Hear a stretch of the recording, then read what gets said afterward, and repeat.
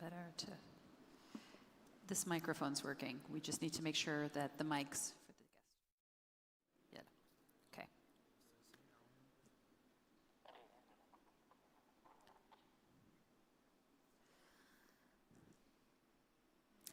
Ladies and gentlemen and esteemed guests, good morning and welcome to day 2 of the 2nd edition of the Global Project Management Forum.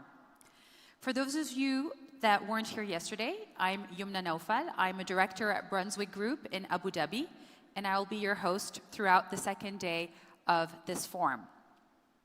We hope you had a restful evening and await the new momentum of the engaging sessions that will happen today. The agenda for today is brimming with thought-provoking panels, expert keynote speeches, and workshops that will equip you with the knowledge and tools to excel. Thank you all for being here and for being part of this exceptional global community.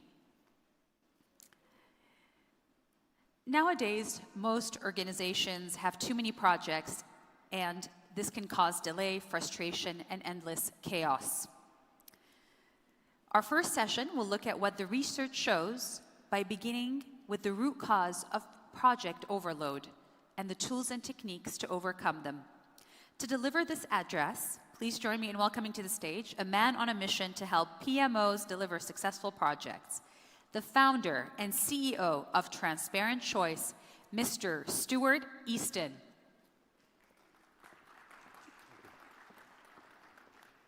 Good morning. Since I'm first up, hear me. Someone wave at me. Let me know you can hear me. Brilliant. Thank you.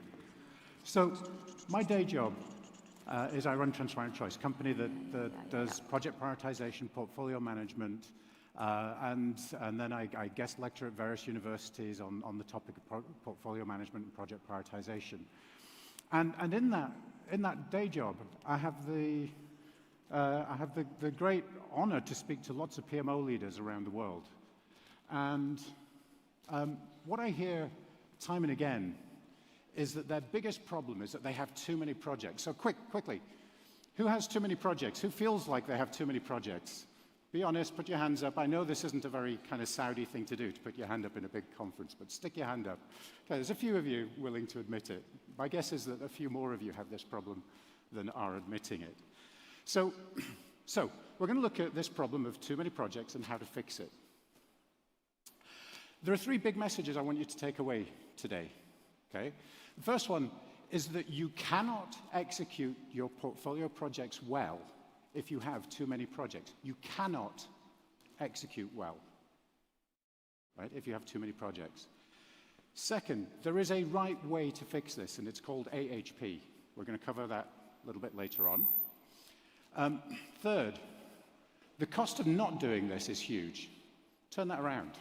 The opportunity to add more value as a project delivery team here is huge if you can solve this problem of having too many projects. So let's start by looking at data. I promised research and data, so let's jump into that. This is data from the PMI into project success rates. You can't read this from the back, right? It's far too small, so let me tell you what's going on. We care, that's me told, we care mostly about the top line here, right? The top line is what percentage of projects hit their intended business goals. Okay, so that's the only reason we do projects, is to deliver the business goals. Right? We don't do it so we can feel good and say, yeah, we finished my project, right? We do it to deliver business goals. And for the last decade or so, right, that percentage has kind of wobbled between 60%, 70%, right? It's gone up and down, but between 60 and 70%. Other surveys have showed it that it's more like 40 to 60%. Doesn't really matter. This isn't good enough. Right? The PMI did some more research, and the best organizations deliver projects, deliver the business value about 92% of the time. Right? So 60 to 70%, that's not good enough. Imagine, right, who drives to work in the morning? You don't have to put your hands up. I know you don't like doing that. Thank you. So you drive to work in the morning. You get in your car, right? You start going down the highway, but you only get to work 70% of the time. The other 30% of the time, your car breaks down, you're late, you don't make it to work, right? What would you do? Like, would you keep that car? No. You either get it fixed or you get rid of it. Get a new car. And that's what's going through your executives' minds right now. Right? If you're a PMO leader and you're only delivering this average number of about 70% projects on time, 70% of projects delivering business value, then you are that car. Right? And it's not good enough. So what do you do? Right? How do you fix it? Well, what most people do is they go out and they start putting in place more process, right? Maybe it's our project methodology that's broken, so we put in more process, more templates, more reporting. Has that worked? No.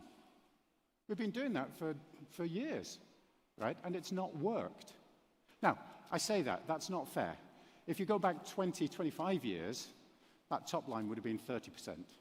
Okay, so all those certifications, all those templates, all those processes have helped us get from 30% to 70%, but then it's flat, right? And so templates, process, all that stuff, that's not going to move you forward. So, and worse than that, it moves you backwards, because all of that extra process means that your project managers aren't working on projects. What they're really doing is they're filling in your templates and writing reports. Right? And they're not doing the actual work. So it makes it worse. And so most PMOs are actually seen as bureaucratic organizations. Right? And this is around the world. And a lot of them are called into question by the senior leadership team. Right? What are you for if you're just adding bureaucracy? So let's look at why projects really fail. Right? So I don't know if is Laura Barnard in the room? I stole this. There she is. Right? So I stole this slide from Laura. I don't know if anybody saw her talk yesterday. It was brilliant. But this is what we're going to do is we're going to go through and just ask why.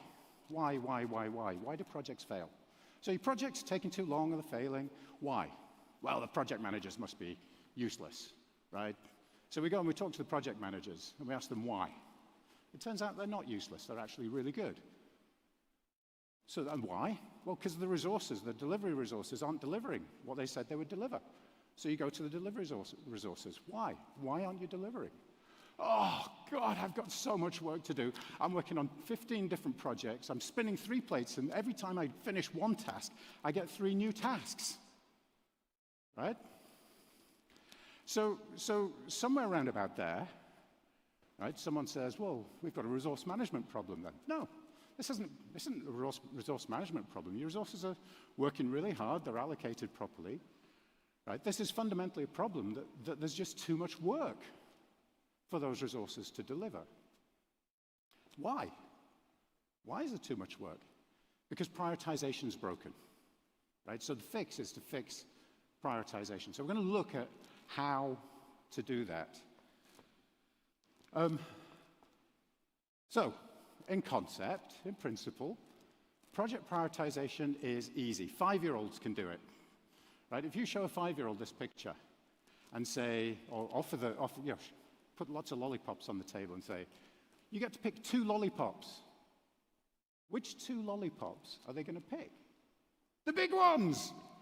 Right? Of course they're going to pick the big ones. Right? So if a 5-year-old can do it, surely we as an industry, right, grown-ups, we've all been through training, right? Surely we can do it.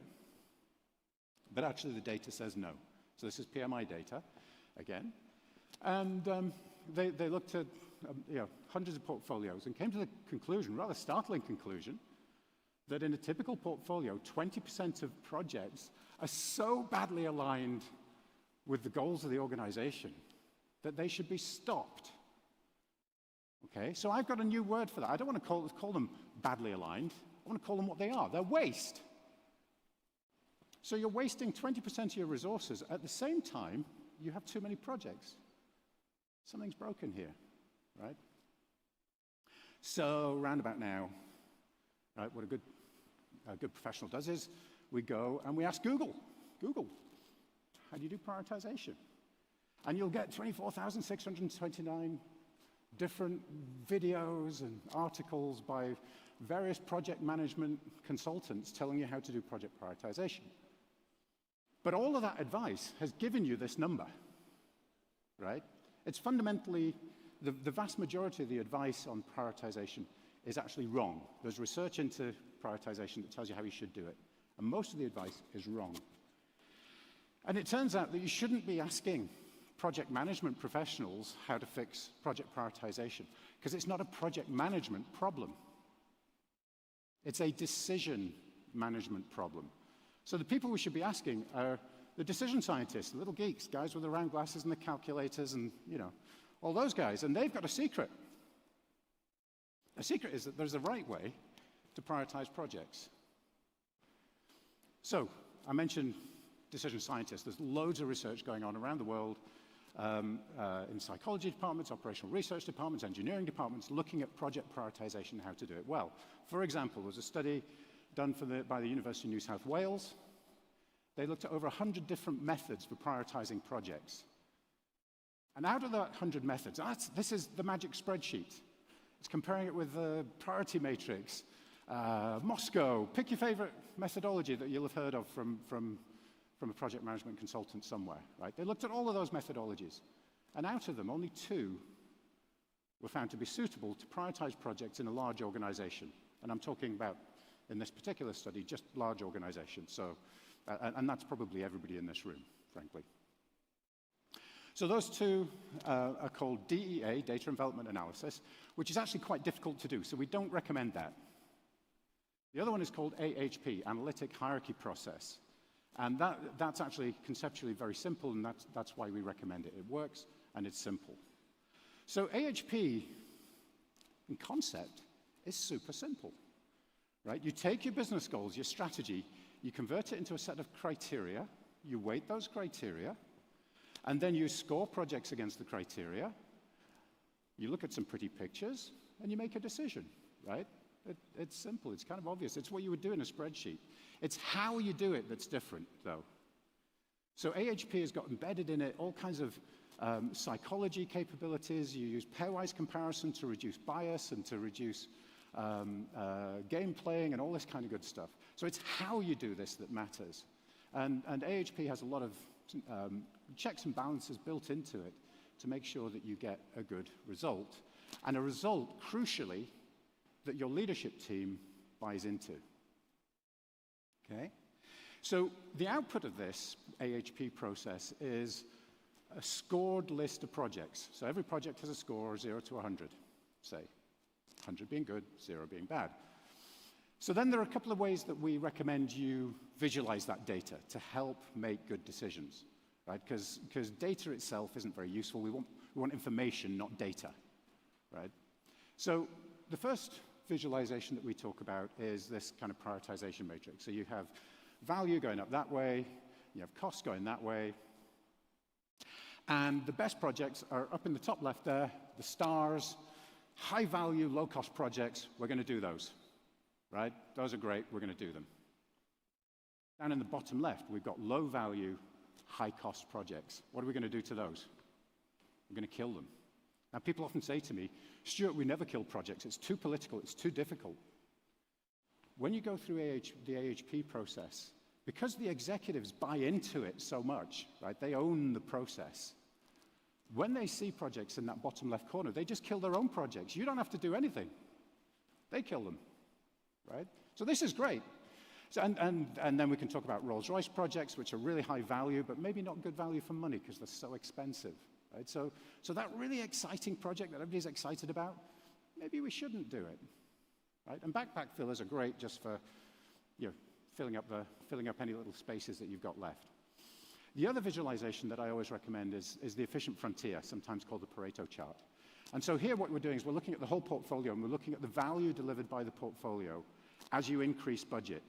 If you selected the most efficient portfolio projects at every step. So this is really, really powerful, because it means, let's say you've got $100 million to spend, you just look along that bottom axis, you come to $100 million, you go up the dotted line and across, and that tells you everything inside that rectangle. That's the most efficient way to spend $100 million. We don't need to spend 6 months debating it. We don't need politics behind closed doors arguing about it. You just read it off a chart. Data-driven, it's simple. So these are the bread and butter visualizations that really, really help when you're prioritizing projects. And my advice is keep it as simple and as clear as you can. Now, at this point, somebody normally says, yeah, but Stuart, you know, spreadsheets are free. Why don't we just use a spreadsheet, right? We've all heard that one, right? And so I'm going to challenge that, right? Those spreadsheets that everybody's using today, they're giving us 20% waste. So if you're investing $10 million a year in your portfolio, right, that means that $2 million of that investment is waste. But it's worse than that because you expect to make a return on your investment. Laura talked a lot about this yesterday, right? You expect to make a return on your investment. So let's say you're expecting a 3 times return. So you're not wasting $2 million. You're losing out on $6 million of value every year. So that spreadsheet is not free. That is one expensive spreadsheet. And I wouldn't want to be the person trying to defend using a spreadsheet that's costing the organization $6 million a year. Make sense? So, this is great. We figured out how we can reduce waste, pick the portfolio that's most impactful, get the right number of projects. Presentation's done, right? No, there's a bonus. Because when you do this, when you right-size your portfolio, something else magical happens. I'm going to share with you now. So, imagine a road. Okay, the goal of the road is to get people from A to B, right? You put them in cars and they get from A to B. Your projects are the cars, people are the business value, the road is your resources for delivering, okay? So, if you have no projects, nobody gets from A to B. There are no cars on the road. That's not very useful. So what do? You put some cars on the road. You do some projects. And the cars are zooming along full speed. Still loads of road left. So we put some more cars on. And then we put some more cars on and more cars on. Just like you do in Riyadh, right? 2 in the morning, the roads are clear. But you add more and more and more cars, and what happens? Eventually, you get to 100% utilization. Yippee! We're utilizing our resources 100%, but we've got a traffic jam. Right? Projects collide, you have resource contention, that's a real problem. So converting this, okay, this is a fun example, but convert this into projects. So the vertical axis here is the business value you actually deliver. Right? So how much value is flowing through? How many projects do you finish that deliver business value? Right? So you add more projects. If you have low utilization over at this end, right, you add more projects, you deliver more value, more projects, but eventually you get resource contention and other things kicking in, and suddenly, boom, your productivity drops off really quickly. Usually happens around about 80–85% resource utilization. But most organizations, they're right over here on the left-hand side. And when executives are getting frustrated and they say, we need more value from the PMO or from the projects, right? And they see you've got 10 or 15% of your resources not utilized, what do they say? Fill them up, give them more projects. But that just makes it worse. That slows your projects down and means you deliver less value. So what you have to do is come back and position yourself on the top of the hill. Reduce the number of projects, put yourself on the top of the hill, and you will increase the flow of projects and the flow of value. So you put in place your AHP-based prioritization. Okay? It's a higher hill, first of all, and then you put yourself on top of the hill. Right? So it's a higher hill because we have less waste, and you put yourself on top of the hill. And when you look at how much business value you're going to deliver, right, it's a lot more value that you can deliver from the exact same resources. And when you combine this with techniques like staggering projects and all that kind of good stuff, it's quite common to see 2 or 3 times more flow of value from your projects than before you do this. Okay? 2 to 3 times more value from the exact same resources, right? Wow. That's pretty big impact. And all of this stems from asking, right? So most people, when they think of too many projects, it's just a pain, right? Oh, there's so much work, too many projects. No, that's the wrong way to think about it. It's about the wow. You can fix too many projects, you can deliver the wow. All right, so that brings us back to the 3 key points. Right? You cannot execute well if you have too many projects. There's a right way to do it. You can do it other ways, but the way that's going to give you the best answer is AHP. And the cost of not addressing this right now is huge. So in my book, that makes this problem of too many projects the most important problem for most PMOs that I talk to, right? So get out and do something about it. Thank you. To help you get started, we've put together, if you scan this barcode, or this QR code, excuse me. So if you take a picture of that, click on through, there's a whole bunch of resources there that will help you get started. There's a longer version of this talk that I recorded. It's very silly. It's got lots of ducks and eggs and all kinds of things going on in it that I recorded in a nature reserve back in England. There's a guide to prioritization. There are various blogs that will help you get started. And that'll lead you to other resources, and they're all free on our website to help you solve this problem. So I hope you will solve it. I hope you'll take action. I hope you understand the link between having too many projects and fundamentally delivering value to your organization. Thank you very much.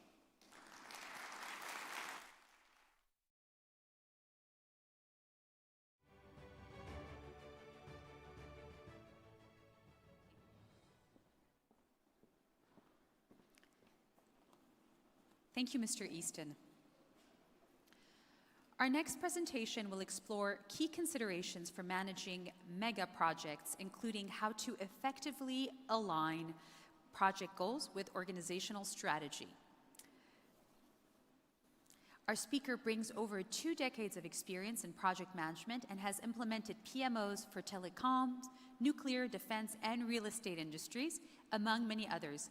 Please join me in giving a warm round of applause to the Senior EPMO Manager of Noah Energy, Mr. Frederic Casagrande.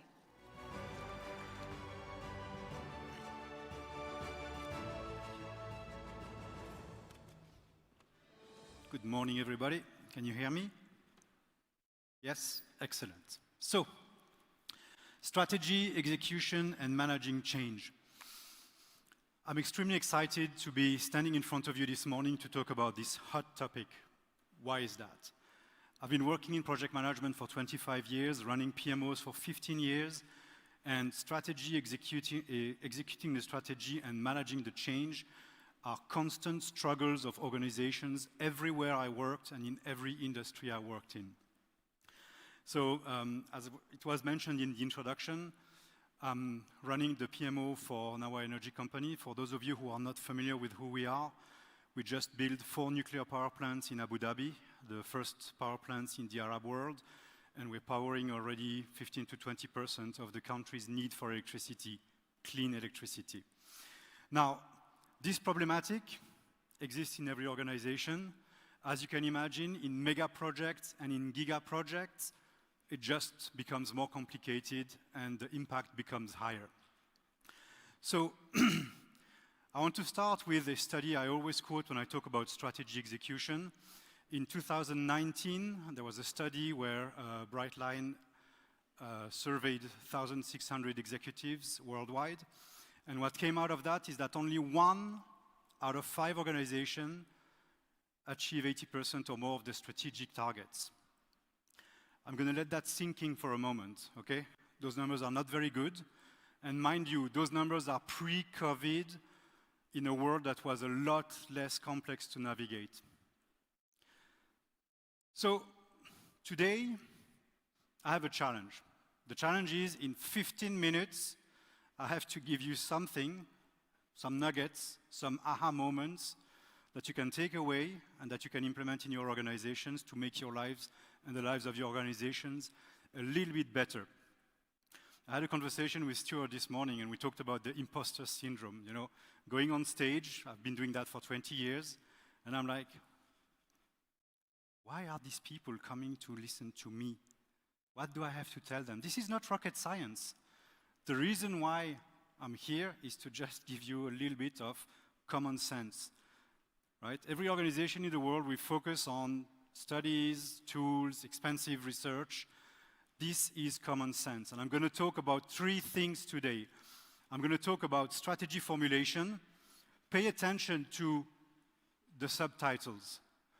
Defining the problem statement for your organization. Then I'm going to talk about strategy execution. Subtitle, yeah? Preparing the solution for the organization.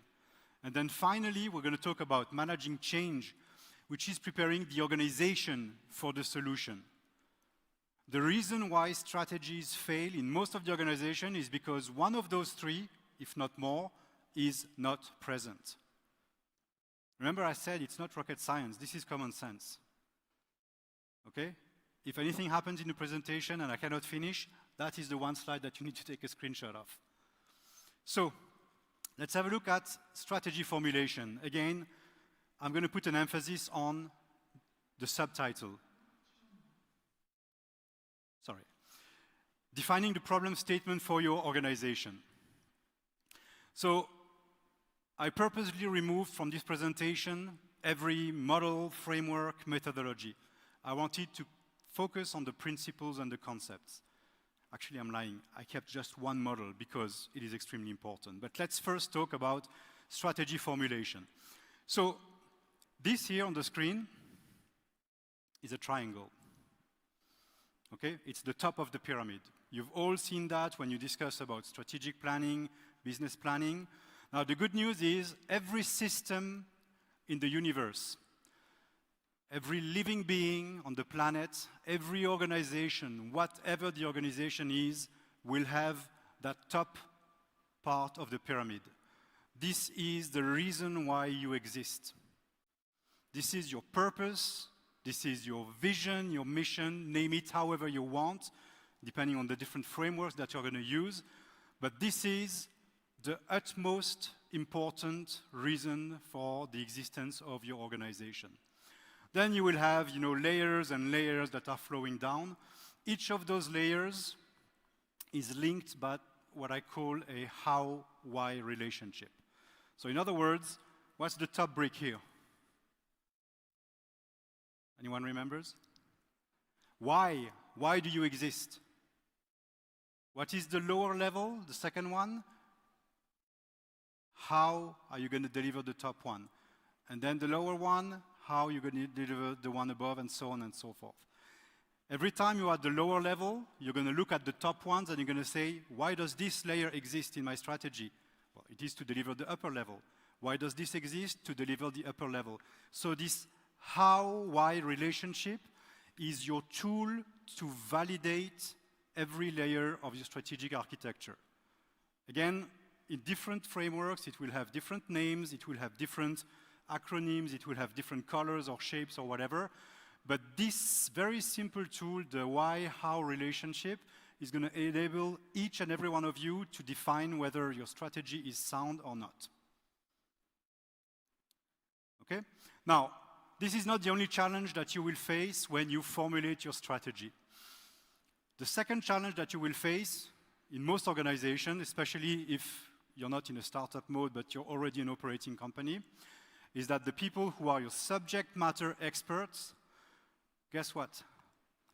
They're busy running the show. They're busy operating the nuclear power plant. They're busy selling to the customers. They're busy making your business run. When you're going to tell them, hey, can we please spend 3 weeks working on the next 5 years strategy? Not interested, sorry. I got a real job to do, right? So what happens there is that those people, they not sit at the table and they delegate the formulation of the strategy to the strategy management experts. Those guys are good at formulating strategies, but they lack one thing in most of the cases. They lack subject matter expertise. So how do you resolve that? You're going to basically face a challenge to get everybody at the table. Okay? So those two groups of people, your subject matter experts and your strategy management experts, they will need to stay in constant contact within the strategic planning cycle, but also outside of the strategic planning cycle. They will need to mentor each other on their expertise, which means that outside of the business planning cycle, you need your strategy management experts to be in the operations. Sit with the guys who are running the business. Understand how the business operates. Understand why the top of the triangle exists. They will have to advise each other And really, this mentoring, coaching, and advisory role that each team will have with each other, it's really in terms of knowledge sharing. Okay, so you need also your subject matter experts in operations and everything to be conversant in strategy management terms. They need to understand why formulating a strategy is important.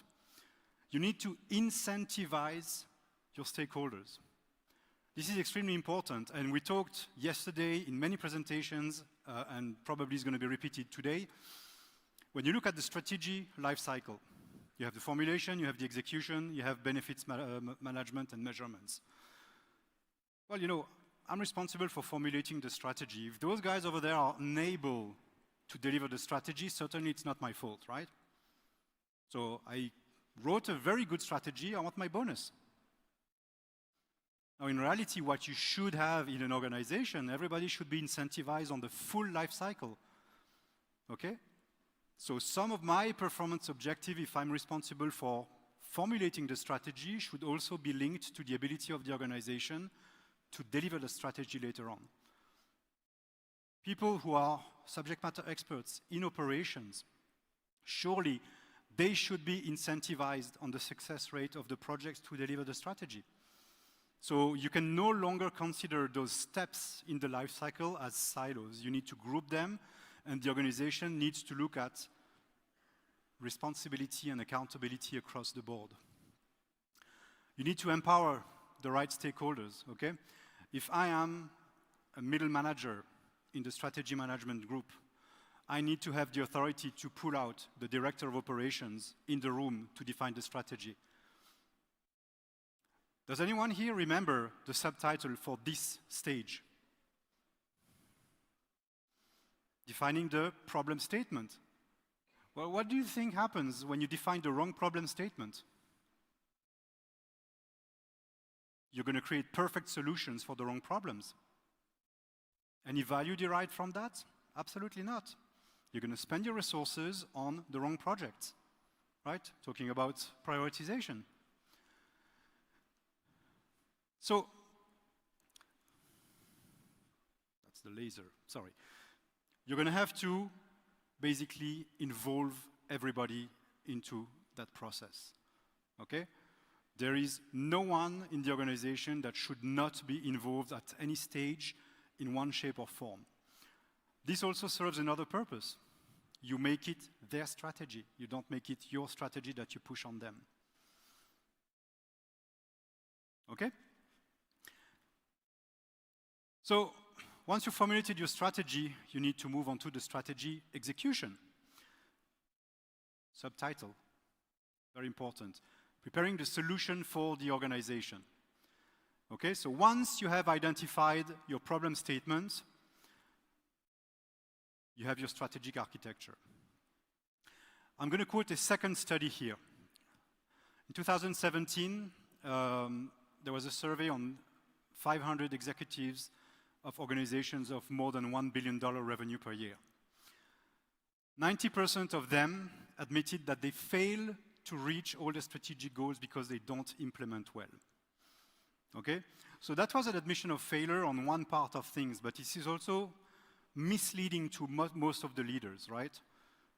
Laura mentioned yesterday that everybody is focusing on fixing project management. Obviously, if you don't deliver your strategy well, that means your project management capability is broken. Go fix it. Well, what if the strategy is formulated in a way that is impossible for us to deliver? I can have the best project management practice. Can't fix that, right? You need to fix the problem at the very beginning of the life cycle when you define your problem statement. Once you have the right problem statement, you can look into establishing the right portfolio of projects. This is what it looks like in general, right? You have projects at the bottom. Some of them are grouped into programs. The programs are aligned into portfolios. There are many different ways to structure, to slash and dice your portfolio. There is no good or bad, okay? It needs to be relevant to your organization at that one point in time. Now, unfortunately, in reality, it doesn't work like that because most of the cases, the PMO doesn't sit at the table during the strategy formulation. You end up with a strategy that may or may not be well formulated, and you have a portfolio of projects that may or may not be aligned to the strategy.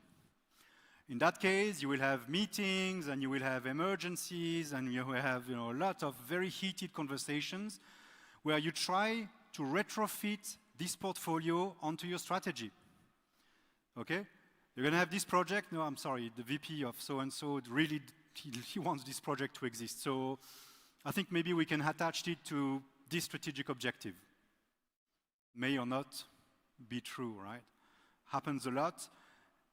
There is no miracle recipe.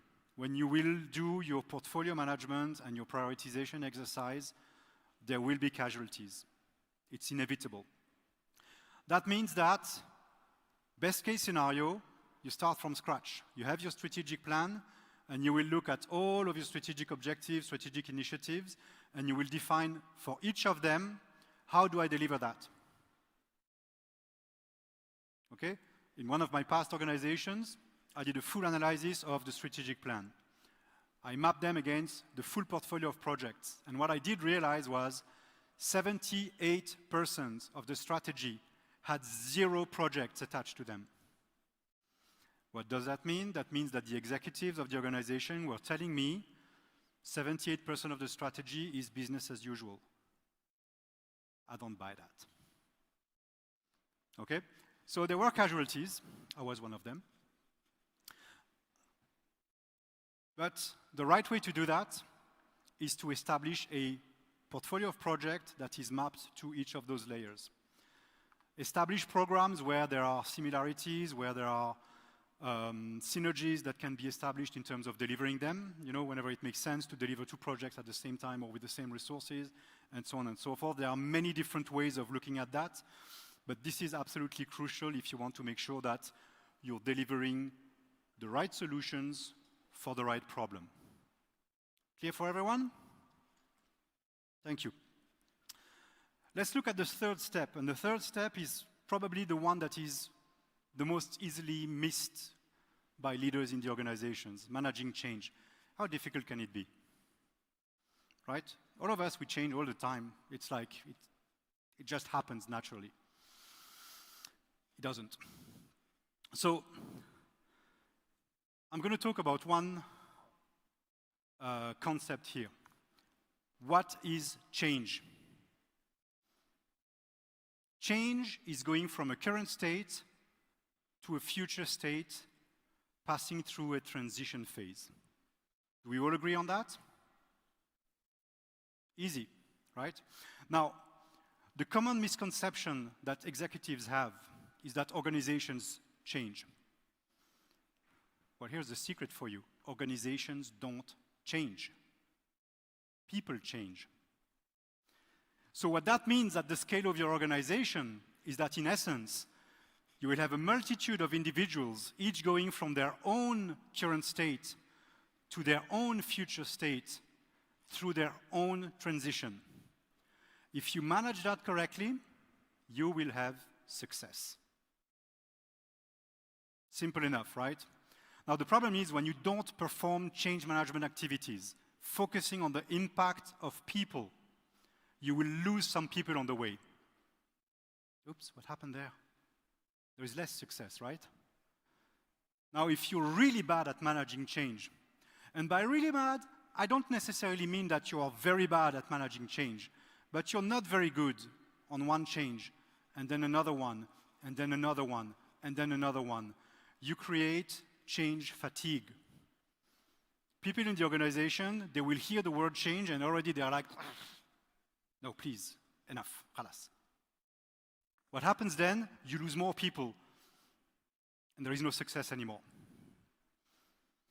That is the reason why it is as important for you to prepare the solution for the organization as it is to prepare the organization for the solution. Okay, we've all seen that, especially in IT projects. You run a project to establish a new ERP system for your organization. Project is managed flawlessly. No one adopts it. Why? You forgot change management. Okay? So, in a nutshell, Those are the three elements I really wanted you to get back with. Strategy formulation, define the problem statement for your organization. Strategy execution, prepare the solution for the organization. Change management, prepare the organization for the solution. I think I have 1 or 2 minutes left. That's the model I wanted to keep in my in my presentation, right? ADKAR. ADKAR is a change management model, and the reason why I wanted to leave it here is not because of the benefit of the model itself, it's because it's built on human psychology. ADKAR is an acronym that stands for awareness, desire, knowledge, ability, and reinforcement. And those are the natural phases that every individual goes through during a change. Okay, the first question you have to ask yourself, hey guys, we're going to change this from there to there. Are you aware of it? Right, so your first step, you need to build awareness. Then people are going to resist. No, I don't like that. I don't like change. Build the desire. Once you have built the awareness, build the desire. You cannot build desire before awareness exists. You cannot build knowledge on how to change before desire is there. You cannot turn this theoretical knowledge into the ability for people to change before knowledge exists. And then the reinforcement can only come after the change is implemented, periodically. So just keep this in mind. Awareness, desire, knowledge, ability, and reinforcement is probably going to help you tremendously when you have a change to implement in your organization. Remember, complexity comes in different shape and form. Okay, when you have a small project, it's probably easier to manage that association between the problem, the solution, and the organization and their readiness. When you work on a mega project or a giga project, you will have so many different layers of complexity to manage. Each of them will multiply the difficulty for you to succeed. Always go back to those concepts. Define the problem statement, prepare the solution for the organization, prepare the organization for the solution. I think my 15 minutes are up. I only scratched the surface. I could go days on that. If you want to continue the conversation, stay in touch. There are ways to connect with me here. Thank you very much for your time and attention.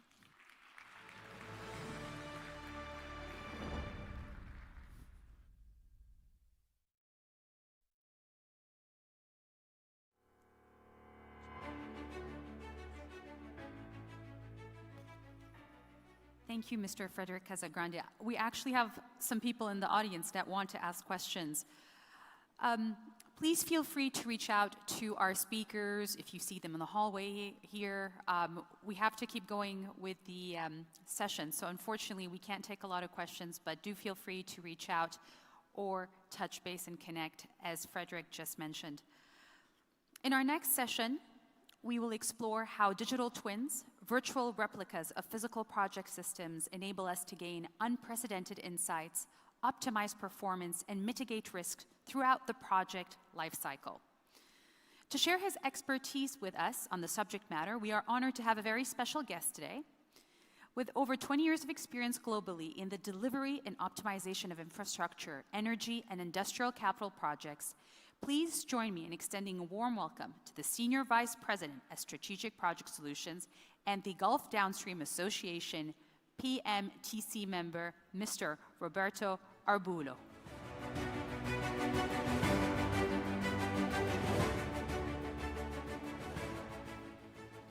Can you hear me? Thank you, Joma, for the kind introduction. This is actually, and welcome to this session on digital twins of project production systems. This is actually one of 3 technical sessions that are currently happening, as you know, in parallel. And because this is one of the technical 3 sessions, we want you to walk away with 3 main things in the next 20 minutes. One is to really understand a vision of the future, and we're going to start with that, as it relates to production systems. Number 2, we're going to define some basic ideas. One of them is the idea of a production system. What do we mean by that? And how can we optimize production systems? right? So we will purposely dive as deep as we can, technically speaking, in the time that we have been given today. And the last objective, so you can walk away with, is what kind of recommendations, insights we can provide if this is of interest to you and your organization, okay? So let's start thinking about the future. Imagine 7, 10 years from now, a construction project where we have autonomous vehicles delivering materials. And these materials are actually tagged with GPS sensors so we can understand where they are at any given point in time. These materials are actually offloaded using robots on your construction sites. Additionally, on the actual construction site, we can have some level of robotics being applied, right? Like putting layers, bricks of walls of bricks, and different components. Okay? And not only that, for the materials that are actually assembled off-site, we have fabrication and assembly facilities that are actually automated to a certain level of automation, potentially fully automated with not much human intervention. And also, we can have sensor technology understanding what is the evolution of these assemblies, these materials. Okay? So you might be thinking that this is certainly a futuristic description. It is, but it's not science fiction. It is not science fiction. What I just described is not the next Hollywood movie. Okay? This is happening even today to a certain extent. We see the application of machine learning, the application of autonomous vehicles, the application of some data analytics and sensors technology and applied to many different ways. But this application is actually happening pretty much on a piecemeal sort of fashion. It's happening here and there little bits. But 7 to 10 years from now, right? Which is not really, I'm not talking about the next 30 years. This is really around the corner. We want to be able to see this technology interconnected, much more interconnected. Okay? And it's going to be interconnected in a way that it touches our production systems, our project production systems. And this is what I want to move into. Have a quick description of what we mean by a project production system. Okay? When we think about projects, we know that we have what happens on the construction side, what we see here on the left, actually right for you, and different supply systems that are making that work happening, okay? And so it could be raw materials, it could be assemblies, or any other kind of supply that we can have. So the concept of a production system is that units of production will move through these systems. Production systems are not schedules. I'm not talking about schedules, and we'll expand on that in a minute. So another key concept on production systems, so we can have a clear understanding and a common understanding of what we mean by digital twins of production systems, is that as these items move through the system, it takes time for them to do it, right? And that time, we're going to call it the cycle time. It takes time for them to do it, right? That production system should have certain throughput, right? And that production system will have 10 minutes, because we need to avoid the break. We have more 10 minutes. I'm just being told that I have a bit more time if I need to, so thanks. But if we have some time, let's see if we can have some questions at the end, okay? I'm trying to finish as planned. And so I was saying that we have the time it takes for these components to travel through the system is something we're going to call the cycle time. the amount of work that goes through the system that is being processed, right? It's something we're going to call work in process, right?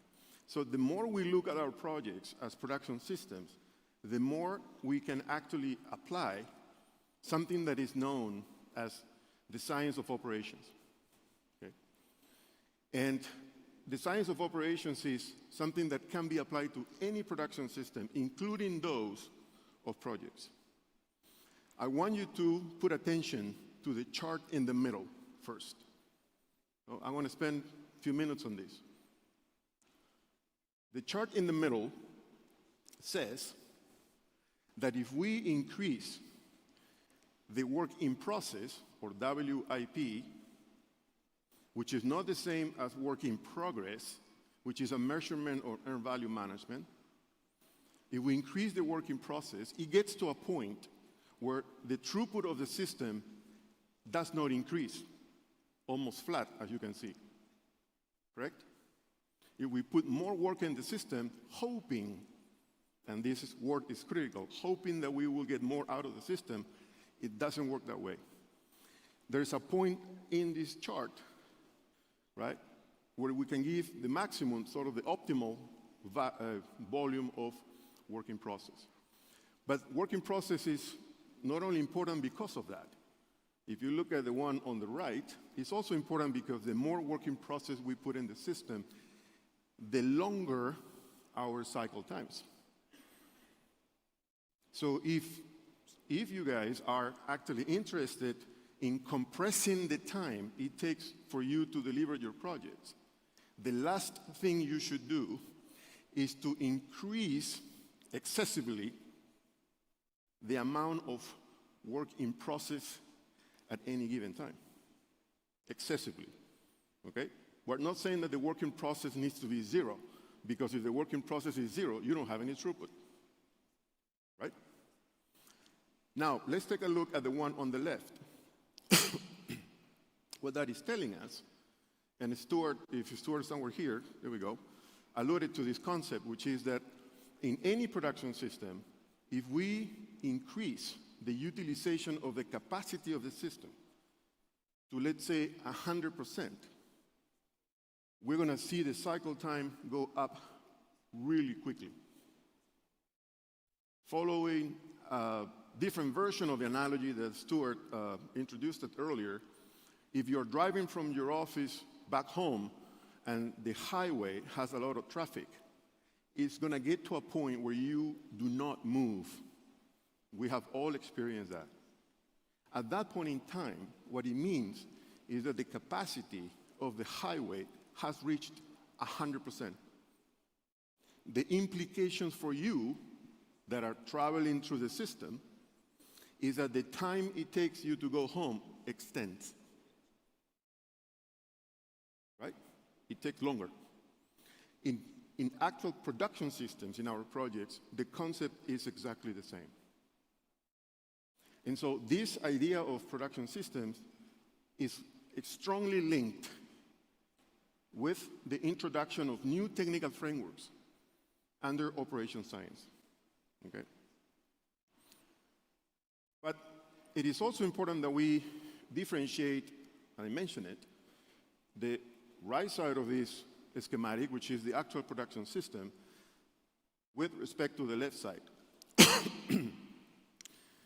Schedules are actually important from the point of view of a production system. Why? Because the schedules that we create set the demand that the production system should respond to, right? Our schedules impose a demand in the production systems, right? But the schedule itself is not a production system. Let me be more specific. If we have in our schedules that we need to deliver, I'm just going to pick a number, 120 modules, right? Small, big, medium, large, right? Mechanical, electrical, whatever the configuration of a module, in 12 months, just to do the math easy. That means that we have 120 divided by 12, we need to have 10 every month, right? If we go by week, it means that we need to have 2.5 modules every week. The schedule is telling us that if the production system is not capable of giving us 2.5 modules per week, we will experience schedule delays. If the production system is capable, has the capacity to produce more than 2.5 per week, perhaps we have the opportunity to accelerate. Okay? And so we have already introduced several concepts that are critical. This one is one of them, which is the idea of demand, okay, and the schedules. The schedules will set the demand for those production systems. We talk about cycle times, we talk about throughput, we talk about working process. But let's expand on this idea a bit more. This is an example of what other organizations are already doing in this journey to do digital twins of project production systems. And one of the fundamental steps that they're taking is to be able to visualize, to map, and model virtually the production systems. What you see here is not a schedule. I'm going to keep saying that. I'm going to repeat it multiple times, right? It's a visualization of a production system that produces X number of modules, right? So the modules are actually, let me see if I can do it this way. The modules are actually traveling through the production system, and this production system has certain throughput coming out of it, right? One of the fundamental questions that we are trying to answer is the first one. Can the production system meet the demand? As I said, if the answer is no, what are the implications? How bad is the situation? And what can be done about it? Now, there's a specific way, and I do want to pinpoint this, a specific way of how we are graphically depicting these production systems. The blue boxes that you see are actual operations that transform the work into something else, right? That make the assembly, that cut and bend things, that transport, that install, right? Those are the blue boxes. But there's something else in between. These little triangles that we're using a green color to represent. Why are these important? Because we have seen, we have experienced, and we have been able to validate that in between operations, work can actually get stuck, right? And we have a visual way, not only visual way, but also the opportunity to quantify how much work, like unfinished assemblies, right, or partially completed assemblies, are being stuck in between some of these operations. Why is that important? And this is a very important thing to highlight, because the bigger these triangles, right, and the more this unfinished work waits, the longer the time it takes us to finish things. So in our industry, the project industry or the project world, we have focused a lot on making sure that the capacity doesn't wait for work, meaning let's make the workers, the machines, as productive as we can. But what we are learning through operation science and experience is that it is even more important that the work doesn't wait for capacity. It's the opposite. And we need to start flipping that perspective. Making all these blue boxes more productive is not the same as making the production system more productive. Hopefully this makes sense and you'll follow me on this, okay? And so the first step in this journey to digital twins of project production systems is, can we see it? And the answer is, yes, we can. can we model it? And the answer is, of course we can, using today's technologies. When we say model it, means that this map that you see here can be actually turned into an intelligent model, right? An intelligent model that has performance parameters such as variability, such as process time, such as batching work, what are the batching rules, and many other parameters, okay? If we add all these parameters in the model, virtual, we are going to get things like this. This is just an example. What you see here is an analysis done through a virtual model of a production system. If you look at the chart on the left, is that if the demand that is imposed into the production system, in this case is about 30 or so modules, right? The capacity utilization across multiple resources, this is not designed for you to read every single one of them, but what you see below this chart are multiple resources that are used in this production system.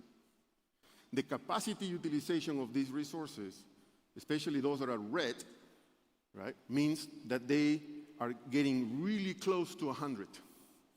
And as you saw in that previous chart, right, the more they get close to 100, the longer it's going to take. Right? And so from a production perspective, capacity and resources are not synonymous. The resources and many other factors in a system give us the capacity of the system. Capacity is a rate. Capacity is defined as units over time.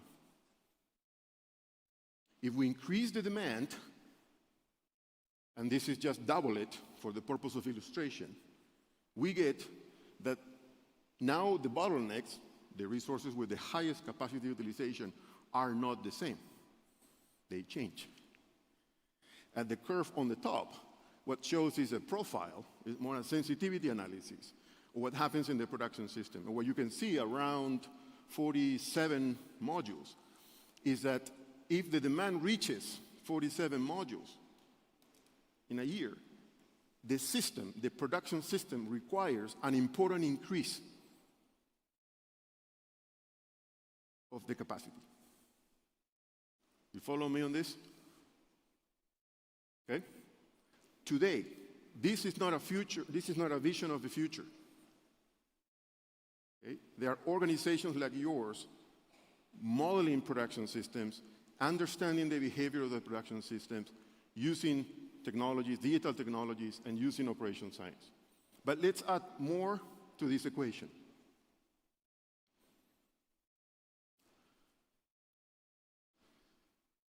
If we have, as you saw before, and we have that today, I repeat, we can actually inform, and that's the arrow going on the top, how the physical production system should behave. Right? We inform how these physical production systems behave, the optimal. Right? But we also have, and this is where the idea of digital twins come in, the opportunity of going from the actual performance back to the model. And that connection is the one that makes this a true digital twin of our project production systems. Right? Let's expand. We can have current performance, but based on production. It has to be based on production. This is not about having S-curves and other type of analytics like we normally do in project management, which we use them for a specific purpose, right? They do have a purpose. But here, we're not talking about that. We're talking about the elements that drive the behavior of that production system. So let me give you an idea or an example. If we are on a construction site, this is just to illustrate. We're on a construction site, and we plan 10 activities today in the afternoon for tomorrow. Right? What we have been able to measure in a 24-hour period around the world across many different types and size of projects is that we accomplish only, in average, about 54% of them. I want you to think about what I just said. Half, in average. And these are measurements. This is not my opinion. These are facts. As an average, it means that there are values that are higher and values that are lower. Right? I will be more concerned with the lower values for sure. But it means that if we take a coin, flip it, put it like this, is our 50-50 chance on a daily basis to execute the work as planned. Right?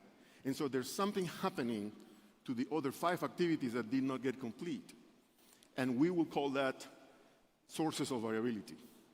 If we are able to measure on a daily basis, on a weekly basis, whatever the cadence, the actual performance of the system, this can actually inform in real time the actual virtual model, and we can have a true digital twin of how we run projects. Okay? But again, let's add more to the equation. You saw the model that we showed before, and initially, in our description of the future, we talk about different elements of technology that can be linked to the different operations, from sensors, even from smart tools, right? I don't know if you know this, but these days, drills, smart tools that our workers use, we might not know it, but they come with sensors, right? They transmit information somewhere, right? Probably to the manufacturers, about the performance of the tool, temperature, and different elements, right? And so the idea of a digital twin is that with all these wave of technology that we are already seeing and can be linked to the production system, we can have a true and a more automated, right, link between the real production system and the virtual one. And we call that a digital twin. I don't think we have a choice. I'm not here giving you a choice or telling you you have a choice. This is what is coming. So you have 2 options. You do nothing, hoping that things will become, or you do something and get ready, because this is what is coming to us in the project world. We have no choice. Okay? Now, if you don't believe me, I just want to bring an example, which is a publication by a very famous company that you all know, and this is public information, by the way, so it's nothing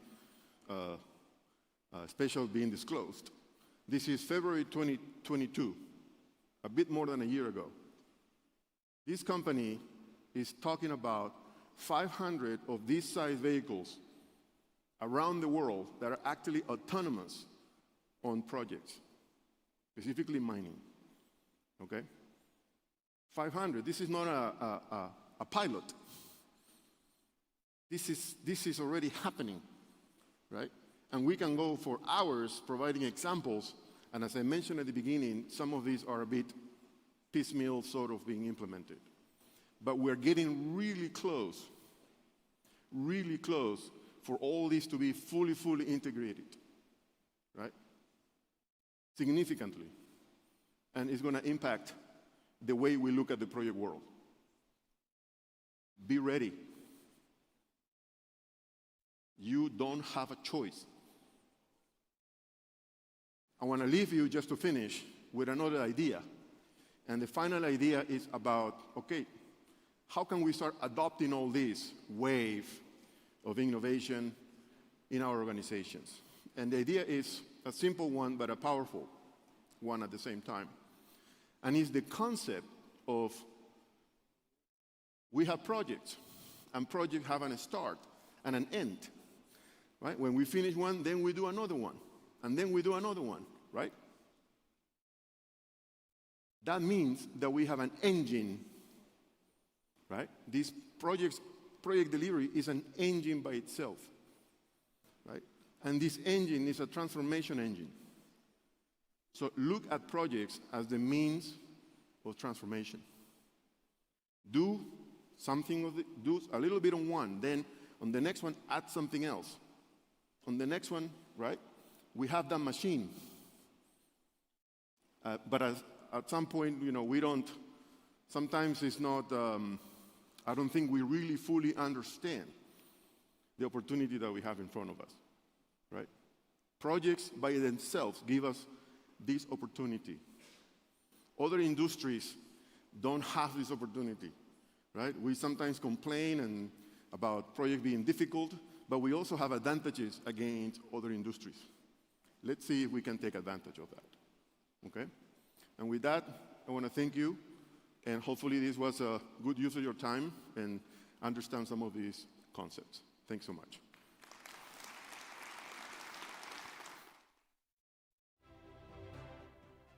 Thank you, Mr. Roberto. I'd like to welcome to the stage Engineer Badr Mohammed Bourshid. Please.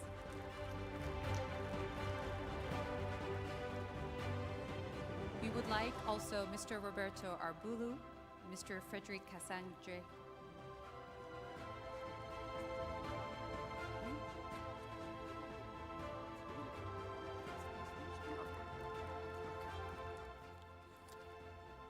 Apologies, we're going to have to wait just a little bit. Ladies and gentlemen, it's with great honor and excitement that we stand today and introduce the next keynote speaker. We are privileged to have a visionary leader who has made remarkable contributions to the field of project management and has been a driving force behind transformative change. Please join me in giving a warm and enthusiastic welcome to the CEO of the Ministry of Interior Development Program and former Saudi Aramco Vice President of Human Resources, Mr. Nabil Al-Tabel.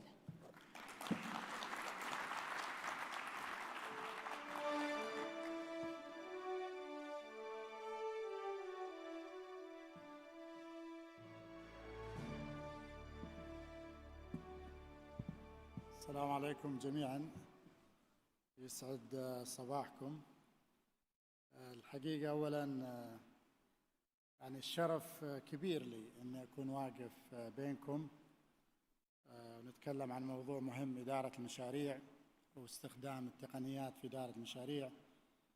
وأحب أشكر الزملاء اللي نظموا هذا المؤتمر العالمي بقيادة المهندس بدر برشيد، وفعلاً مؤتمر عالمي بحضوره الشركات العالمية. واليوم يعني لا يخفى على الجميع السعودية تحظى بزخم كبير، وأكبر مشاريع العالم اليوم ولله الحمد تقام بالسعودية. فاليوم كلنا نعيش صراحة وقت ذهبي، كلنا نعيش فرص يعني ما صارت في السابق، كلنا نعيش تحديات، لكن يجي مع التحديات فرص ذهبية للكل. طبعاً لا يخفى على الجميع إدارة المشاريع عادة، وأنتم ما شاء الله خبراء في إدارة المشاريع، تركز على عدة مهام رئيسية. تركز مثلاً دائماً على السكوب حق المشروع، تركز على الجدول الزمني، تركز على الجودة، جودة المشاريع. اليوم بالسعودية بقيادة سمو سيدي ولي العهد حفظه الله والرؤية الطموحة 2030، اليوم عندنا تقريباً جدول زمني محدد لتنفيذ كثير من المشاريع، ولا يخفى على الجميع في تحدي كبير كيف نوصل في فترة قصيرة وننجز هذه المشاريع. الطريقة التقليدية لإدارة المشاريع على مستوى العالم، واللي صراحة نجحت نجاح كبير في تنفيذ المشاريع في رأيي الشخصي إن لازم تتغير. في رأيي الشخصي اليوم بوجود التقنيات الحديثة ما عندنا خيار. اليوم مو خيار أن نستخدم التقنيات أو التكنولوجي. اليوم صارت التقنيات لازم، it's a must. يعني اليوم في إدارة المشاريع في رأيي الشخصي لابد من أن التقنية تكون جزء أساسي من إدارة المشاريع. طبعاً أكيد الكل توقع عارف عن الذكاء الاصطناعي وكيف غير يعني مفهومنا في الحياة وكيف غير طريقة عملنا في الحياة باستخدام الذكاء الاصطناعي. وجاء تقريباً بيوم وليلة كذا فجأة تقنية جديدة غيرت مفهومنا وغيرت طريقة العمل اللي نقوم فيها. وأنا أعتقد إدارة المشاريع لابد أن تتبنى الذكاء الاصطناعي، الشات جي بي تي والتقنيات الإميرجينج تكنولوجيز الناشئة، لابد أن تتبناها في إدارة المشاريع. لابد أن تكون يعني جزء رئيسي من تنفيذ أي مشروع. اليوم الشات جي بي تي، وأتوقع من يستخدم الشات جي بي تي هنا؟ ما شاء الله مجموعة كبيرة. نصيحتي للكل لازم تتعلمون الشات جي بي تي، لازم تتعلمون الذكاء الاصطناعي. رأيي الشخصي اللي ما يتعلم بفوت الكثير. شات جي بي تي وال AI صارت مثل الجوال، يعني خلاص لازم كل واحد فينا اليوم ما يفرق عمره صغير أو كبير لازم يتعلم التقنيات هذه. خلاص صارت جزء مهم من حياتنا، ولا الأشخاص اللي ما يتعلمونها يعني بيصير التقنية ماشية والعالم ماشي وهم بيصيرون بالخلف. بالنسبة لإدارة المشاريع، إيش سوت الشات جي بي تي أو إيش بتسوي في المستقبل؟ اليوم تقريبا مدير المشروع يكون عنده معلومات كثيرة عن المشروع، لكن الفريق اللي تحته حتى العمالة ما عندهم المعلومات. اليوم الشات جي بي تي سهل نقل المعلومات اللي كانت فقط عند مدراء المشاريع ونزلت إلى العمالة اللي تشتغل سواء في مثلا construction أو في التصميم. كل هالبيانات والمعلومات اللي أول كانت عند مجموعة قليلة فقط اليوم موجودة عند الكل. إيش معناها إذا هالمعلومات موجودة عند الكل؟ معناها اليوم القرارات الديسيجنز صارت عند الكل. معناها اليوم سهلت يعني عمليات إدارة المشاريع. في السابق، وما شاء الله يعني في مجموعة من الزملاء خبراء في إدارة المشاريع، السابق مدير الإدارة المشاريع لازم يتنقل من موقع لموقع لموقع لموقع، من بلد لبلد، اللي يسمونها مثلا سايت فيزيت أو زيارة المشاريع. اليوم مع التقنيات الحديثة ومع البيانات ومع الإنترنت أوف ثينجز، كل هالبيانات صارت قدامنا. اليوم تقدر أنت موجود بالسعودية تدير مشروع بالصين بحكم وجود تقنيات حديثة. الطريقة التقليدية وله بنقص في الطريقة التقليدية. الطريقة التقليدية لازم تسافر، لازم تأخذ لك يمكن أسبوع تقضي وتزور. اليوم عندك تقنيات، ونزلت تقنيات مثل أبل اللي يسمونها أبل فيجن برو، وبرضو مايكروسوفت هولو لينز. هذه اليوم التقنيات توها نازلة تخليك وانت جالس في أي مكان تمشي في المشروع فيرتشوال كأنك في الموقع، تمشي وتشوف التفاصيل. وعلى فكرة تشوف تفاصيل أكثر من لو رحت أنت وزرت الموقع، لأن توريك تفاصيل، توريك بيانات. فاليوم كل واحد فينا كمدير مشروع إذا يستخدم التقنية وهو جالس في محله يعني تخيل مثلا واحد خلينا نقول عنده 20 مشروع، عشان يزور هالمشاريع يبغى له وقت طويل.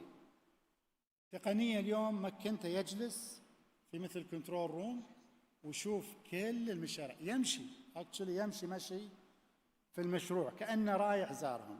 فتخيلوا الوقت، وركز هنا على الوقت، لأن إدارة المشاريع دائما تركز على السكجول، عندهم سكجول مهم أن يخلصون المشروع في وقت زمني محدد. اليوم بالسعودية عندنا تحدي وعندنا فرص ذهبية، رؤية 2030 لازم تخلص مشاريع في وقت محدد.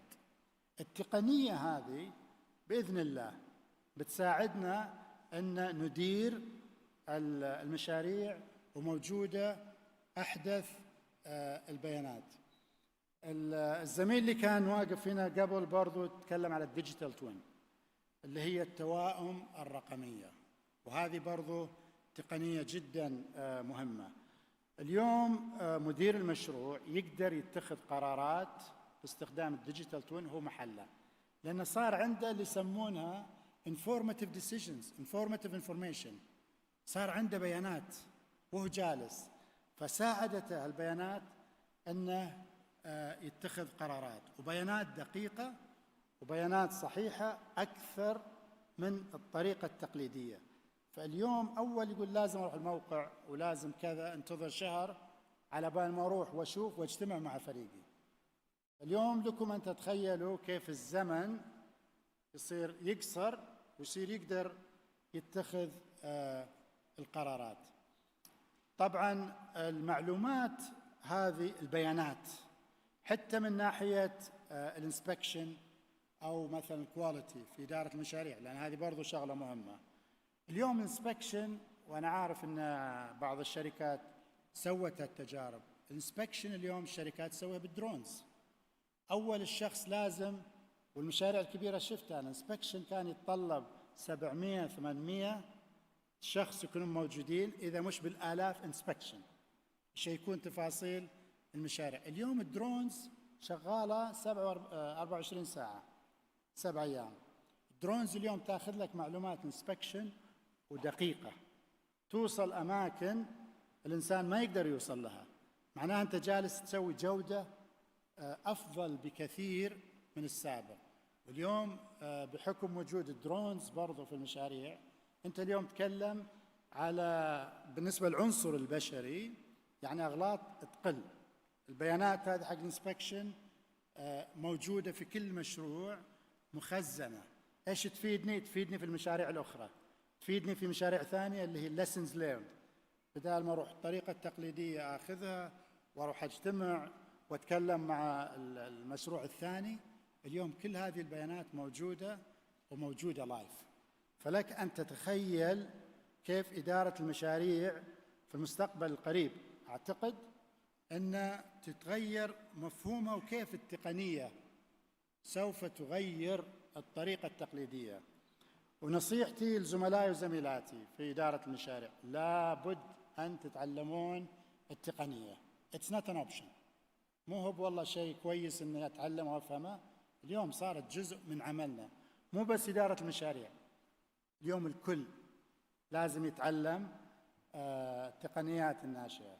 في وزارة الداخلية عندنا ماجستير مع كاست في الذكاء الاصطناعي، وعندنا مدخلين برنامج جديد، كل المتخرجين لازم يدرسون ذكاء اصطناعي، لازم يدرسون أمن سيبراني، لازم يدرسون مؤشرات. صارت خلاص الثقافة هذه لازم توجد عند الكل، سواء رتبتك عالية أو واطية لازم تتعلم.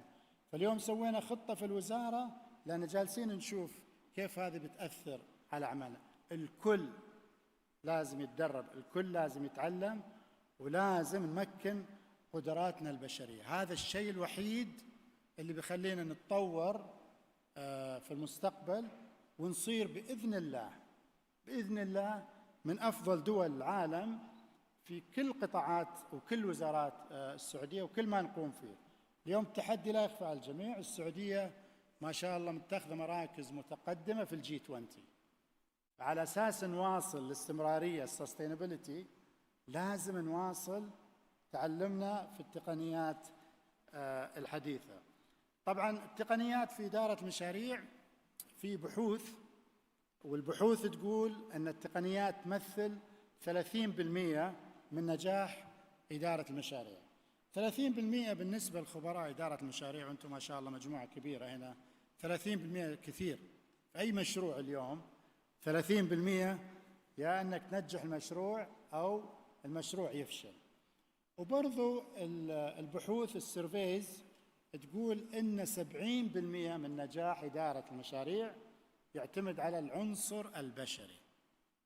طبعا العنصر البشري مهم في جميع ما نقوم فيه، لكن النقطة المهمة هنا أن لا بد أن نمكن جميع أعضاء الفريق، وجميع أعضاء الفريق مش مثلا طبقة معينة. لا بد أن نمكن القدرات البشرية في إدارة المشاريع على أساس بإذن الله يعني المشاريع تنجح عندنا وتتقدم. في مقولة مشهورة من واحد اسمه أندرو إنجي. أندرو إنجي هذا ما شاء الله يعتبر من الجوروز حق الذكاء الاصطناعي، وهو يعني مبتكر عالميا وما شاء الله معروف عالميا، من القادة في الشات جي بي تي والذكاء الاصطناعي. عنده مقولة مشهورة يعني ناس واجد تتكلم عنها، واسمحوا لي بقولها بالإنجليزي. هو يقول مقولته solve for talent and talent will solve everything for you. فهو هذا مع أنه مبتكر ومخترع وهو يعتبر من الجورز في الذكاء الاصطناعي، جالس يركز على القدرات البشرية. يقول حل القدرات البشرية، جهزها، دربها، طورها، مكنها، هم القدرات البشرية بيحلون لك الباقي. هذا يعني بالنسبة لإدارة المشاريع البحوث تقول أن 70% من نجاح المشاريع يركز على القدرات البشرية. فيعني لا نستسهل تدريب وتمكين القدرات البشرية. في ناس يقول لك والله هذا تدريب يضيع وقت وهذا ما أعرف إيش. هو سبب النجاح. إذا ما أخذت الوقت ودربت وأهلت ومكنت يعني ما بينجح المشروع. في الختام يعني أشكركم جميعا، أشكركم لإتاحة الفرصة لي صراحة في هذا الحدث العالمي. فخور فيما قمتم فيه اليوم. السعودية لا يخفى على الجميع رؤية القيادة، وضع المملكة العربية السعودية بإذن الله في مقدمة الدول. اليوم السعودية ما تقبل أن تكون مركز ثاني بإذن الله، بوجود هالجيل الصاعد الناشئ، الشباب والشابات. طموحنا كل ما يزيد، وانتم أثبتوا صراحة مدراء مشاريع بالذات في السعودية ما شاء الله، هالشباب والشابات الصغار يعني أثبتوا صراحة أنهم قد التحدي، وحنا نراهن بإذن الله أن أنتم سر النجاح. شكرا جزيلا، يعطيكم العافية.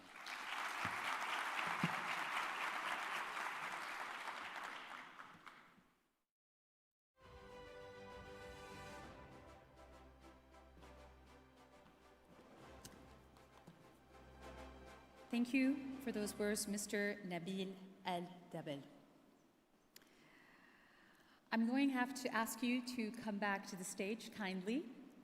And also, please, a very warm welcome to the chairman of GPMF 2023 and president of PMI KSA chapter, Engineer Badr Mohammed Burshed. Please come to the stage.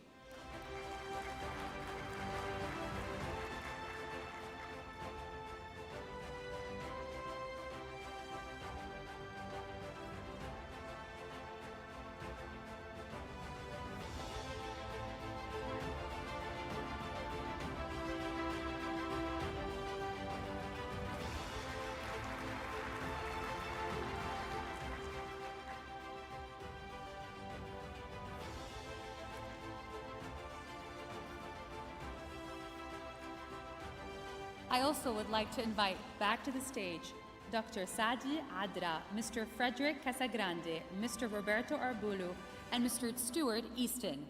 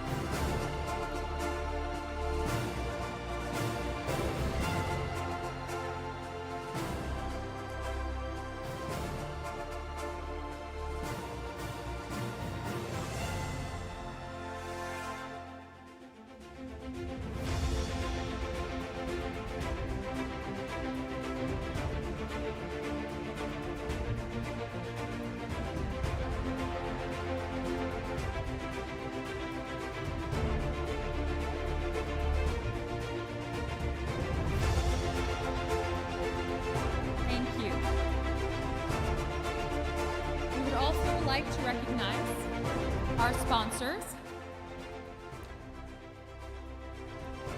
starting with PMO GA, please, to the stage.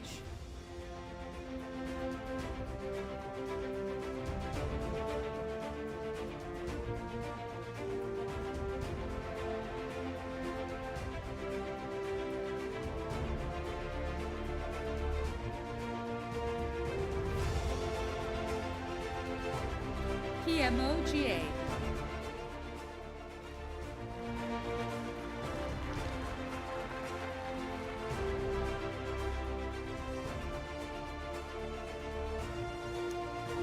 We would also like to welcome to the stage our sponsor, Empower.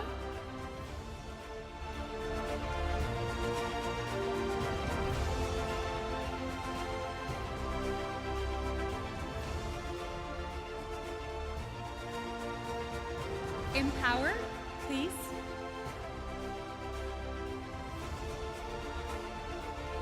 We would also like to welcome our sponsor, PwC, PricewaterhouseCoopers.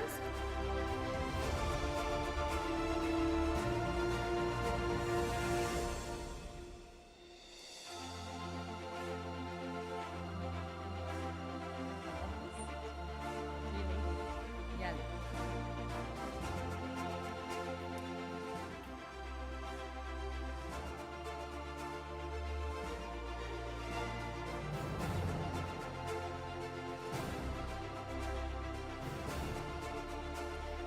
A round of applause to the ladies of Empower, please. Thank you.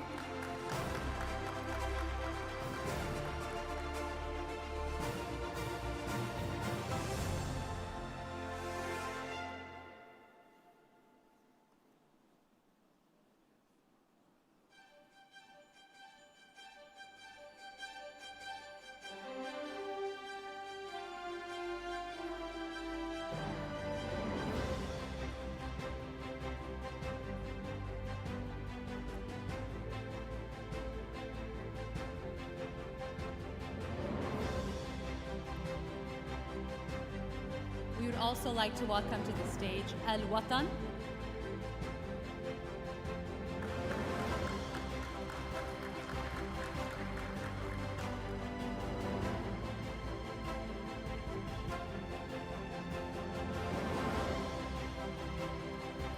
Al Watan.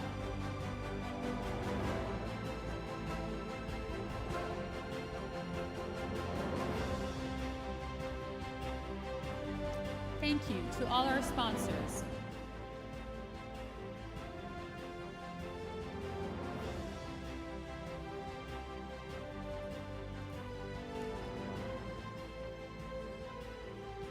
Thank you.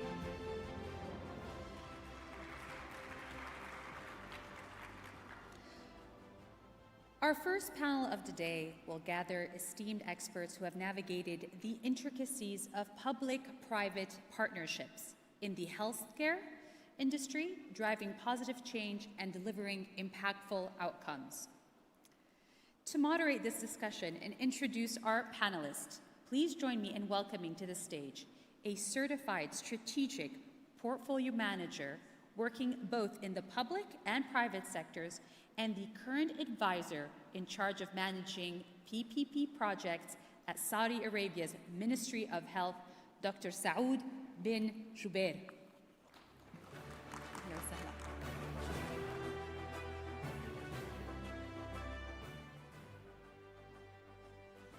بعدك والله أبد. Ladies first. تفضلي. تفضل. Yes. شكرا.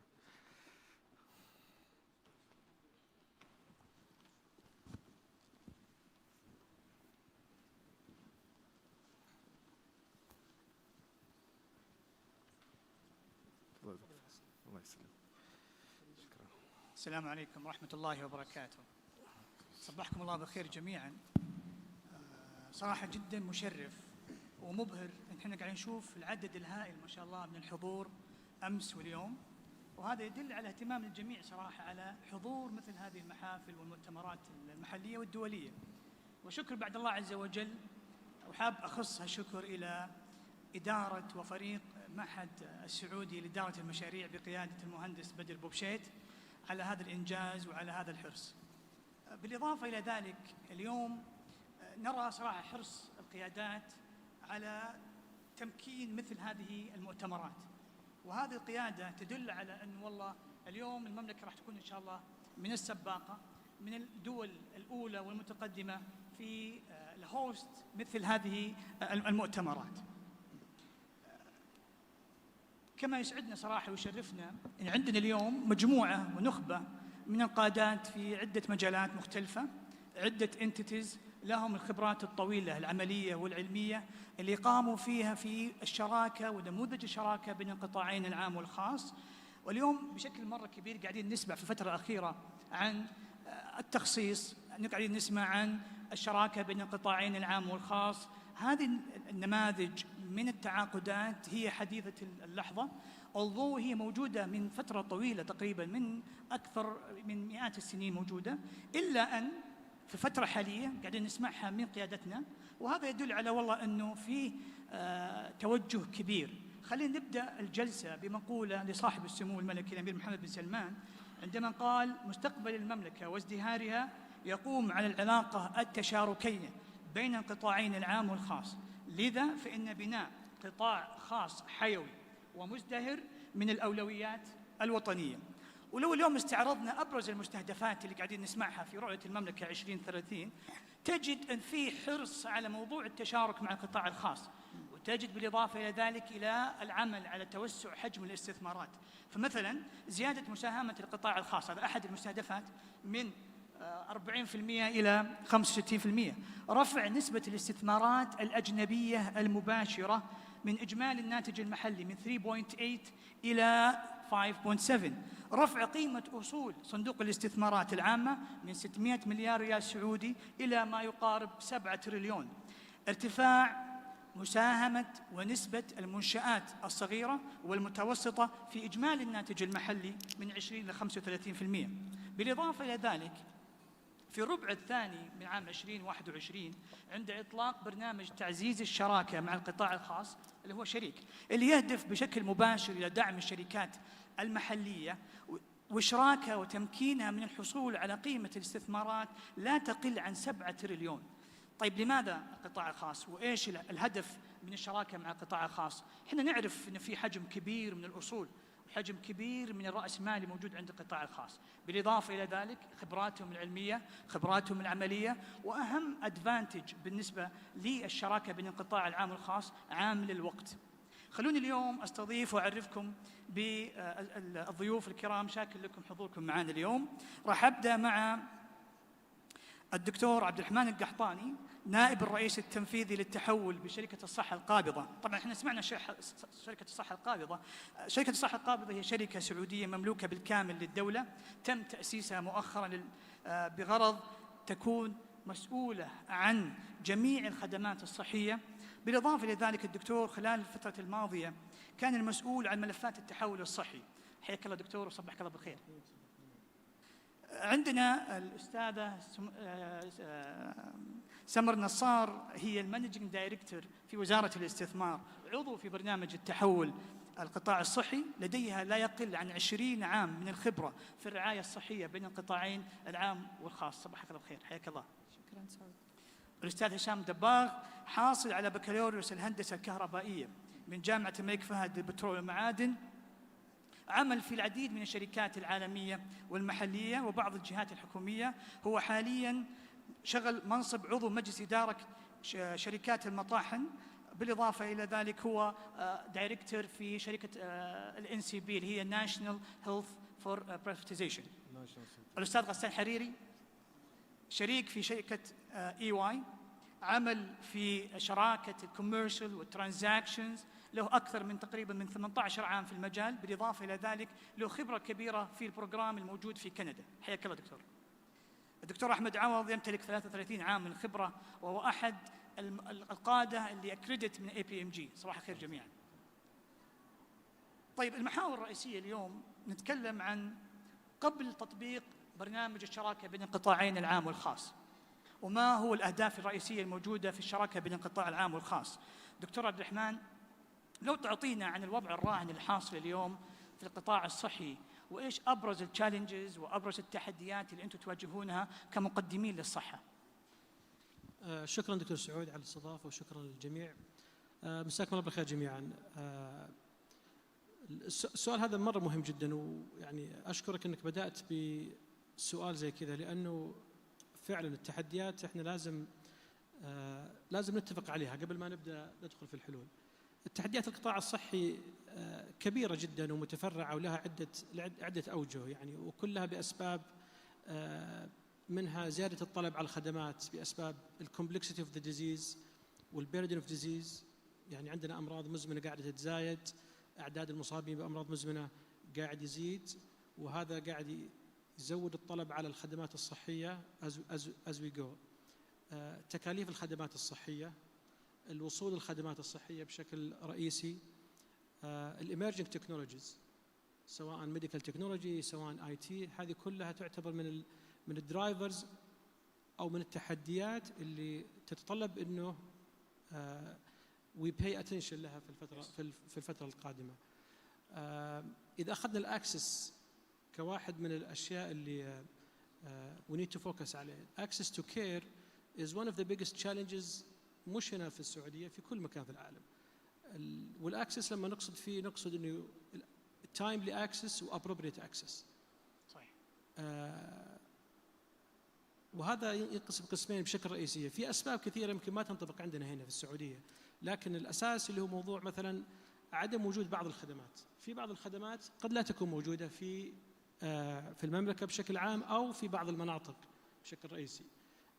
والسبب انه مثلا ما في طلب على الخدمه، ما في ستاف يقدم الخدمه، التكنولوجي مي موجوده علشان تقديم الخدمات هذه. السبب الثاني ضغط على الخدمات. قد تكون الخدمات موجوده ولكن عليها ضغط بسبب انه مثلا مناطق فيها زياده توسع او نمو سكاني عالي يتطلب زياده كباسيتي وزياده توفير سبلاي لهذه الخدمات، وهذا يشكل تحدي في المرحله الحاليه وفي المرحله المقبله. احد التحديات موضوع الكفاءه. كفاءه التشغيل عندنا في بعض المستشفيات او المراكز، او انا افضل اسميها تجمعات، لانه التجمعات الصحيه هي الان اصبحت الاوبريتنج يونت او الدليفري يونت حقت النظام الصحي. كفاءه التشغيل واحده من اهم التحديات. لهذا دائما احنا نعتقد انه الكفاءه اللي حيجلبها احيانا القطاع الخاص في بعض المناطق حيكون فعلا هي الكفاءه اللي حتساعدنا كثير انه نتوسع في الاكسس ونتوسع في الخدمات بشكل، بالاضافه للتحديات الاخرى اللي تشمل الجوده وتشمل التكاليف اللي قاعده تزيد في الكوست، والموضوع طويل جدا انا ما ودي اطول عليه. طبعا تحديات كثيره وانتم شغالين على هالموضوع.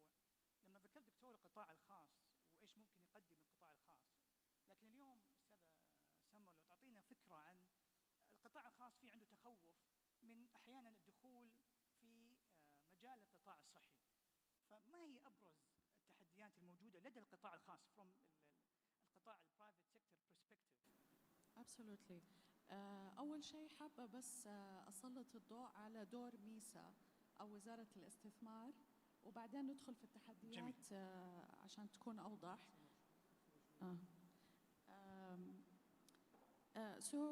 I just want to start big picture on MISA's role.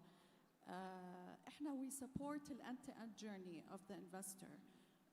من إذا investor جديد من لحظة دخوله للسوق السعودي إلى ما يصير fully or completely operational. بالنسبة PPPs أو دور health holding company, it's mostly provisional or care delivery. بس إحنا when we look at the investors, we look at the investors سواء كانوا medtech، سواء كانوا digital health، سواء كانوا pharma أو كانوا provisional as well اللي هي الخدمات الصحية. فالنطاق أكبر is what I want to highlight. When we support the investor journey طبعاً هدفنا نزيد تدفق ال FDI اللي هي Foreign Direct Investments للقطاع خصوصاً across كل هذه السيجمنت اللي موجودة في القطاع الصحي، مو بس الخدمات الطبية. الشيء الثاني هي كلها ماكرو ايكونومكس في النهايه. الشيء الثاني اللي هي الجوب كرييشن، النولج ترانسفير، الكابابيلتي، هذه كلها اشياء حترفع الجي دي بي في القطاع خصوصا. طبعا when we work مع الانفستور الهدف from an investor standpoint هي ال ease of doing business في قطاع الصحة. How do we do this? We really hold their hand. We advise who could be the potential partners. The healthcare sector is a complex sector, especially بالتحول القائم الآن. إحنا في نص التحول. Everything is changing at the same time. We're still ما وصلنا للفيوتشر ستيت اللي إحنا إن شاء الله حنوصل لها، الامبيشن تبعنا. ف everything it's moving parts. ف holding their hand, go to market strategy تبعتهم, how to deploy potential partners, how to qualify and quantify their business case. هذه كلها أشياء إحنا we support فيها. تحديات؟ it depends على حسب نوع الانفستور. إذا هو انفستور طبعا في السمول الميديوم واللارج. If we speak about large or well-established, مثلا, the GEs of the world or Medtronics of the world, they want to localize, let's say, their manufacturing. الصناعة في السعودية is one of the priorities في قطاع الأجهزة الطبية، وفي صناعة الأدوية as well. فيحتاجوا off-take agreements، يحتاجوا guarantees، يبغوا يكونوا في الماندatory list حقت نابكو، يبغوا يعلوا local content تبعهم. ونفس الشيء حتى when we look at the value chain بالنسبة للخدمات الصحية. We're moving out of the hospital, so we want more rehabilitation centers, we want more mental health centers. نفس الشيء إذا نبغى نبني هذه المراكز يحتاجوا off-take agreements. بس في نقطة دائما هذه تواجه المستثمرين اللي هي regulatory reform، التشريعات في القطاع، التراخيص، the way it's set up. الانشورنس مثلا المنتل هيلث انشورنس فور اكزامبل is broad، ما يغطي specific parts زي مثلا الادمان مثلا او السبستنس ابيوز، فيها كاب مثلا. هذه كلها اشياء we influence ونسمعها من الانفستور وندعم الانفستور فيها. فدورنا مو بس ease of doing business، we provide حوافز سواء كانت قطاعية مالية أو غير مالية. نساعد كمان بال regulatory reform ونشتغل with the health holding company، وزارة الصحة، with you guys very closely as well. Sorry طولت. لا يعطيك العافية، بالعكس أنت ذكرتي بعض النقاط الخدمات والحوافز اللي أنتم بتقدمونها كوزارة الاستثمار للمستثمرين. وذكرتي مشكلة فعلا قد تكون هي اليوم أحد المشاكل الكبيرة والمين تشالنجز للمستثمر، دخول في الشراكات مع القطاع الخاص. وهذا بيليد لنا صراحة إلى الأستاذ هشام، إنه اليوم نسمع حنا عن مركز التخصيص الوطني، صار ما شاء الله الكل غالبا اللي في القطاع الخاص والقطاع الحكومي اللي بيعمل في شراكات بنسمع عن هذا المركز. فيا ليت تعطينا بس نبذة مبسطة عن المركز وأعمال المركز وأهداف المركز وإيش التشالنجز اللي أنتم تشتغلون عليها. بسم الله الرحمن الرحيم.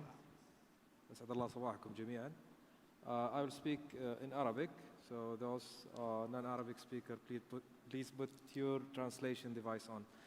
المركز الوطني للتخصيص أسس عام 2017 بقرار لمجلس الوزراء لدعم وتمكين تخصيص خدمات وأصول الجهات الحكومية، وأيضاً لدعم نجاح وتمكين برنامج التخصيص، أحد برامج رؤية المملكة 2030. البرنامج أو برنامج التخصيص يعنى بهدفين رئيسيين من أهداف رؤية 2030، وهما تخصيص خدمات حكومية محددة وأيضا إتاحة الأصول الحكومية أمام مشاركة القطاع الخاص، الذي من خلاله يستهدف رفع مساهمة القطاع الخاص في الناتج المحلي الإجمالي من نسبة 40% إلى 65% بإذن الله بحلول عام 2030. الحقيقة المركز يعني مر بثلاث مراحل منذ تأسيسه.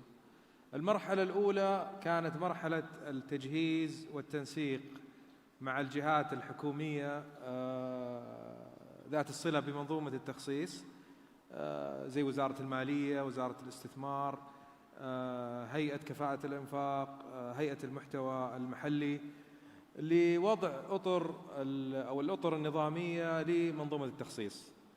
المرحلة الثانية كانت مرحلة إعداد الأدوات النظامية، اللي هي طبعا نظام التخصيص، صدور نظام التخصيص عام 2021، ولائحته التنفيذية، وأيضا القواعد المنظمة للقطاعات المستهدفة بالتخصيص. طبعا المرحلة الثانية من إعداد الأدوات النظامية كانت تصب بشكل مباشر في تعزيز ودعم حوكمة نظام التخصيص، وأيضا يعني إتاحة هذه الأنظمة في ما يخص مراحل مشاريع التخصيص، سواء من بدايتها كمرحلة إعداد خطط تخصيص القطاعات، أو من مرحلة إعداد الدراسات ودراسات الاحتياج، إلى نهاية مراحل المشروع بالطرح والترسية. المرحلة الثالثة اللي هي مرحلة التنفيذ والحراك، واللي احنا الآن بديناها الحمد لله، ومن ضمنها إعلان المركز عن 200 مشروع اللي أعلنت مؤخرا، بالإضافة إلى 300 مشروع قيد الدراسة. فنحن أمام محفظة تخصيص كبيرة وغير مسبوقة في المنطقة، وبإذن الله المشاريع ترى النور قريبا. أما بالنسبة لسؤالك أخوي سعود فيما يخص دور المركز في وضع قوانين تشريعية وقانونية ومالية لضمان تطبيق الشراكة بصورة فاعلة، فحنا من خلال يعني حوكمة اللي ذكرناها، من خلال الحوكمة الواضحة هذه، بوجود نظام التخصيص واللائحة التنفيذية وأيضا القواعد المنظمة، تركز على الشفافية والعدالة وتحقيق أعلى درجات المرونة التنظيمية، وكذلك تضع الأطر التنظيمية والتشريعية للشفافية وأيضا وضوح الإجراءات فيما يتعلق بالتظلمات والتعويضات وما إلى ذلك. وكل هذه طبعا يعني كان من نتاجها أعطى زخم وتحفيز للقطاع الخاص في المشاركة في مشاريع التخصيص. وأيضا من نتاج تطبيق النظام كان هو وجود الخطط القطاعية، خطط تخصيص القطاعات. تم اعتماد 13 خطة تخصيص قطاعية. هذه الخطط توجد التوجه العام للقطاع، تدرس جميع الأصول التي من ضمن القطاع المستهدف للتخصيص، ويوضع جدول زمني بالمشاريع التي يتم تخصيصها في القطاعات. طبعا يعني يرأس مجلس إدارة المركز الوطني للتخصيص معالي وزير المالية، وممثل في مجلس إدارة المركز معظم القطاعات، أصحاب المعالي وزراء معظم القطاعات المستهدفة بالتخصيص، وكذلك معالي رئيس مجلس إدارة هيئة المحتوى المحلي، بصفتهم جميعا من ضمن هذه المنظومة، منظومة التخصيص. أيضا من الأطر القانونية والتشريعية التي يعمل عليها المركز ليكون عندنا مشاريع تخصيص بصورة فاعلة هو موضوع تقليل المدد اللي أشرت له دكتور سعود في البداية. تقليل المدد الزمنية للمشاريع أصبحت محوكمة بشكل أكبر من خلال الأطر هذه. أيضا ضمان قدرة الحكومة المالية على الوفاء بالالتزامات على المدى الطويل عند تعاقدها في مشاريع الشراكة مع القطاع الخاص، وتحسين قابلية التمويل وتلبية أيضا احتياجات الممولين.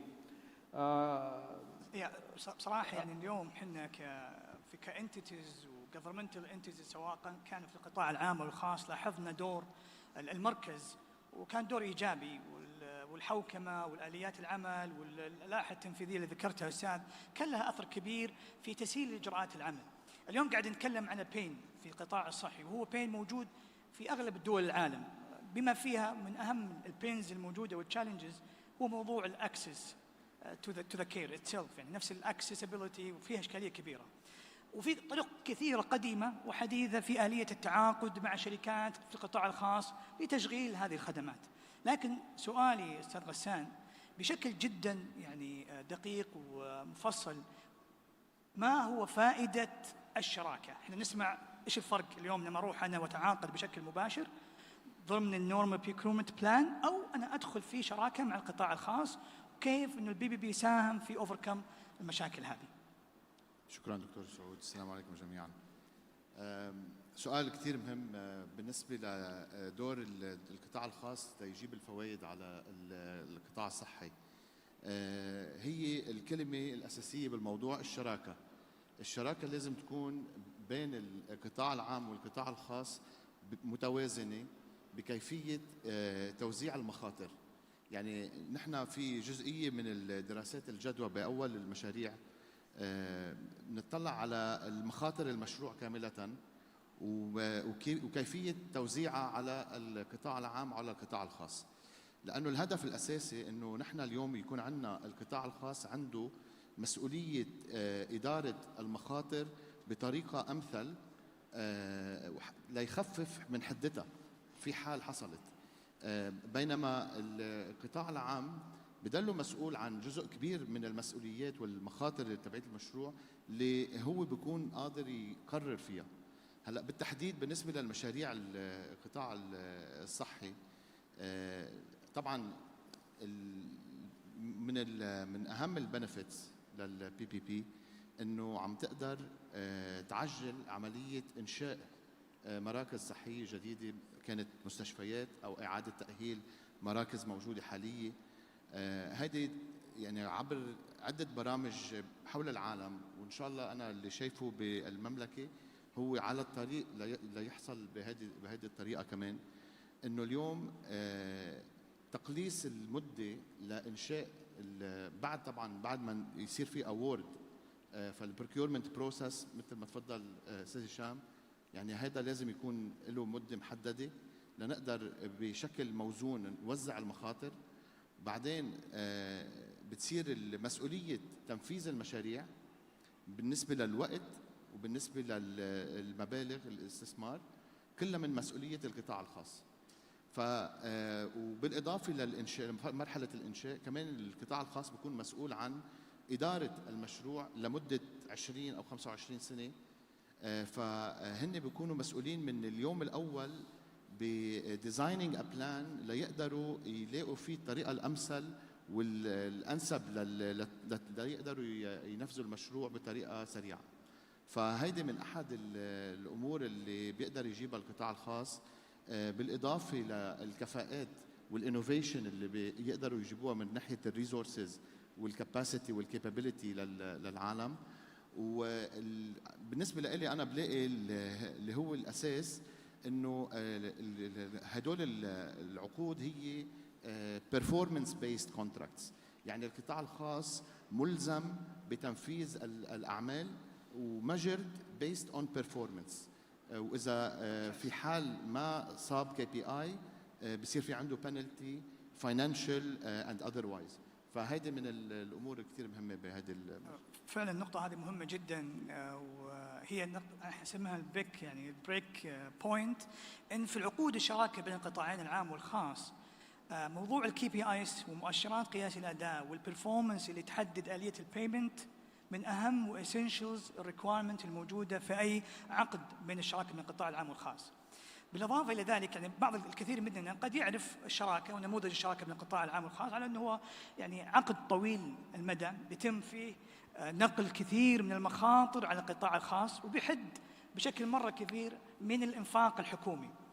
طيب بصراحة دكتور عبد الرحمن احنا سمعنا عن التحديات عرفنا دور مركز التخصيص الوطني إنه إن شاء الله to overcome هذه التحديات، وسمعنا من الأستاذ غسان إيش ممكن الشراكة تقدم كإيجابيات وحل لهذه المشاكل. لكن اليوم في مشاريع احنا اشتغلنا احنا وياك طال عمرك يعني فترة طويلة في هالموضوع، في بعض المشاريع already live وفي بعض المشاريع on progress.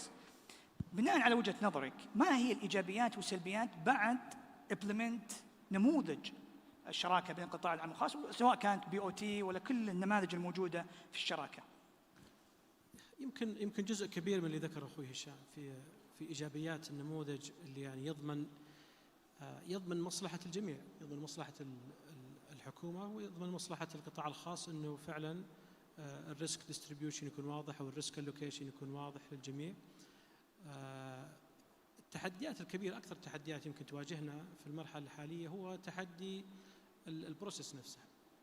البروسيس احيانا تكون يعني تكون طويله. يمكن الشباب في المركز ما يتفقوا معي في الموضوع هذا، وانا يعني اتقبل وجهه نظرك. خذ راحتك طال عمرك. لانه فعلا البروسيس يعني الفتره هذه صارت اقصر من سابقا، ولكن مع التسارع اللي قاعد يصير في البلد، التسارع التنموي، كل الاشياء هذه احنا لازم نكون اسرع في الاستجابه للمتطلبات الحاليه. الزملاء في المركز فعلا سووا عمل رائع جدا، ما قصروا. البروسيس قصرت مدتها كثير، ولكن ما زلنا اعتقد يمكن انا ما عندي حلول في المرحله يعني، لكن متاكد انه الزملاء يعني جابوا كل الاشياء اللي ممكن تساعد في ضمان انه الديلز هذه تكون فير للجميع، ضمان ترانسبيرنسي، ضمان انه الدو ديليجنس يكون فعلا معمول بطريقه صحيحه، وفي نفس الوقت انه تكون تعمل في اقصر مده. والدليل انه بدات الاعمال تتسارع، ودائما في البدايه تكون صعبه الامور، ولكن اللي اشوف انه بدات الامور يعني الاسبوع الماضي تم توقيع عقد الراديولوجي، قبلها يمكن بشهر تم توقيع عقد الانصار، وهذه ان شاء الله بدايه الخير وبدايه المشاريع القادمه باذن الله. يسامحني استاذ مهندس لا بس بالعكس، لا يعني زياده على ما تفضلت فيه. What you've said, الحقيقه ما تم اعلانه what has been announced, this refers to the fact that there is a kind of great acceleration in awarding projects from the feasibility study stage, and also looking into the market or searching the market, and also awarding the project. There is kind of speeding up the process or processes, and also the 200 projects is, of course, the announcement of the 200 project is an objective, a goal also it is to enhance and ensure the 200 projects. We hope this is the result of the ecosystem. As we put this, of course, when we say 200 projects that have been adopted, the 300 yet under study. So we are speaking here about a bigger portfolio of projects, and this is, of course, done by the great efforts of all the relevant sectors, including, of course, the health sector, and we hope as well. In addition to this point, not just you, there are so many people speaking about the length process and processes, but we have seen this, of course, we have seen the regulations because it's short on time. We have seen this, of course, in reality, and we've started, of course, applying this beginning of the project. We've seen this, of course, the best optimized for the process itself. Based on the investor perspective, the benefit of the PPPs will be great, of course, such as like return on investment, secured financial returns, short period of time, and so on, and will produce more and more, like 15 up to 20 years. What are the positives and negatives of these PPPs for investors? I would like to add the role of Ministry of Investment is a great way, as I've said. But again, we own incentives. If we'd like to shed fresh light on this, we have the sectoral incentives. For each, we have 15 sectors, one of which is the health sector. This is a real package for incentives, off-the-shelf incentives. بس كمان احنا we just to also feed into what what Dr. Abdurrahman said. وبقول ذلك نحن نعمل كذلك من خلال محفزات صفقة بعد صفقة. لذلك if an investor comes and he wants to open a center and he don't want to use PPPs, we tell him wait until we launch the project. And I agree with you. So إذا ما نقوم به أننا نعمل عن كثب مع المستثمر with KPIs, with الكثير من المعايير نستعرضها، القابلية الدخول، المعايير وما إلى ذلك in order to identify the financial incentives. Financial incentives can be capex related، يمكن أن تكون متصلة بالانفاقات الرأسمالية أو النفقات التشغيلية. As for non-financial, it's the same thing. ممكن أن تكون إعانات نوعية. If it's capex، نعطي الأرض، نعطي المنشأة للعمل مركزا على سبيل المثال. My question is also about the investor today. If they go in partnerships for the incentives you mentioned,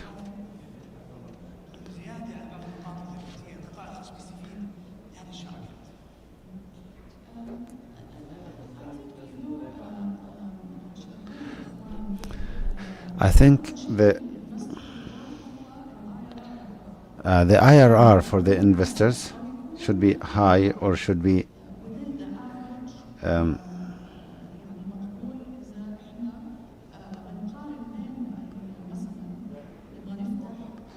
if we want to open a health qualification system, how is IRR compared to Europe or US?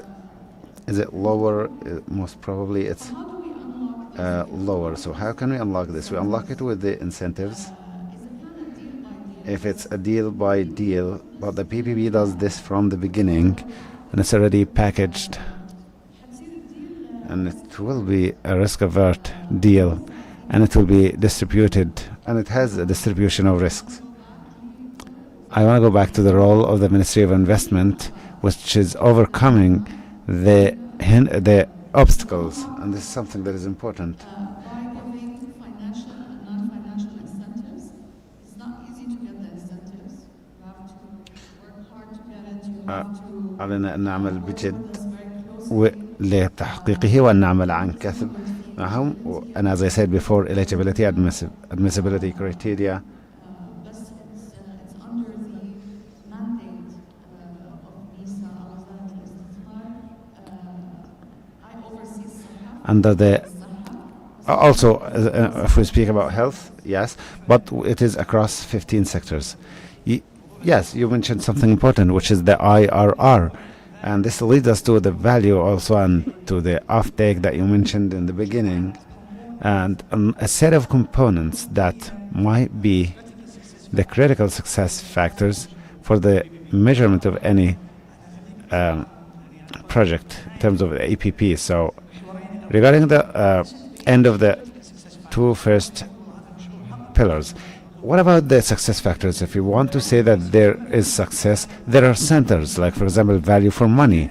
We want to know more about that and some of the other measurements for the PPP projects. There are a set of factors. First, value for money,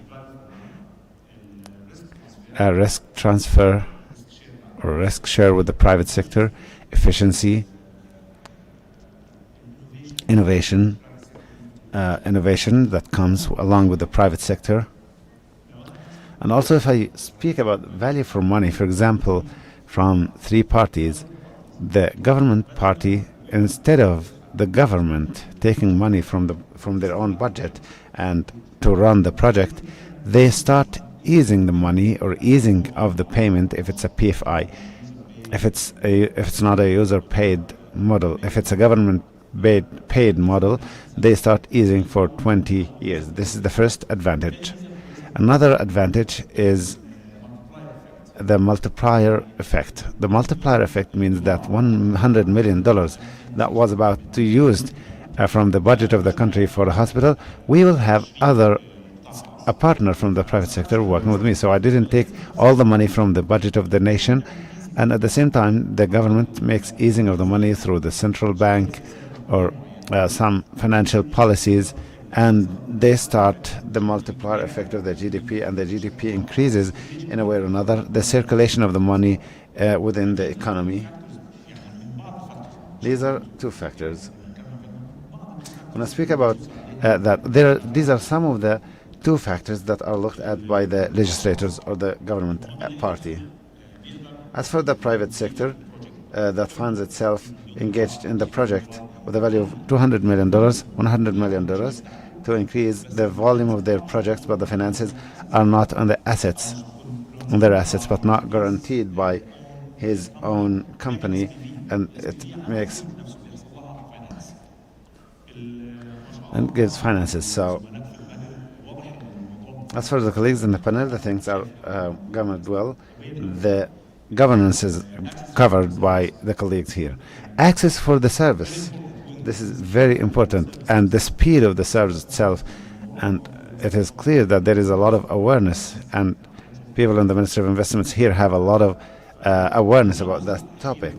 Also, the last thing, which is the stakeholders or the public themselves, it is important that they have the service and the access and the quality of the service and all of these topics. These are two important parts.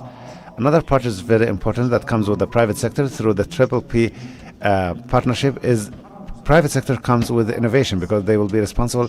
If they're responsible for the health sector, they start initiation with some ideas and innovation with the government, and they, for example, they encourage sports and how to tackle diabetes, how to tackle obesity, and other whatever things that they start as innovation in order to assist the government and to reduce their own cost, because this is a merely profitable purpose to reduce the load on themselves in terms of the operation and maintenance of the project.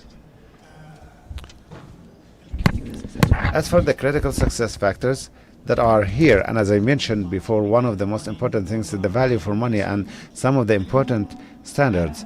I know today that the role of the National Privatization Center is when you go out for market sounding and you start to engage directly with the private sector, from the role of the private sector,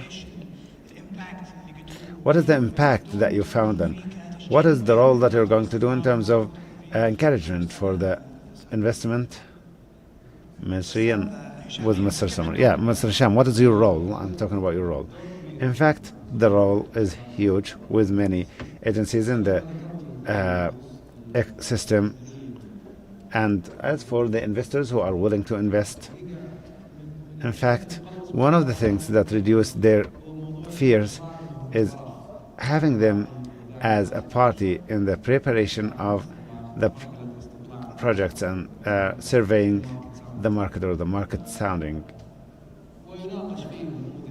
Also, the model of the business model will be discussed, and their opinions will be taken when they talk about this project. And also there are other things related to answering the questions of the investors, and this is something after the listening we always encourage investors to participate in these factors in order to reduce their concerns and to provide them with bank facilitations for the project that they're going to deliver. And also we'll take the opinions in terms of surveying the market, and we take the opinion of the financing aspects and also the investors. Also, another role that is very important and shared by our partner, and for example the Ministry of Investment privatization projects, is what we do in our center in cooperation with the ministry in terms of the implementation of some of the marketing tours and induction tours, whether nationally or internationally. And this is something that increases awareness and spreads awareness regarding privatization projects and the ecosystem, and also the value chain regarding the privatization projects. And in fact, we work with all of our partners from different ministries and authorities hand in hand in order to be, and we all work in passion in order to achieve the aspirations of our wise leadership.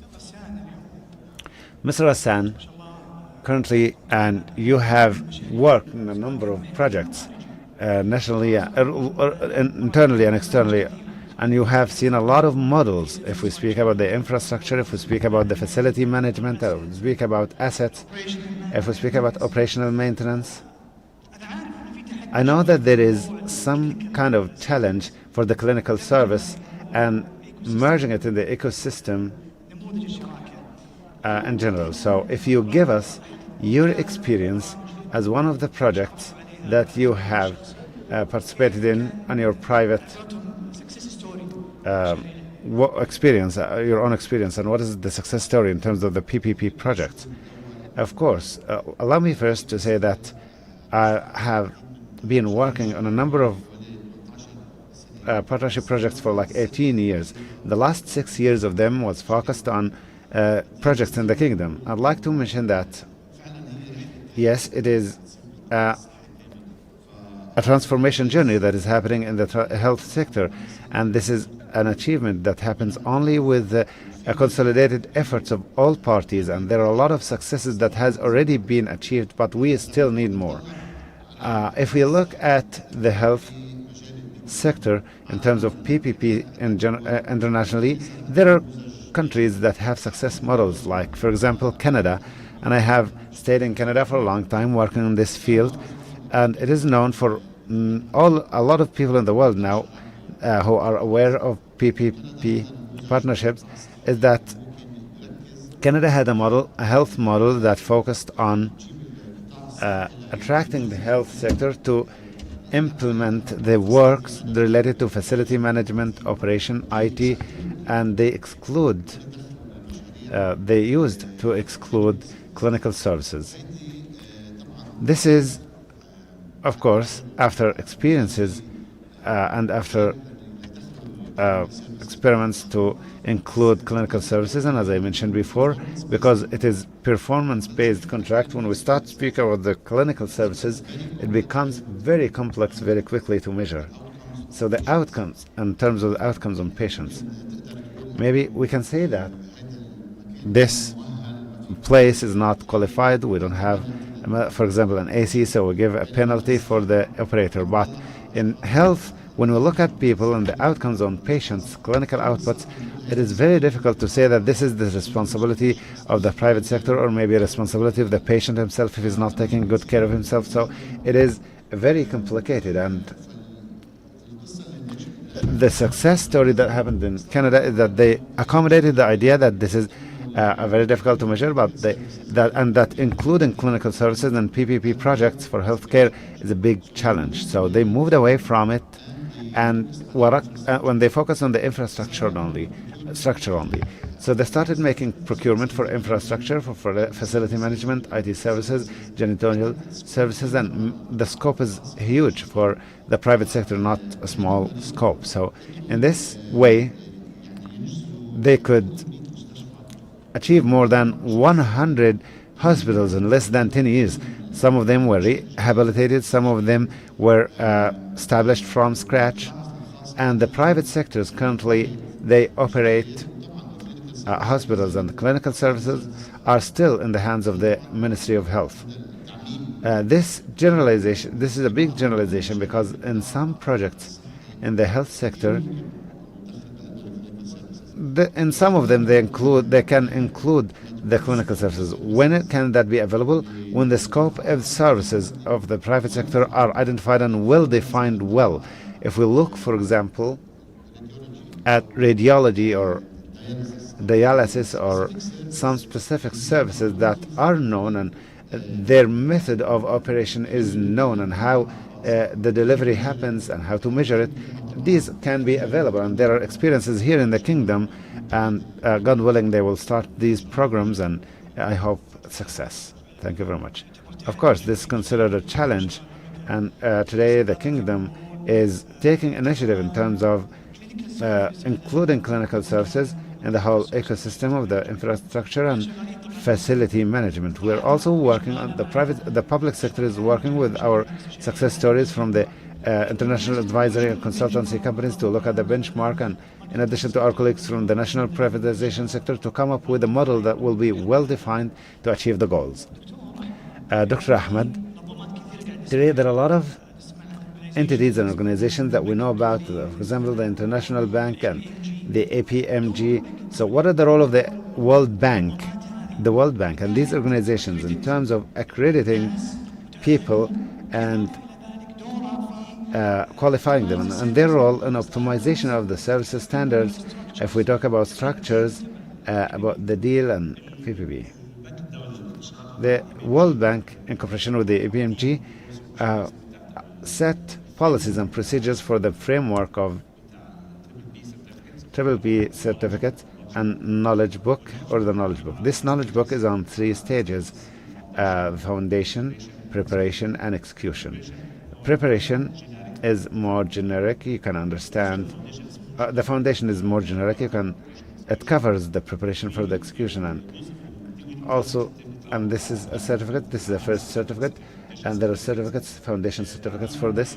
After that, you may, if your focus is on knowledge within the organization and you want people who work on the execution, they don't need to look at the preparation. Or people who want to focus on preparation, they don't have to look at the execution. Or sometimes people take 3 of them. The certificate ends with 3 CP, 3P. The difference between preparation and execution comes at the signing of the contract. Scoping and phasing and scoping and the projects that are there and examining the value for money, and all of these things are until we reach the tender documents. Within the preparation certificates, that is in the knowledge book developed by the World Bank with the EPMG. Execution happens after signing the contract until the handover, which is like 20 years maybe, like dispute resolution or claim management and the management of project and contract management. So the procedures are very good that were done by the World Bank in order to build the capacity within the public sector as well as the private sector, by the way. Both of them need to be having these capacities within their organizations. This is something that is very important. Mr. Hassan, it leads me now to this point, and we know that you're working on it. The volume of project is now big. We're talking about 15, 25 or 20 or 5 years. Signing projects, good, it goes live. What comes after? The role of contract management. So your opinion about the importance of contract management to be implemented, what does it take? Excellent question, because it is very complex, and sometimes when we do the procurement and the tendering, it's very complex. But in terms of the responsibility of the related party in terms of following up with the contract, it's a very huge responsibility. It's very complex contracts for 25 years, a lot of KPIs. So one of the requirements from the private sector is to achieve some of the projects, like IT projects, that will depend on monitoring the works and reporting for the contract management function, which is the responsibility of the public sector. So this identifies the success of the project, because if we have proper monitoring of the contract on a periodic basis and proper reporting from the private sector to the public sector, we will be able to understand that the quality of the service that you are paying for as government is well maintained and well received. One of the main benefits of PPP is to maintain the asset quality in the best possible condition لطول مدة العقد، وهذا شيء مهم جدا لتحقيق ذلك.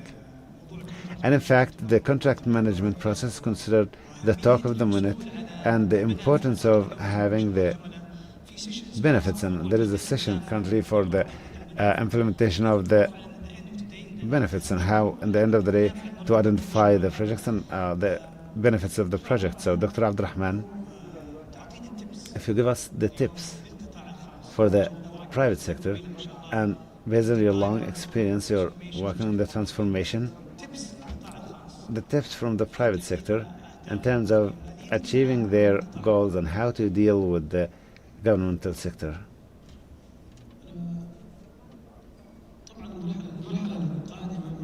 The next segment might be different. So as for clinical, if you agree with us in terms of the complexity of the clinical is complex, yes, but we have a lot of other things related to population health management, care coordination, and many other things that are related and concerned with the integration and knowing that the civilian or the citizen is the center of everything. So this thinking outside the traditional framework of previous projects is very important for the next days. Data, technology, AI, and all of these things are the future, and many of the pipeline projects are talking about or evolve around these things. So I think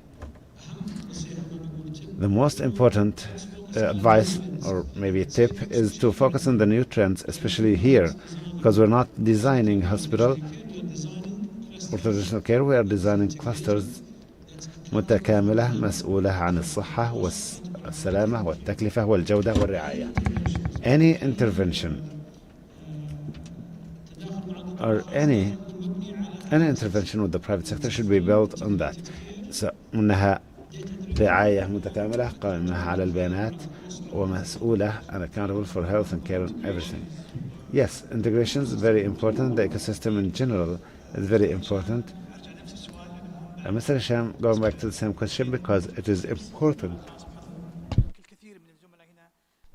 The tips for the private sector, because most of the colleagues attending today are from private sector.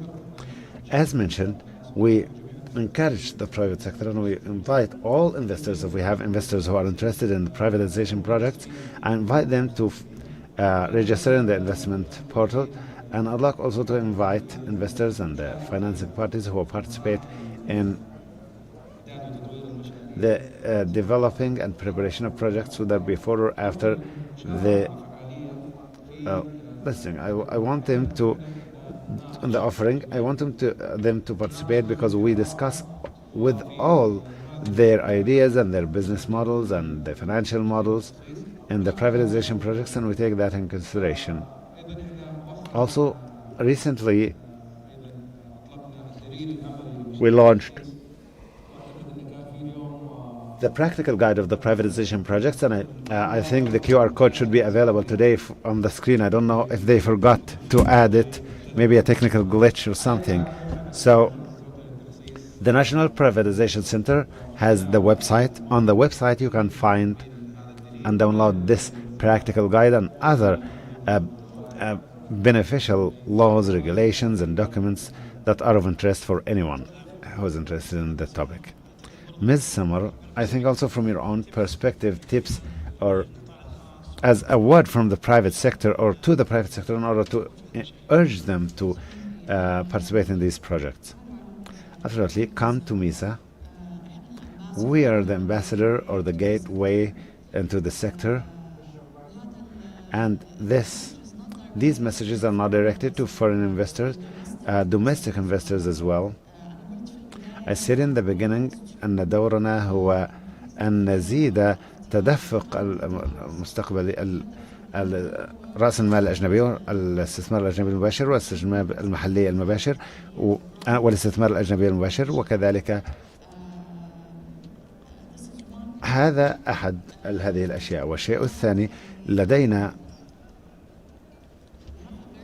لدينا مجموعة كبيرة جدا من الفرص تغطي الشراكة بين القطاع الخاص والعام 5% من حصة السوقية. هنالك فرص كثيرة ليست جزءا من الشراكة بين القطاعين العام والخاص. لا يوجد هنالك QR كود، لكن يمكنكم أن تزوروا انفست سعودي وسوف ترون الفرص ليس فقط في the health sector or digital or medtech or pharmaceutical sector as well. هذه نصيحتي. Of course, today, if we can, in a simplified manner, to summarize the goals of the partnerships by benefiting from the capitals available in the private sector and their work in shortening the time and efficiency and effectiveness, in addition to limit the governmental expenditure and also to focus on the quality of projects. Before ending this session, there is a question that is always repeatedly asked, and it is directed to Mr. Hisham, if you allow me. What are the goals? What are the objectives of the center regarding the 200 projects that were announced? And can you have examples for the private and public sectors? The goal of the national privatization sector, after by announcing the 200 projects, is to announce and to confirm that the privatization law is now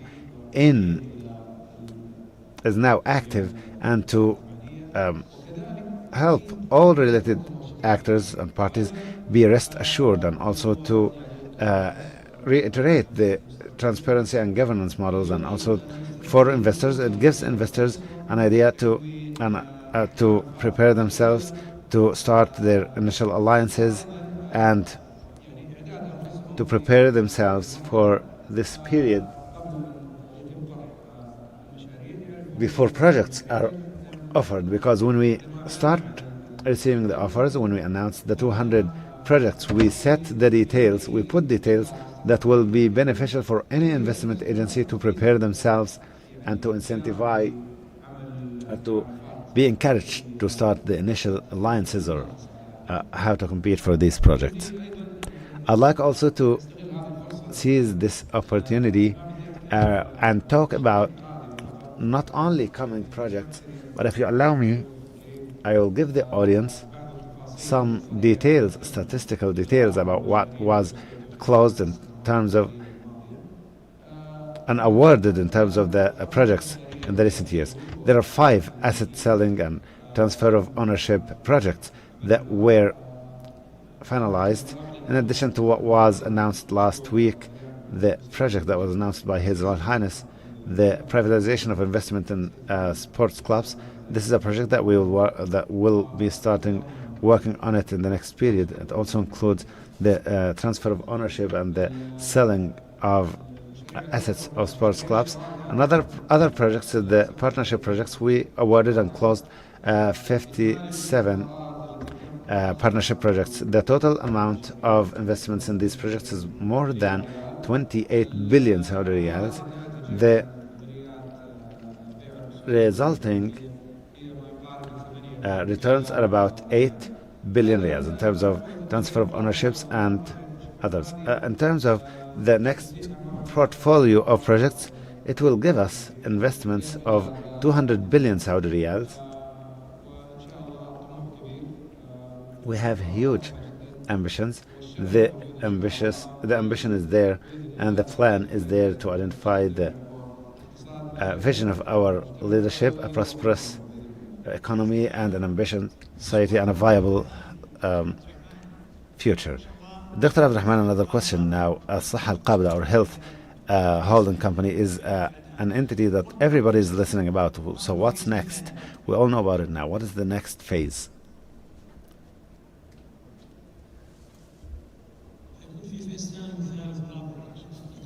There will be phase 2, phase 3, phase 4. We are only starting by the establishing of the company. One of the main goals of the company is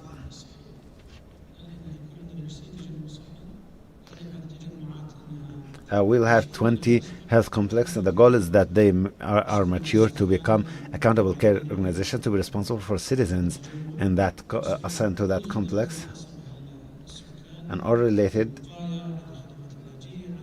everything, and qualification and health and rehabilitation, everything related to population services. And the main goal also is to implement and to apply that new care model that will take care of all levels of care, prevention. Citizen takes care of beneficiaries at the center of these services. So in the future we'll have 20 complexes. They will be the basic for providing services for citizens in the kingdom. Thank you very much.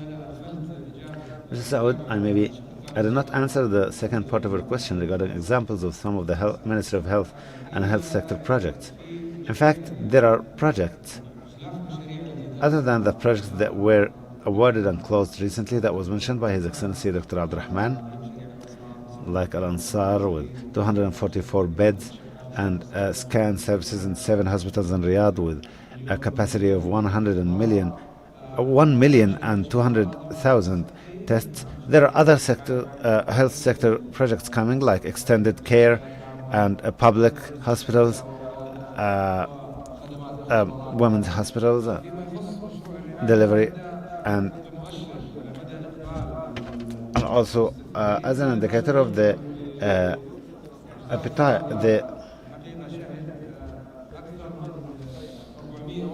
we found more than 421 application for showing willingness from investors.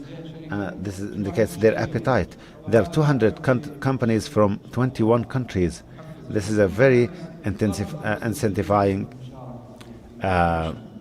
indicator. Thank you very much. A lot of appetite, yes.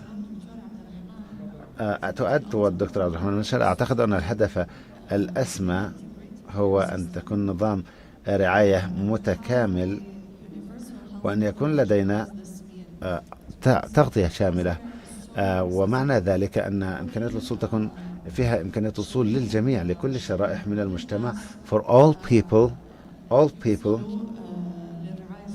will be able to access healthcare regardless of their location and their backgrounds. And I think هذا هو الهدف الأسمى التي تطمح رؤيتنا الطموحة إلى تحقيقه, and we hope that we will achieve it. Yes, God willing. In conclusion, the partnership PPP model is one of distinguished model that is distinguished with that it leads to shortening time and providing better accessibility in healthcare and helps governmental sector to achieve its goals quickly within clear and strong KPIs, in addition to the private sector that will open big volumes of investments for the private sector with sustainability for a long time. On your behalf and on behalf of myself and on behalf of the Institute OPI, I'd like to thank all the guests. Thank you very much for this session. It was a very fruitful discussion. Thank you very much.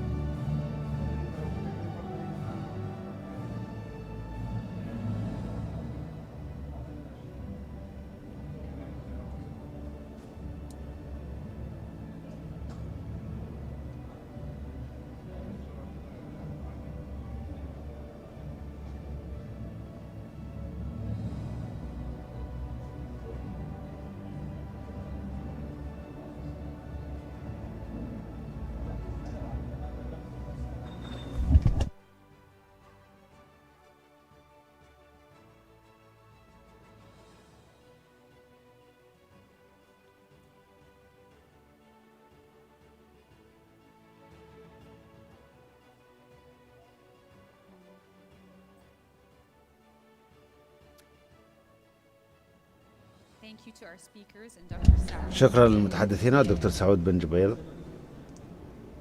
جبير.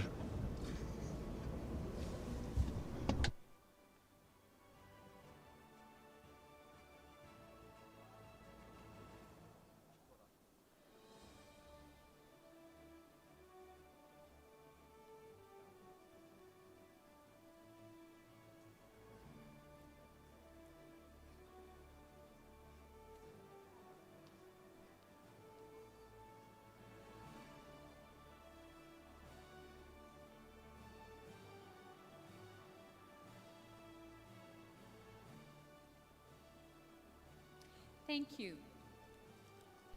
شكرا جزيلا. فيما يلي لمناقشة ساعات العمل. Crippling injuries is the HSSE group leader at Saudi Electricity Projects Development Company, Engineer Ali Hashim.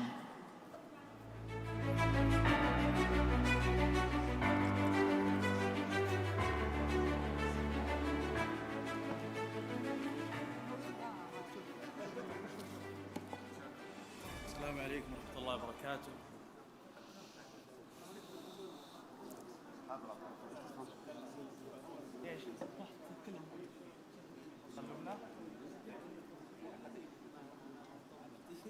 طيب بداية نستعرض لكم اليوم أحد إنجازات شركة كهرباء السعودية لتطوير المشاريع، وهذا الإنجاز هو أحد أو جزء من إنجازات أخرى وقصص نجاح للشركة السعودية للكهرباء، حيث الشركة السعودية للكهرباء في عام الماضي 2022 حققت 45 بعدين مليون محمد ساعة عمل بدون إصابات مقعدة ولله الحمد.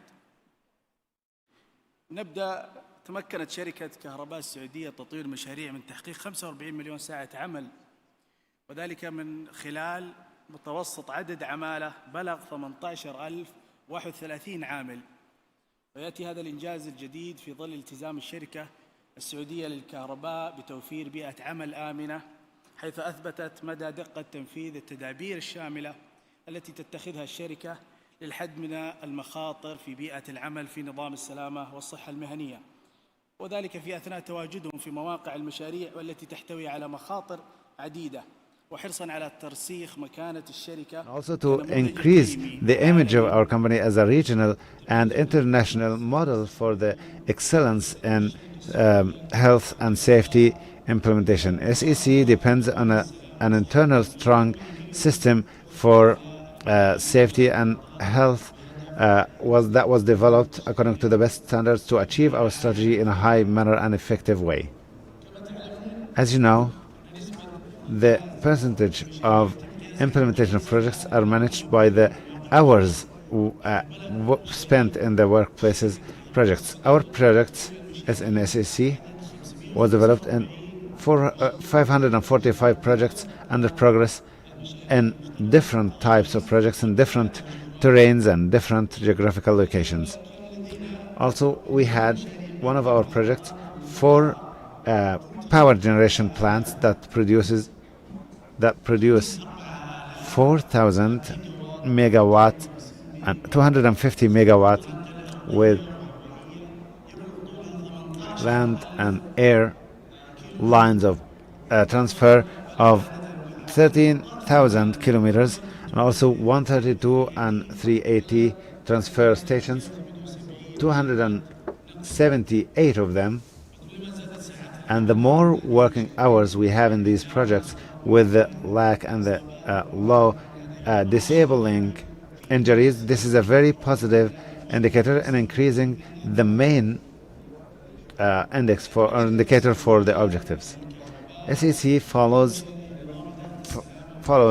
the 5-star safety management system that is in line with ISO 45001, the international standard, and also SEC organizes methods of work or work courses of work that is in line with this standard, which helped achieve 45 million without disabling injuries. These are the culmination of efforts exerted in the achievement of many projects and also in different terrains and other geographical locations. The number of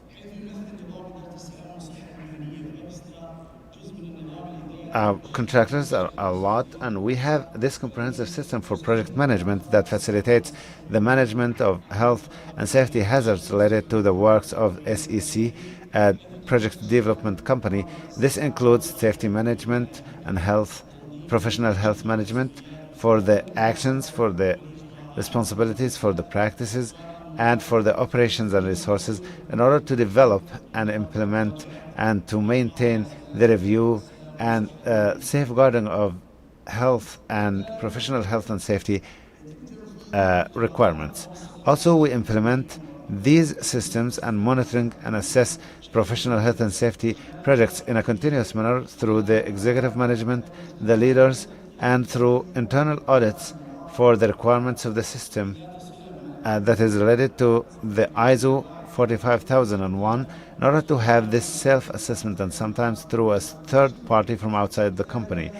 We also have monitor the level of safety and health, professional health and safety systems through operation by monitoring equipment before usage, and also committing to the permits of work and the PPEs, and reviewing the procedures of safety in locations, and also safety meetings that are held on other tools for monitoring and assessment.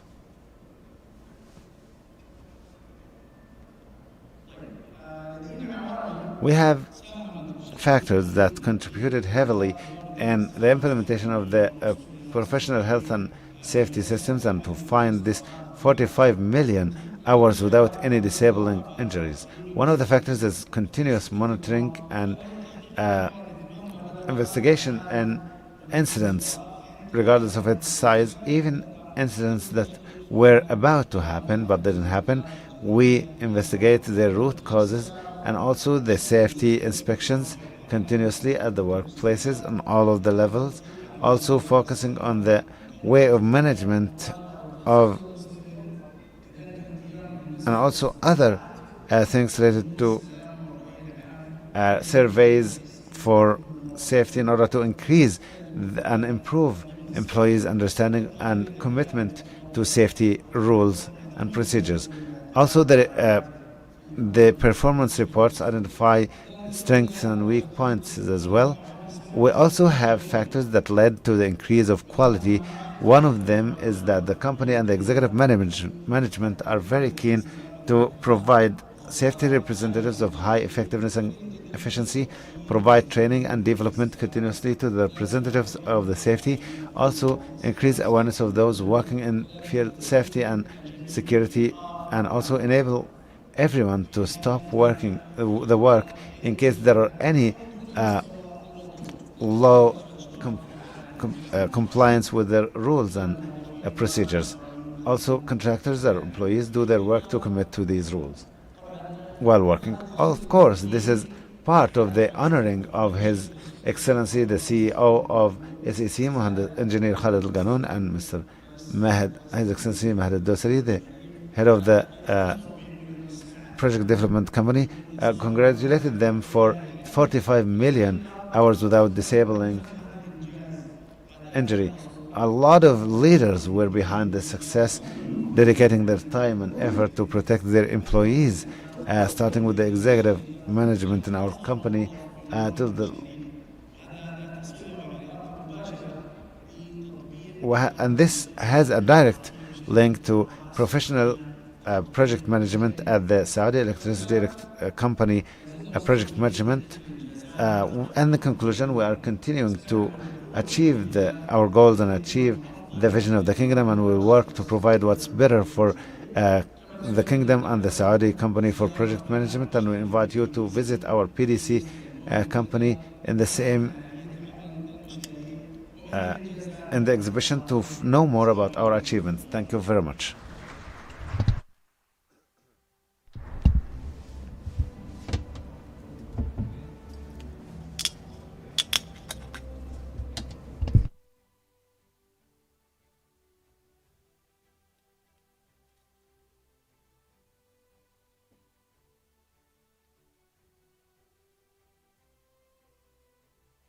Thank you, Mr. Ali Hashim. شكرا لك سيد علي هاشم.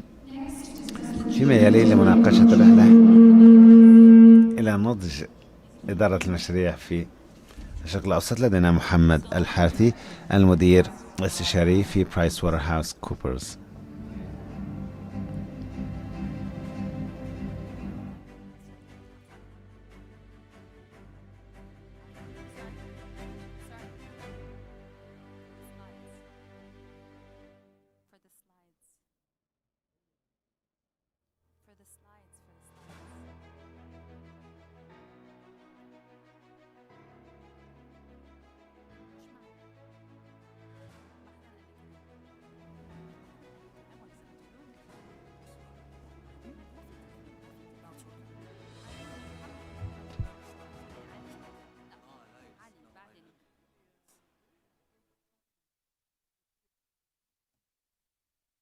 بركي كل ثلاثة ومنكرم الثلاثة سوا. مين حيكرمهم أنت دكتور حسن الطيب؟ لكن بركي مين بدنا نكرم حسن؟ لكن خلينا نعمل حسن.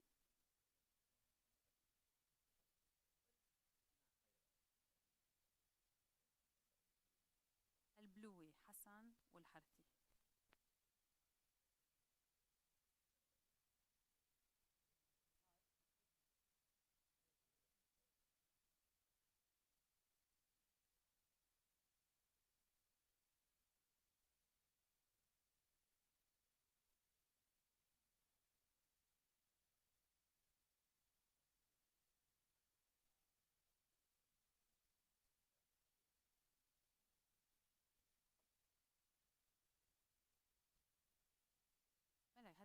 هلا كان في سلايد upskilling.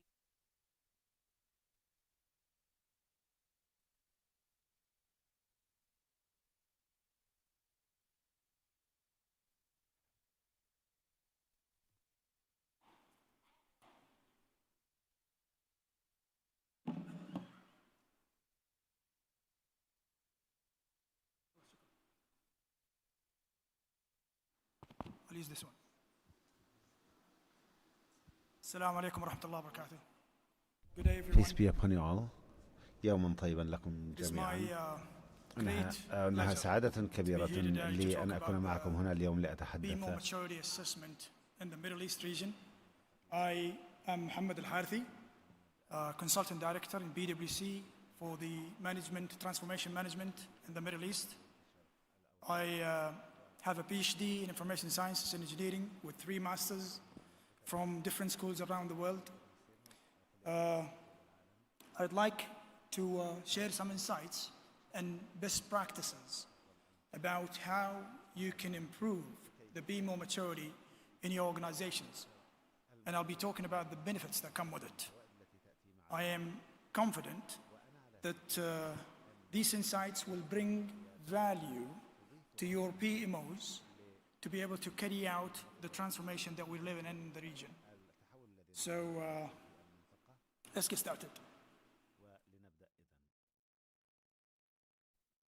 What is PMO maturity and why is it important now more than ever? Is PMO maturity all about the process, the artifacts, the tools, the project managers, the people working inside the PMO, project managers, the associates, or is it about the impact that these PMOs will create, about the benefit realizations part of the game? So it is a question that we need to ask ourselves as PMO leaders. What is our role to help our organizations achieve their strategies, and why we exist today?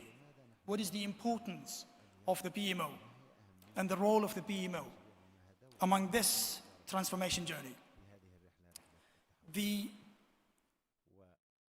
As we all see, the current transformation, there's a massive transformation that is happening in the country. The Vision 2030, the national transformation programs across the country, ministries are being merged, other ministries get separated, new entities get created from the ground up. There are many programs that are being announced every now and then, and we hear about this massive transformations in everywhere, every side of the country, almost indefinitely. So this means that the PMOs today have a big responsibility. The PMOs need to understand why are they, why do they exist, where to go next, and how to get there. They need to understand how to do the right things in the right way. The PMO needs to understand how they can actually elevate the organizations and take it to the next level, how they can actually help strategies that are announced across the government and take them from point A to point B, drive their executions, their strategies. So with that in mind, this is the the maturity in a nutshell. If we know how to do the right things in the right way, that is actually maturity in a nutshell. The important to know your maturity level within the PMO has actually played a magnificent role in the success of all the projects that our current PMOs in the kingdom are executing. Because when you know where you are in the maturity, at the defined level, at the optimized level, there is a continuous improvement within your PMO, or somewhere in the between, or you even haven't started, you don't even know where is that maturity level within the PMO, then you will struggle to really help your leadership, these or the organizations where these PMOs are actually incubated in, to take them and efficiently execute their strategies. So, as a firm, we have examined the maturity in the PMOs in the Middle East. And we focused in 5 impactful pillars. And those 5 pillars are the people, the culture, the skills, stakeholder engagement, and the amount of support that these PMOs actually receive from their leadership within their organizations. Now you might question the pillars at first hand and think that, we need to think about the process, the artifacts, the templates, or the methodologies within the PMO. We should actually be fixing how the PMO should function according to professional standard. But today we have come to find that the PMO maturity in that aspect is really doing good. What they're not really paying attention to is this 5 pillars. So when we talk about people, and I'd like to spend some time on this slide because this is very important. When we talk about people, what do we mean by people? Is it the project managers in the PMO or the people impacted by the PMOs? The other stakeholders, the sponsors or the decision makers? Who is impacted by your projects? Who are the people who will benefit from your projects? The beneficiaries, the customers, the citizens, organizations across the board.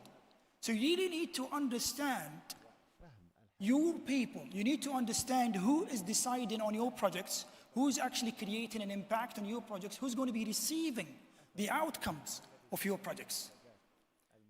The level of understanding of the people is significantly impactful in how that maturity aspect that we're actually measuring is actually, or needs to be taken into account. The second thing, once you understand the people, once you have identified the people who will be impacted by projects, once you understand who's actually benefiting from those projects that your PMO is actually handling, then you move on to the cultural side. But you can't really go to the cultural part and start assessing the maturity of your culture within the PMO if you actually lack components that is very important, such as the communications, the problem solving, the thought process. How do you communicate with these people?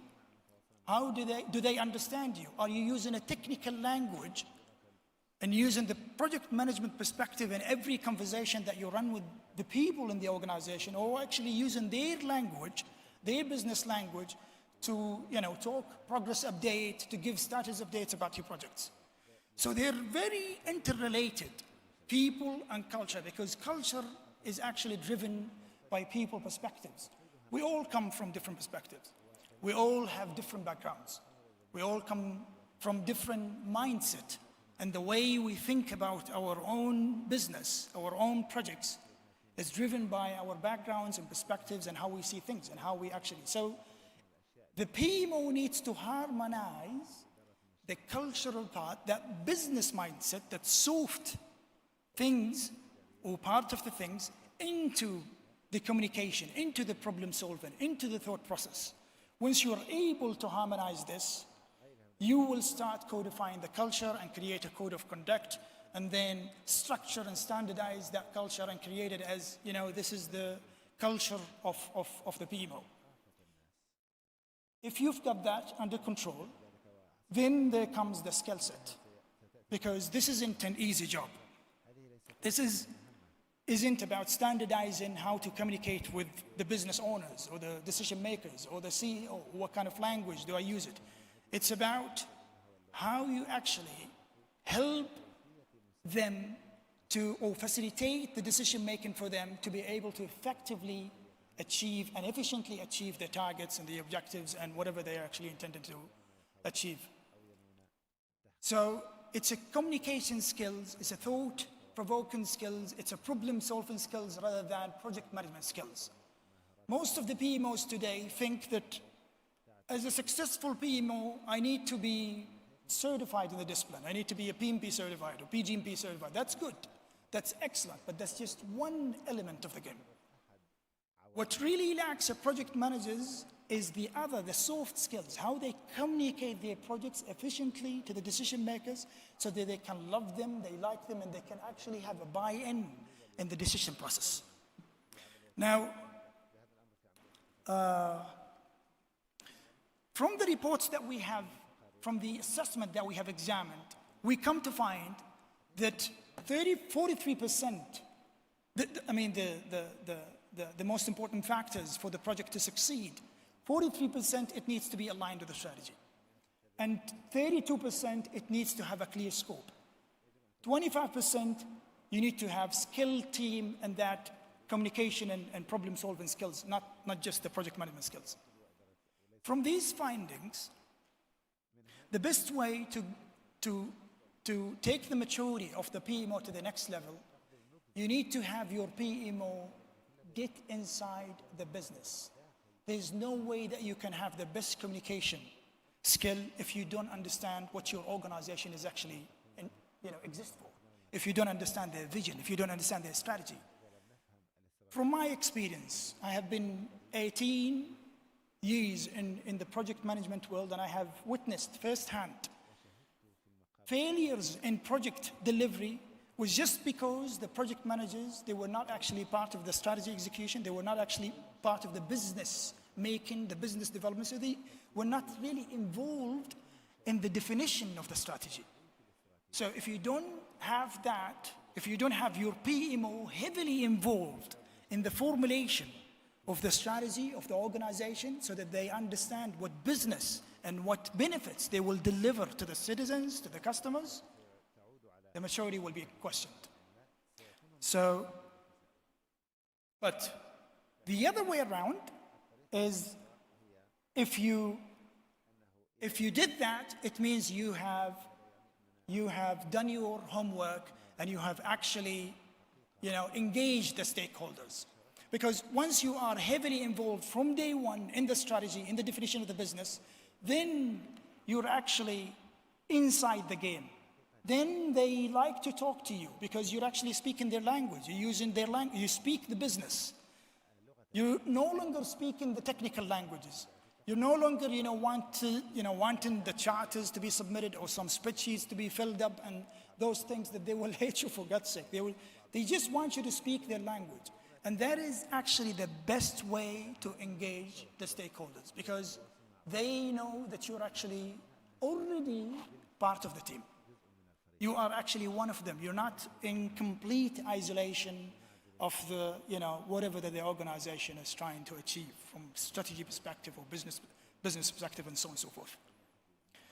So, and all of these stakeholders, project sponsors, decision makers, the CEOs, everybody needs to be engaged. Even the vendors, even the suppliers.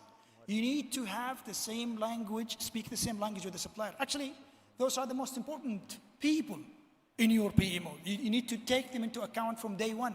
Because if they fail, the entire project has failed. So the vendors, the suppliers, the CEOs needs to be engaged. And if you have accomplished that level of maturity in the stakeholder engagement, you will have the support of the leadership.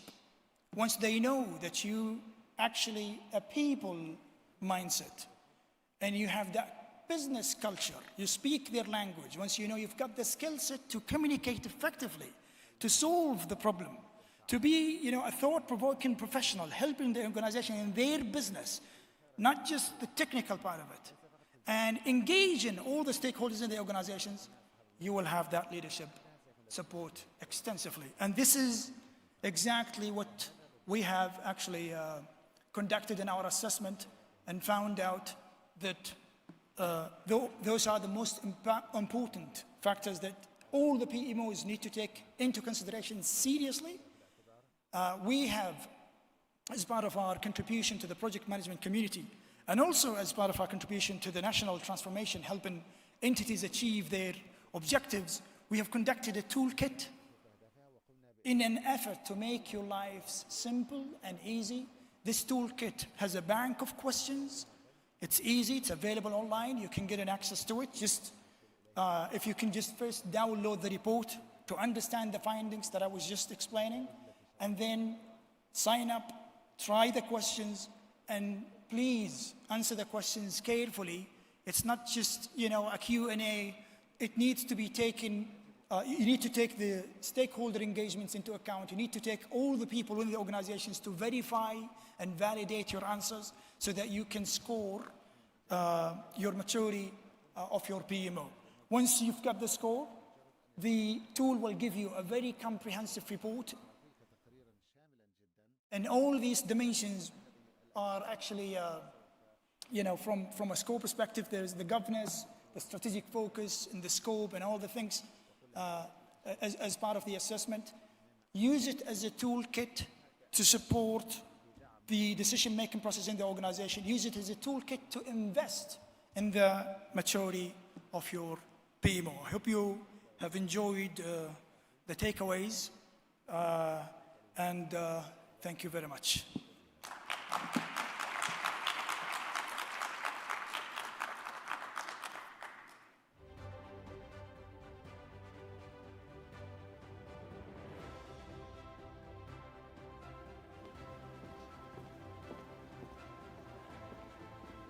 Thank you, Mr. Muhammad Al-Harthi.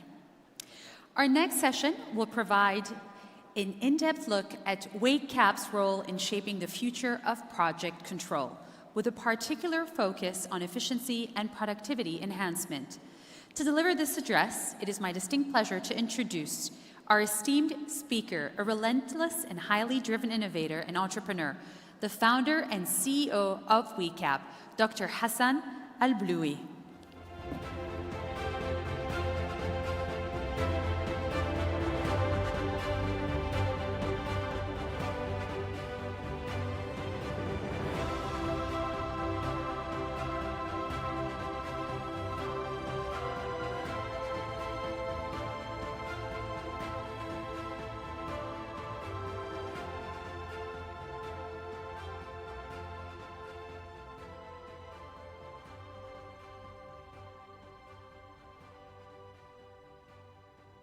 Assalamu alaikum. Make sure. Thank you. First of all, I'd like to thank the GPMF staff for actually allowing us to be in presenting today. It has been an interesting journey for WakeCap, given that we are focusing on the construction industry. So today, I'll walk you through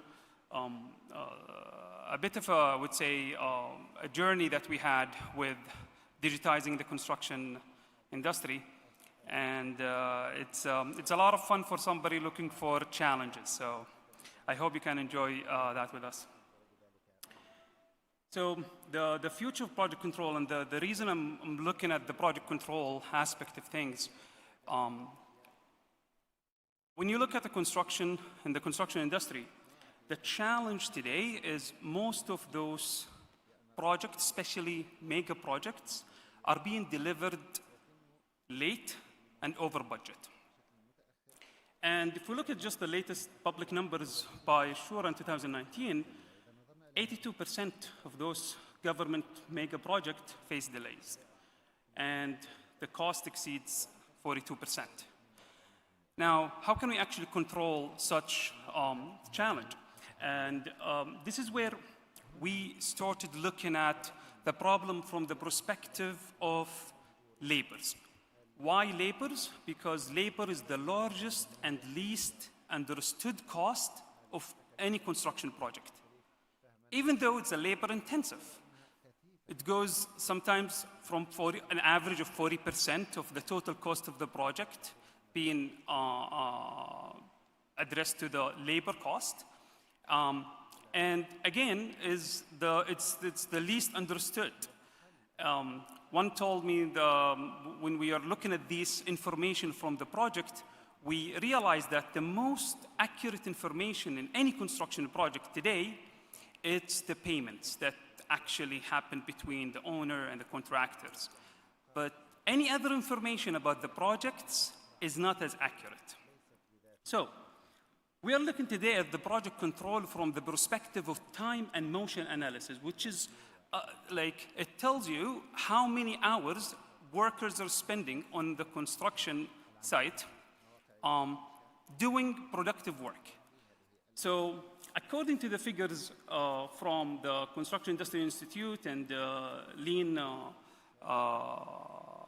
the Lean Management, the Institute of Lean Construction Industry, is 60% of the hours spent by the workers are being done for work that is not productive or not productive but required.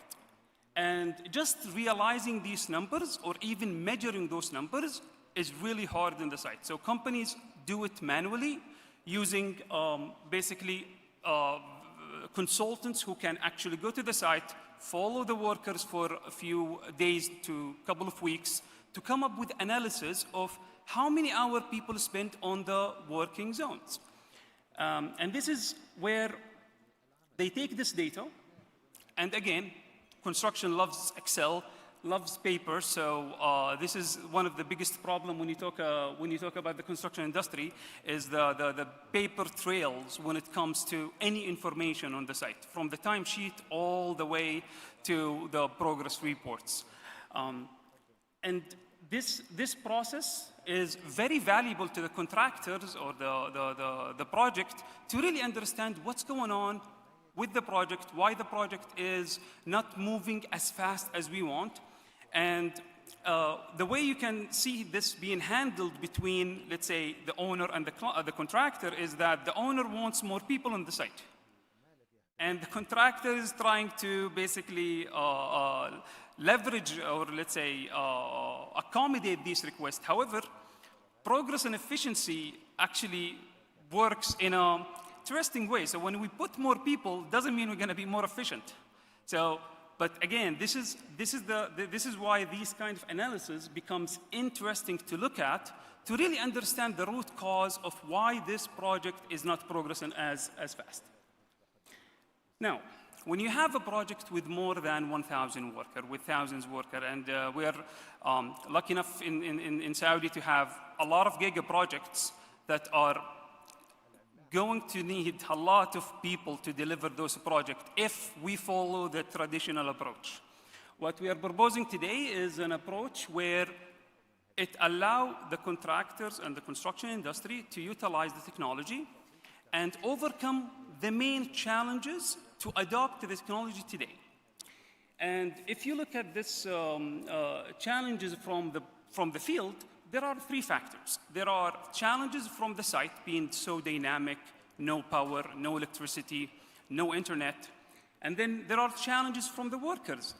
Training workers to use a new technology costs money, becomes infeasible. They speak so many languages. Any onboarding to new thing, change in habit, it's really expensive. And lastly, existing hardware like smartwatch doesn't work. People tried it.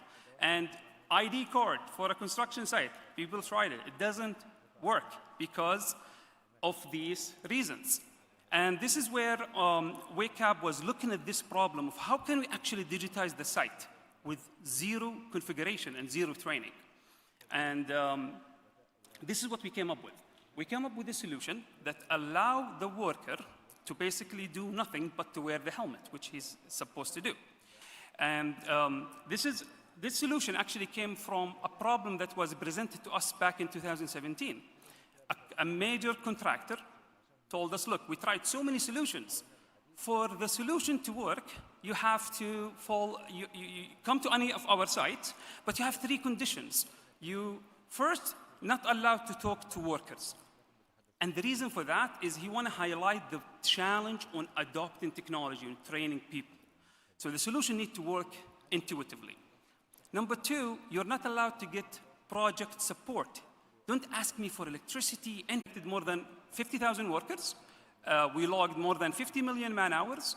And we have different project has implemented this solution, and we know it works. Now, the question is, what can we do with the data? This is what I'm interested in showing you today.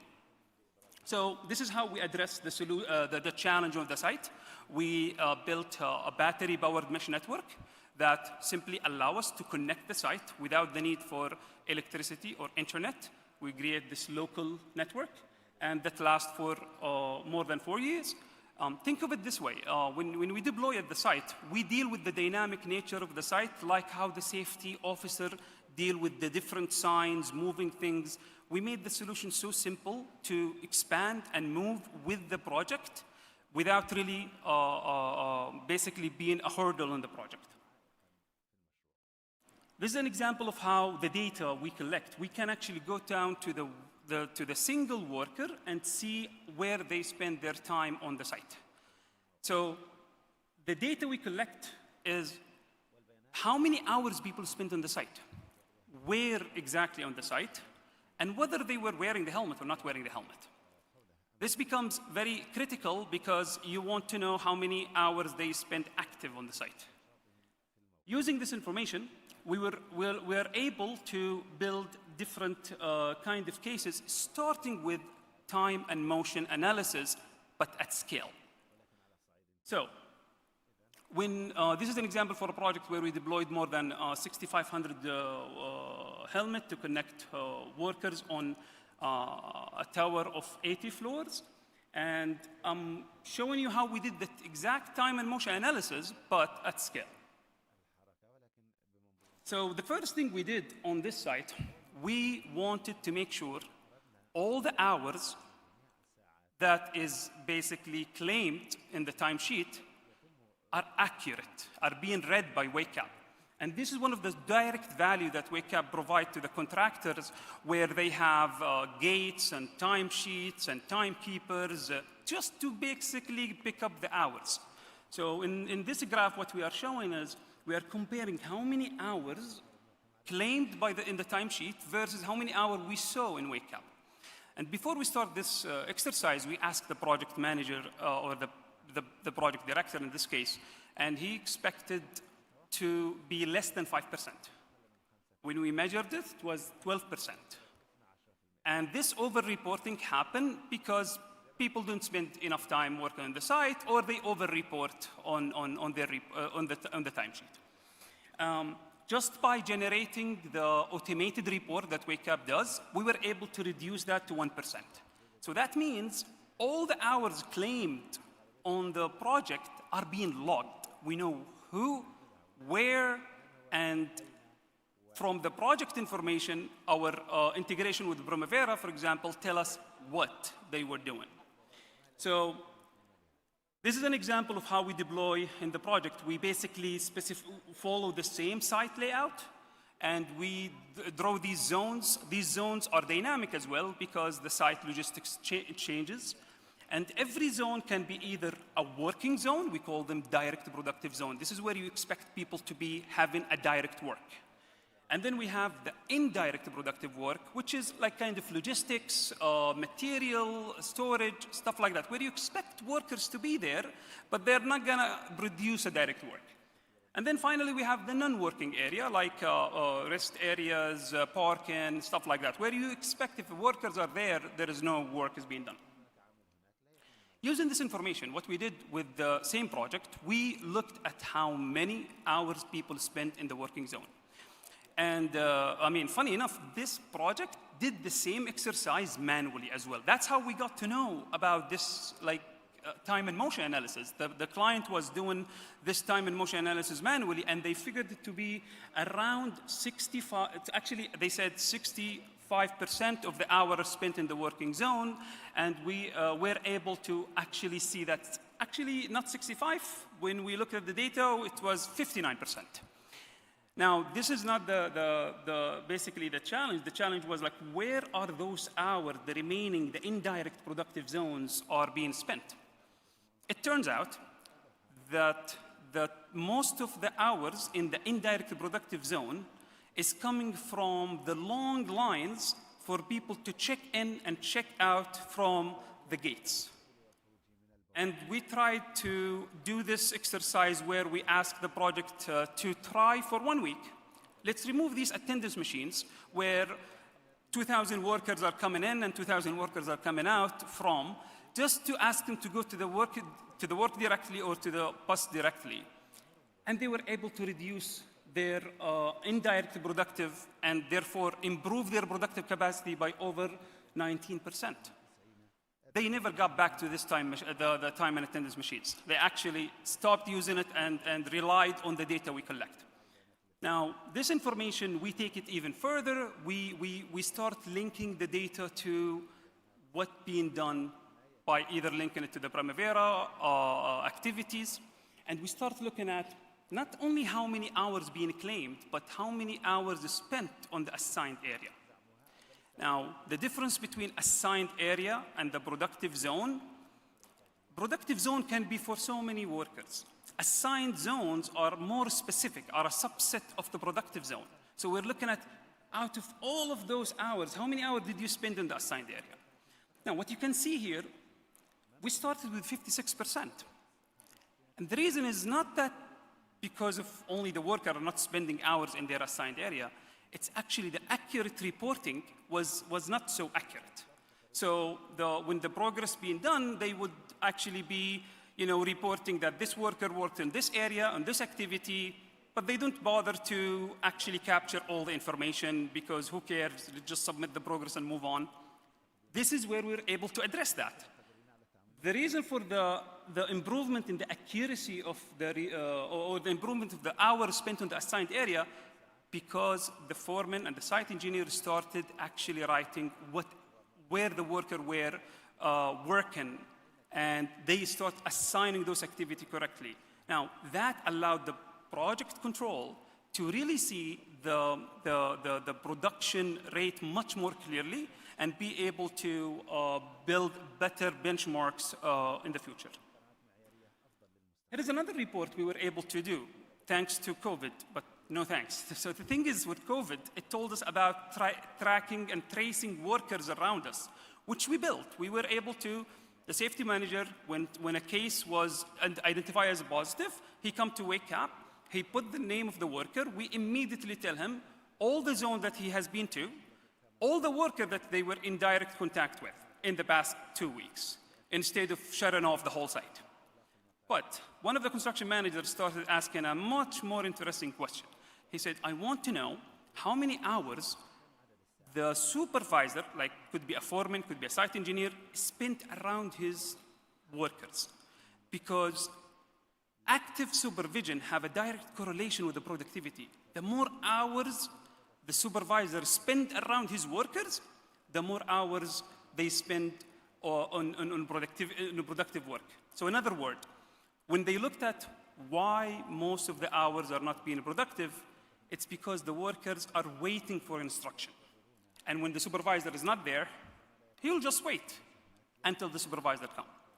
So for that, the construction manager was asking us, okay, can you give us a measure that tells us how many hours the supervisor spend around his worker? In this example, what we are showing you that the first figure, 63%, this is the percentage of time of the supervisor spent around his workers. On the right, you will see for every worker how many hours they spent on the site totally, like on average they are 10 hours, and on the bar, how many hours of those 10 hours were close by the supervisor. Therefore, you see the last 3 workers on the right, those are workers that are unsupervised. And on the bottom left, what we are showing here is which area was not supervised. So when we looked at the progress report that was done manually, we noticed that, yes, those 3 workers were working in the ground, while the remaining workers were working with the supervisor on the level 37. By seeing that, immediately the construction management team, they reorganize themselves in such a way that they have a different supervisor for the people who are prepping the work than the supervisor who works with the workers on the higher levels. And this metric became one of those metrics that eliminate a lot of the hours because of waiting for instruction or the foreman or the engineer not visiting the site as much. We call it active supervision report. So moving forward, we're trying to disrupt the industry, if we're not already doing that, but without disrupting the work. If you have any questions, we are more than happy to answer them. We have a booth across the hall. This is Hassan Al-Bloui. Thanks so much for your time, and sorry for taking longer.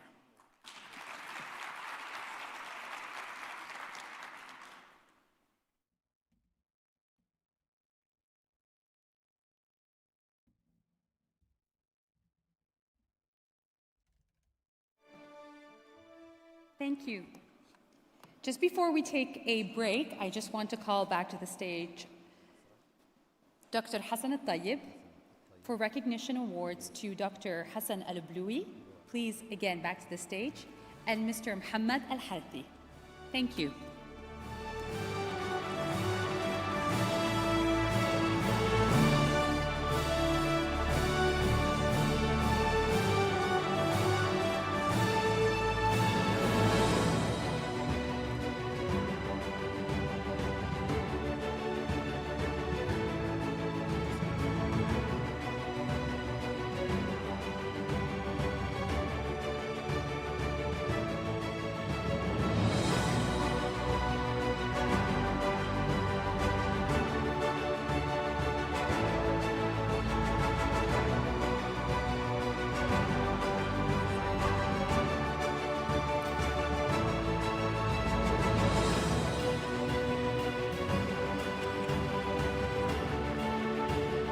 Thank you, ladies and gentlemen. Please enjoy a 1-hour networking break, and let's reconvene here in the main hall for the next and final segment of this exceptional forum. Thank you.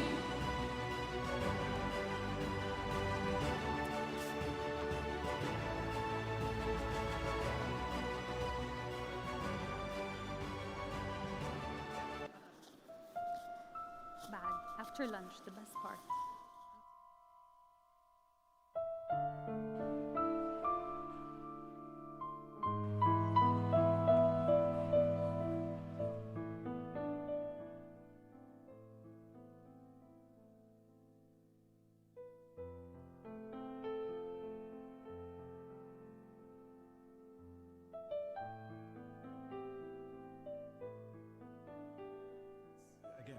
هذا يعني it's an institution, it's not about فرد واحد ولا شخص واحد هو اللي يدير. طبعا قبل لا تجيني هذه في عند الشيف اوف ستاف PMO يتابعوا مع كل البورتفوليو كومبانيز وش اللي جالس يصير. تكلم على مشروع زي القدية على سبيل المثال، مساحات بمئات الكيلومترات، أنت تطور الماستر بلان كامل وبعدين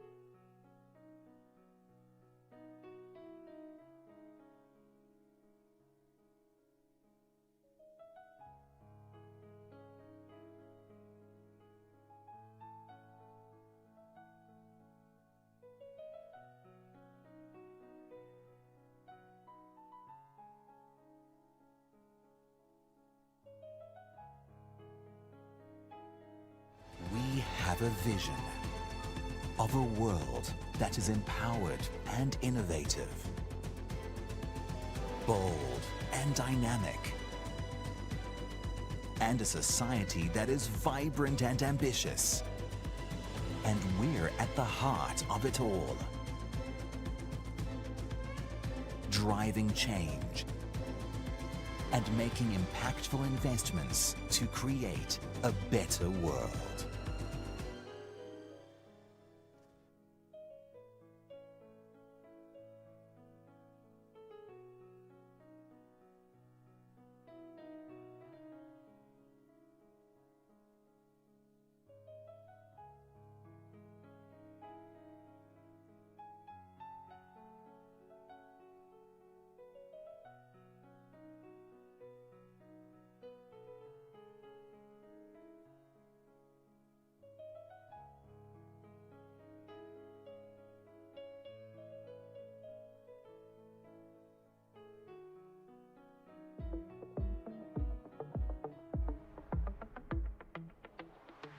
There are many important projects taking place across the world, but one of the most critical is the one that affects every aspect of the future of our planet and the lives of future generations.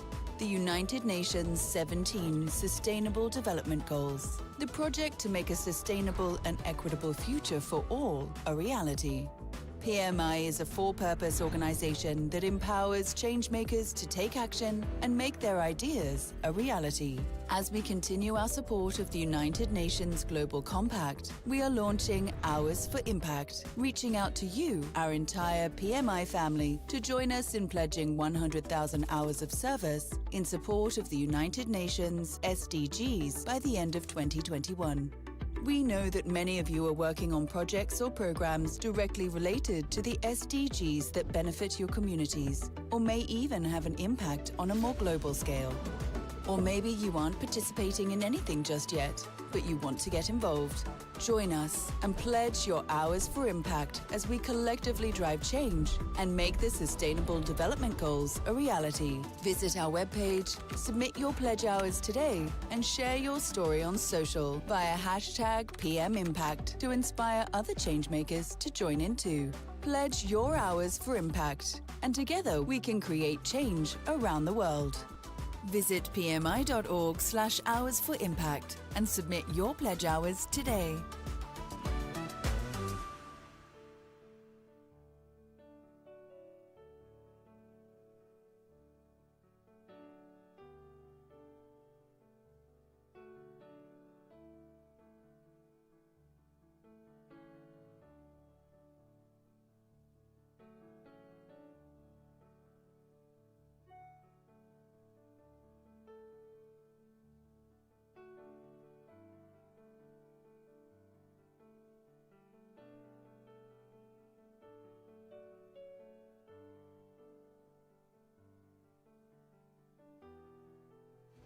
We have a vision of a world that is empowered and innovative,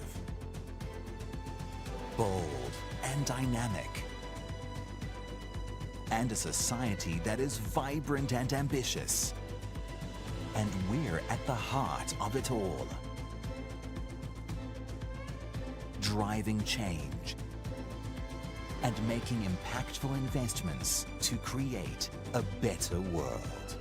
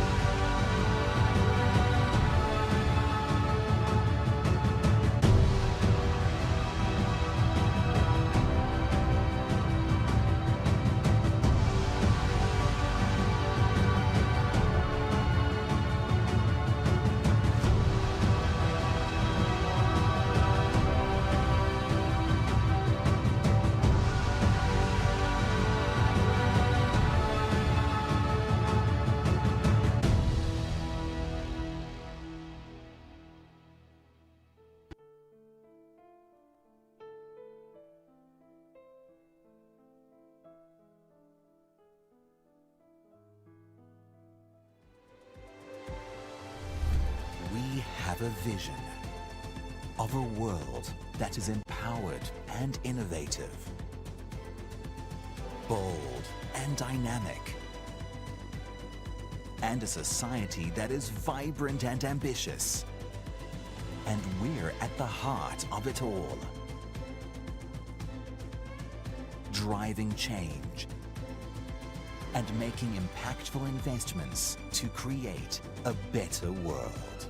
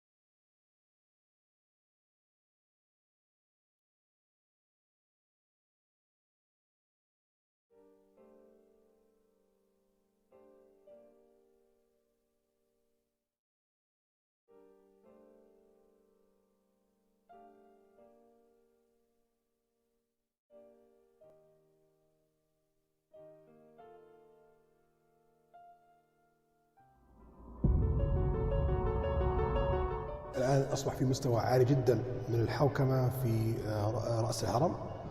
مجلس الشؤون السياسية عنده PMO Project Management Office، مجلس الشؤون السياسية عنده PMO. شلون تتابع كل هذه الشركات وتتأكد من يعني أدائها؟ هذا يعني it's an institution, it's not about فرد واحد ولا شخص واحد هو اللي يديره. طبعا قبل لا تجيني هذه في عند الشيف اوف ستاف PMO يتابعوا مع كل البورتفوليو كومبانيز وش اللي جالس يصير. نتكلم على مشروع زي القدية على سبيل المثال، مساحات بمئات الكيلومترات، أنت تطور الماستر بلان كامل، وبعدين من ضمن المخطط في أعمال تقدر تعطيها القطاع الخاص اللي يتمكن من قيامها. PMO is a centralized department that supports PIF in multiple dimensions, whether we are talking about setting up and implementing best-in-class project management governance or lead the establishment of our portfolio companies.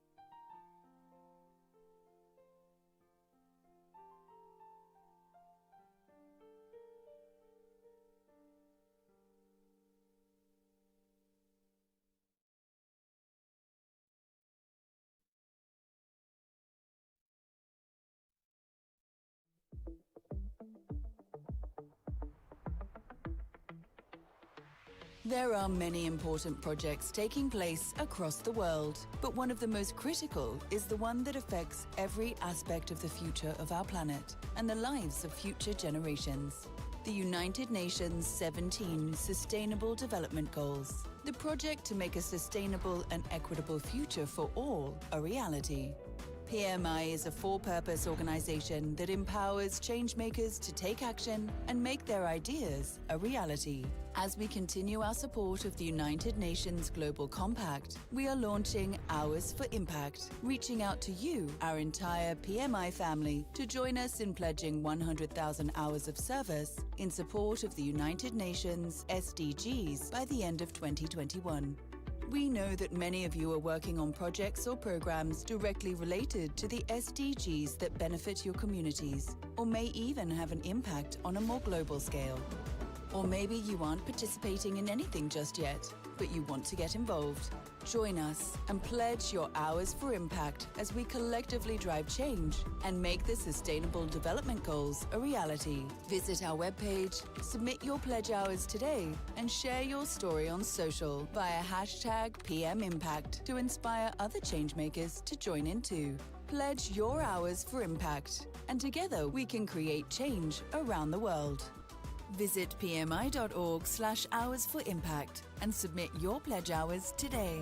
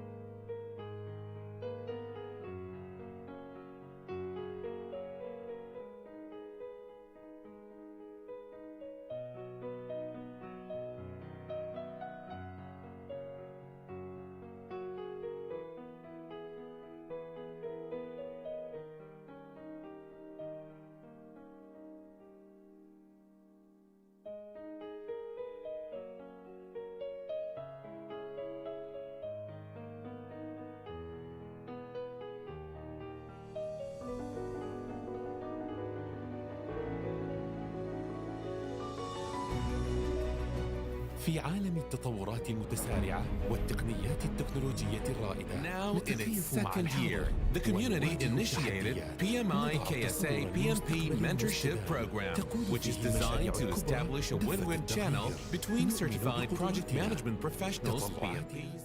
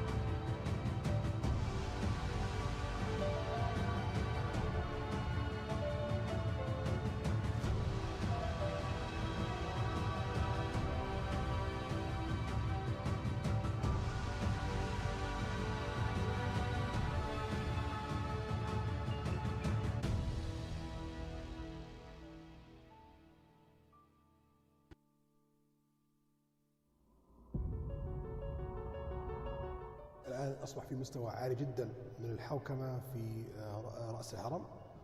مجلس الشؤون الاقتصادية عنده PMO Project Management Office. مجلس الشؤون السياسية عنده PMO. شلون تتابع كل هذه الشركات وتتاكد من يعني ادائها؟ هذا يعني it's an institution, it's not about فرد واحد ولا شخص واحد هو اللي يدير. طبعا قبل لا تجيني هذه في عند الشيف اوف ستاف PMO يتابعوا مع كل البورتفوليو كومبانيز وش اللي جالس يصير. نتكلم على مشروع زي القدية على سبيل المثال، مساحات بمئات الكيلومترات، أنت تطور الماستر بلان كامل، وبعدين من ضمن المخطط في أعمال تقدر تعطيها القطاع الخاص اللي يتمكن من قيامها. PMO is a centralized department that supports PIF in multiple dimensions, whether we are talking about setting up and implementing best-in-class project management governance or lead the establishment of our portfolio companies.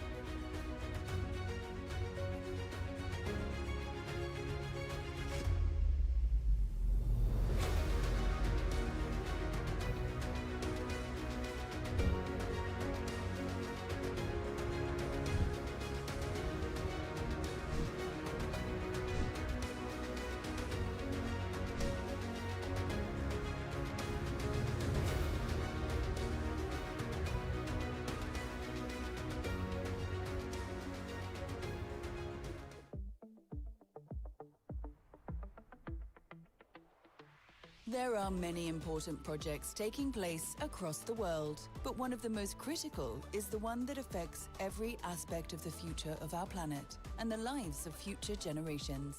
The United Nations 17 Sustainable Development Goals, the project to make a sustainable and equitable future for all a reality.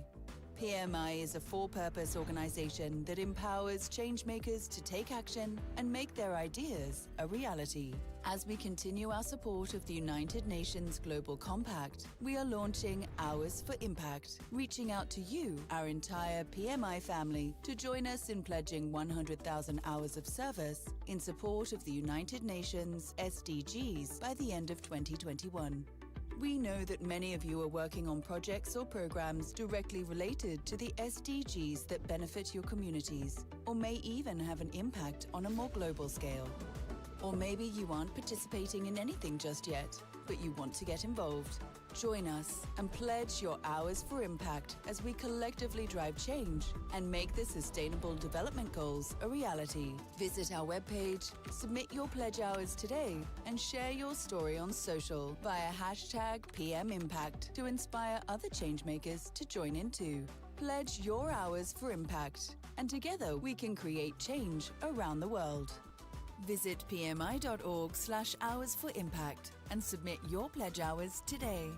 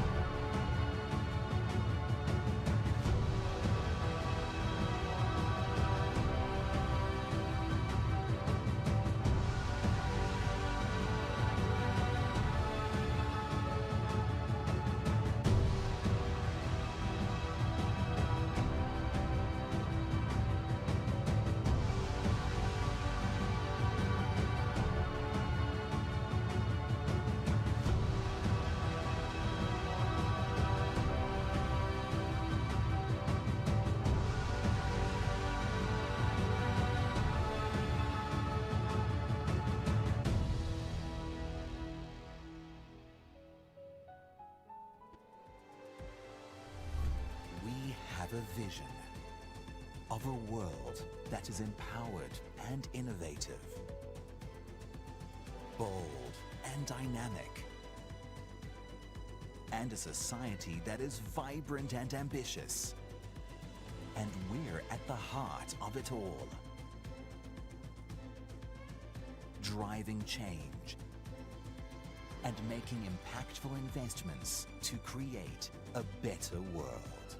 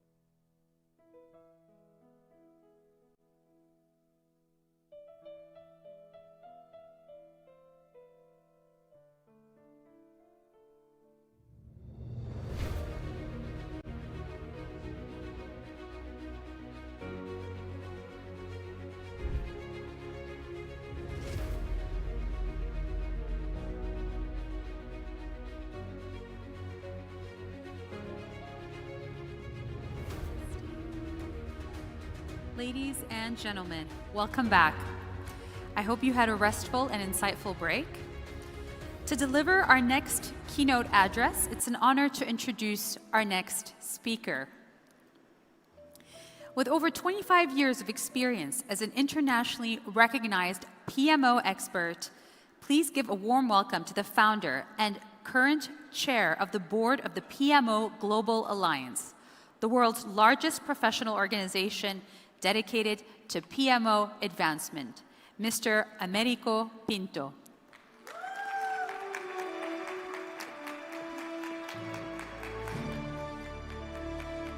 Okay, hello, good afternoon. It's a great pleasure to be here with you today. First of all, thank you very much to the KSA chapter for inviting me. So, we have only 15 minutes, and I will try to share with you some smart thoughts, right? Smart insights with you in this time. Our topic is quite interesting because we will talk about Agile, that is something very attractive for many, many people. But what I'm going to do is I will bring to you a little different perspective.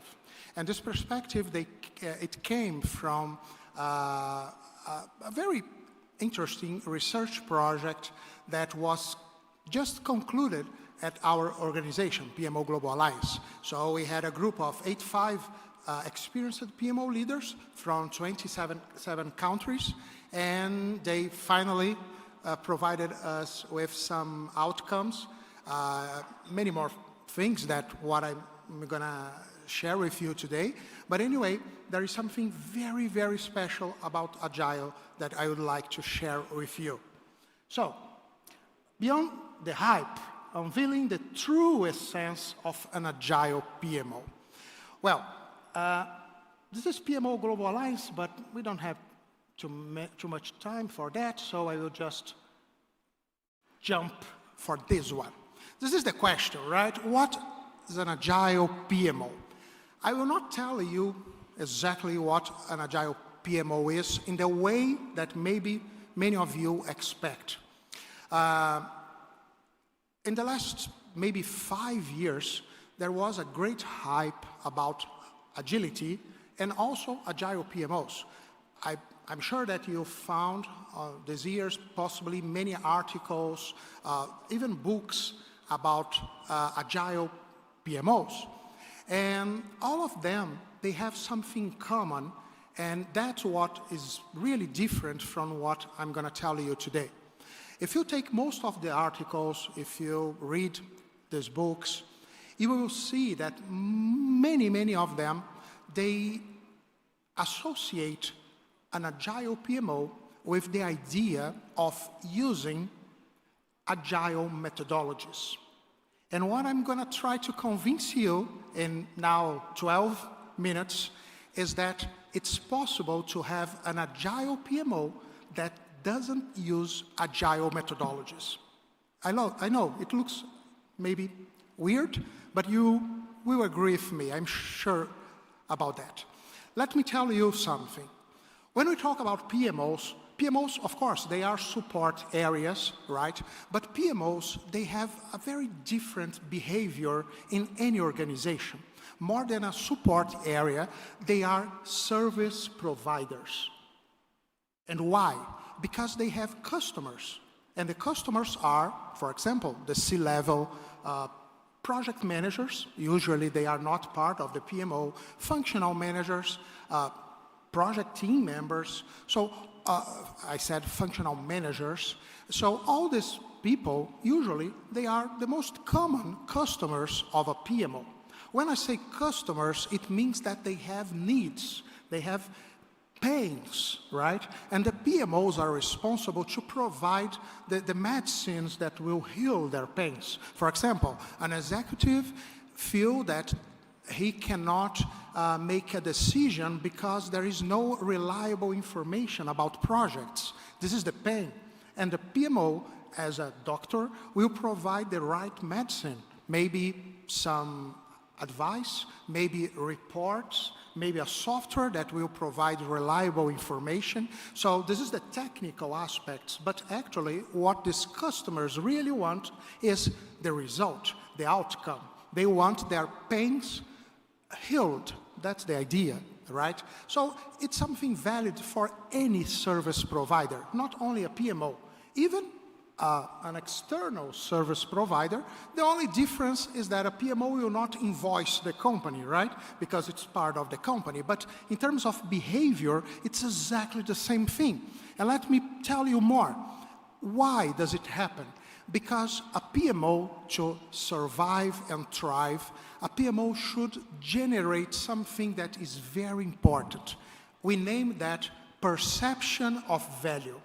Perception of value is not about money, it's not about numbers, it's when you call your executive and you ask, do you believe that our PMO is good, is generating something valuable for you?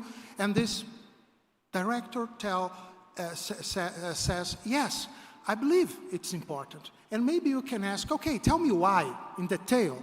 And he will say, I don't know how to explain, but I need you. I don't want to leave without you. That's what we name perception of value, right? That's what makes PMOs thrive. Well, based on this idea, let's connect with the idea of agility, right? Well, when we talk about agility, as I said, much of the time we are connecting this idea with agile methodologies. So Scrum, XP, there are many of them, Discipline Agile, right? There are many of them. All these methodologies can be useful, but they will be useful not for the PMO by itself. They will be useful as solutions, again, medicines to heal customers' pains. So it means that IT department, for example, has a lot of projects, and the PMO will develop a methodology based on some agile approach that will be used by IT or any other area, right? But we also know, and many people said that in the last years, that maybe hybrid approaches should make more sense for some companies. And why? Because our customers are different. Maybe in IT, it makes sense to be agile. Maybe in engineering, we should be more traditional. So waterfall should be much more, should be applied. So the point is, when we talk about our customers, each one will have a different need, a different pain. And we have to understand them and create solutions that make sense for them. Because the fact that you are providing for someone an agile methodology, for example, does it mean that your PMO is agile? No, definitely not. And I told you that it's possible to be agile without providing agile methodologies for your customers. Yes, absolutely. So let's take a company, right? An engineering company, a construction company. And let's suppose that in this specific situation, you realize that agile is not the way. And why? Because we have predictive projects, right? So we don't need to adapt too much because our kind of projects, we know what will happen. There are some industries that it makes sense. So it means that possibly we will work with more traditional approach. Does it a problem? Absolutely, absolutely. So that idea that traditional is bad is a big lie, right? Today, the most mature PMOs, they have a hybrid approach, and there is nothing wrong with that. However, when you do that, does it mean that you are not agile? Yes, you can be agile, and I'm going to show you now why. When we talk about agility for PMOs, it's not about what you are providing. It's about yourself as a PMO. PMOs are service providers. They have customers, and customers change their needs all the time. We have to adapt. So, those topics that you see here, they are not about PMOs. They came from business agility. And if you work at a PMO, or if you have any contact with a PMO, I'm sure that you can see your life here, right? Any PMO should be focused on the customers, especially those that pay the bill, right? The C-level. Every PMO should be strongly adaptable.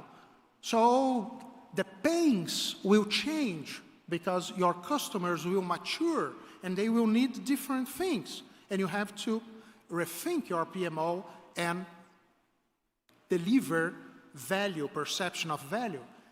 Value orientation, and we talk about value orientation not only in terms of money, in terms of results, financial results for the company, but also in terms of how each of your customers, again, especially the top level, how they feel that you are supporting them in their daily work. Because when you support them and they feel that, in a certain way, you are delivering value for the organization. Of course, it's a consequence. So it's about projects, it's about numbers, but it's about supporting executives to let them make their work in the best way possible. We have continuous improvement. We have to improve our services. Today, we have a methodology. Tomorrow, it will be better, right? Collaboration and communication. Of course, we have to make all these customers collaborate. We have to communicate very clearly with them. We have to communicate the value that we are generating. They should see that, and we have to help them with that. And pragmatism. Pragmatism means our focus is not the technique. The technique is important, but sometimes you know that a Ferrari would be great, but because of a lack of maturity in our customers, it's better than give them at this moment a bike than walking on foot, right? This is pragmatism. This is being skeptical. And why? Because we want to generate value. And generate value is not about what we believe is value. It's about what they perceive that value is. And sometimes they can't see the value, not because there is no value, but because they are not mature enough. It's a matter of time, right? So all these aspects are about business agility. Many companies are based on these ideas. And the PMO also, it makes all sense. Because if your PMO doesn't act like this, you have problems. Because sooner or later, your customers will stop to see value on what you are delivering, because you don't really care about them.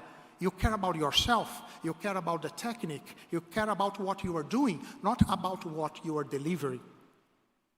So,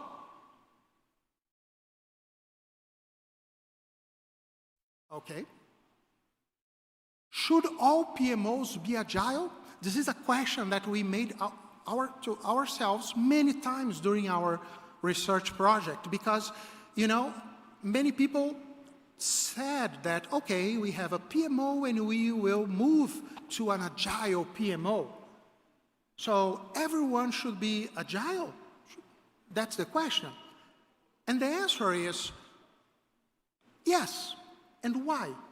Not because every PMO should use agile methodologies with their customers. No, definitely not.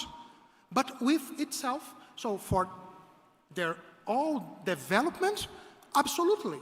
Because an agile PMO is that PMO that has the mindset of agility. Use the principles of agility to the all PMO. And this way, you can develop yourself, you can become more mature, you can deliver more perception of value.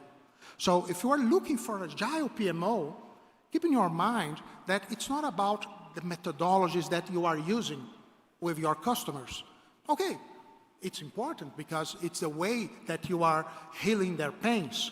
But what truly makes your PMO agile is the way that you behave with them and with yourself as a PMO. So that's what I could say that we discovered, right? And we prepared a framework, right? That is this one. And if you want to know more about this framework, I suggest that you visit this website. There is a new article where you can read more about that. It's pmoga.world-GPMF, the name of this great event, right? And if you have feedback, ideas, if you don't agree, keep in touch with us because we are a community, and that's exactly the point. We need perspectives, ideas, and that's how we work to generate things that can be useful for all of you. So, thank you very much, and I wish success on your PMOs.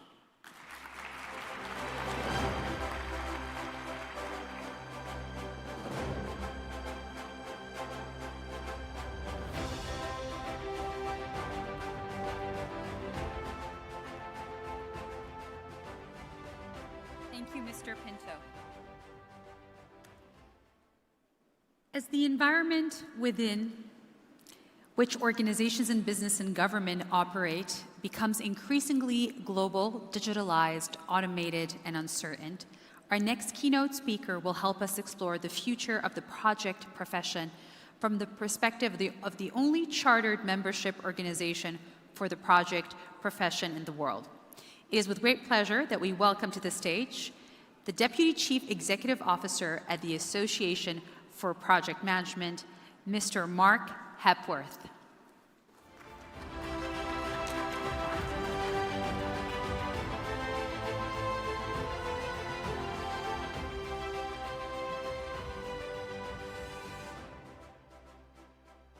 Good afternoon. I'd like to share with you today some thoughts on the future of the project profession. As was said, in an operating environment which has become more global, more digital and automated, faster and uncertain. And as the global demand for project managers continues to grow, along with the need to have strategic representation in all organisations, I would also look at some of the essential skills and qualities that will be required of project professionals in the future. I'll be doing this from the perspective of the only chartered membership organisation for the project profession. We're constantly talking to project professionals, as well as leaders in business, charity and government, academics and our colleagues in other professional bodies to get their views on the current and future needs of our profession. I'm going to start with a look at the current profile of the project profession, move on to its future, and I'll wrap up with a call to action. So here's where we are at the moment. The project profession is estimated to be worth over $20 trillion a year. A couple of studies, including one by PMI, estimate that there will be a need for 88 million project professionals globally by 2027, which means that we need to find another 2 million a year or so a year. And that's one reason why fewer than half of projects are led by qualified project managers. With project managers supporting organisations aiming to hit net zero, little more than half believe that their organisation has a strategy in place to achieving those targets, which is worrying, as Mark Carney, UN Special Envoy on Climate Action and Finance, has warned that companies that don't adapt to climate change will fail. And we don't know how many project managers are needed to meet the commitments that have already been made. One last stat, a McKinsey survey in 2021 looked at the most important skills that companies need to ensure that their staff are able to meet the challenges ahead. And it's perhaps no surprise that leaders have recognised a critical and increasing need for development in project management. So, what are the perceptions of the profession? Public typically hear about projects when they fail. When they're successful, project managers are nowhere near as visible. Although there are, of course, some notable exceptions, the development of COVID vaccines being the most notable recently. Leaders of organisations in general do not give project management the same status as other strategic professions, where leaders are expected to have a good grounding in HR, finance and marketing. This is reflected in MBA programs where project management is often neglected. There is perhaps a lack of connection in some areas to the fact that projects are about change. This is important because the ratio of business as usual to change has shifted substantially over the last 50 years.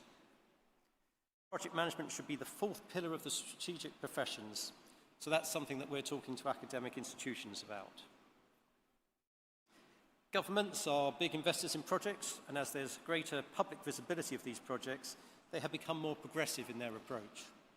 For example, in the UK, the Infrastructure and Projects Authority, which oversees major government projects, has developed a framework which sets out what qualifications and experience are needed for projects and what training is required for individuals that don't have this.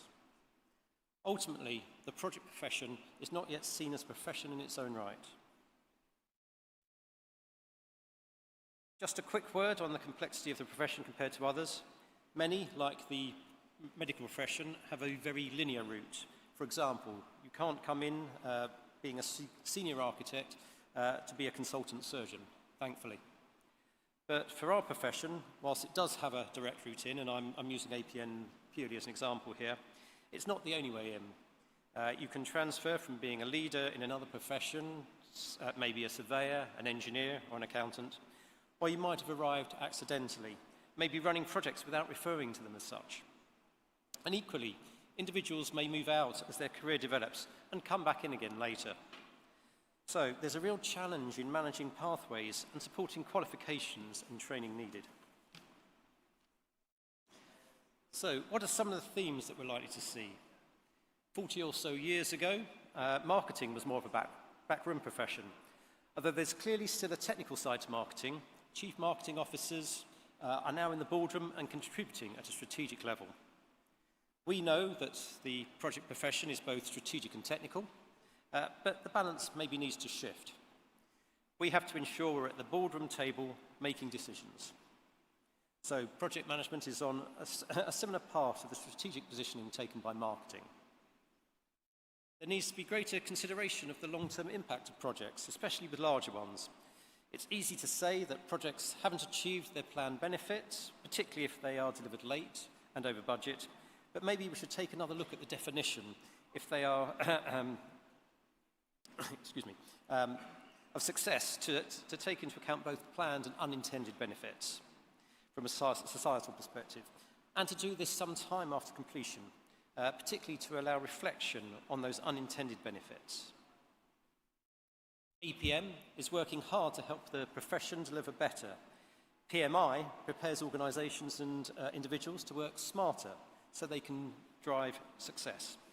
There are a number of organisations supporting the profession by raising standards, by being advocates, and by contributing to research, and we can and we should work harmoniously to that end. Lysander Bon, PMI Managing Director for Europe, joined our CEO, Adam Bodderson, on stage at APM's annual conference last week to talk about how we are starting to collaborate to support the profession together. And organisations can help themselves and the wider profession and to society by using data trusts to allow sharing of information. Adaptability is essential, and that means using the right method at the right time. APM researched practices in financial services over lockdown and found that 56% had changed the methodology used on their main project. Of those, 28% had switched to waterfall, 22% had switched to Agile, and 50% moved to a hybrid approach.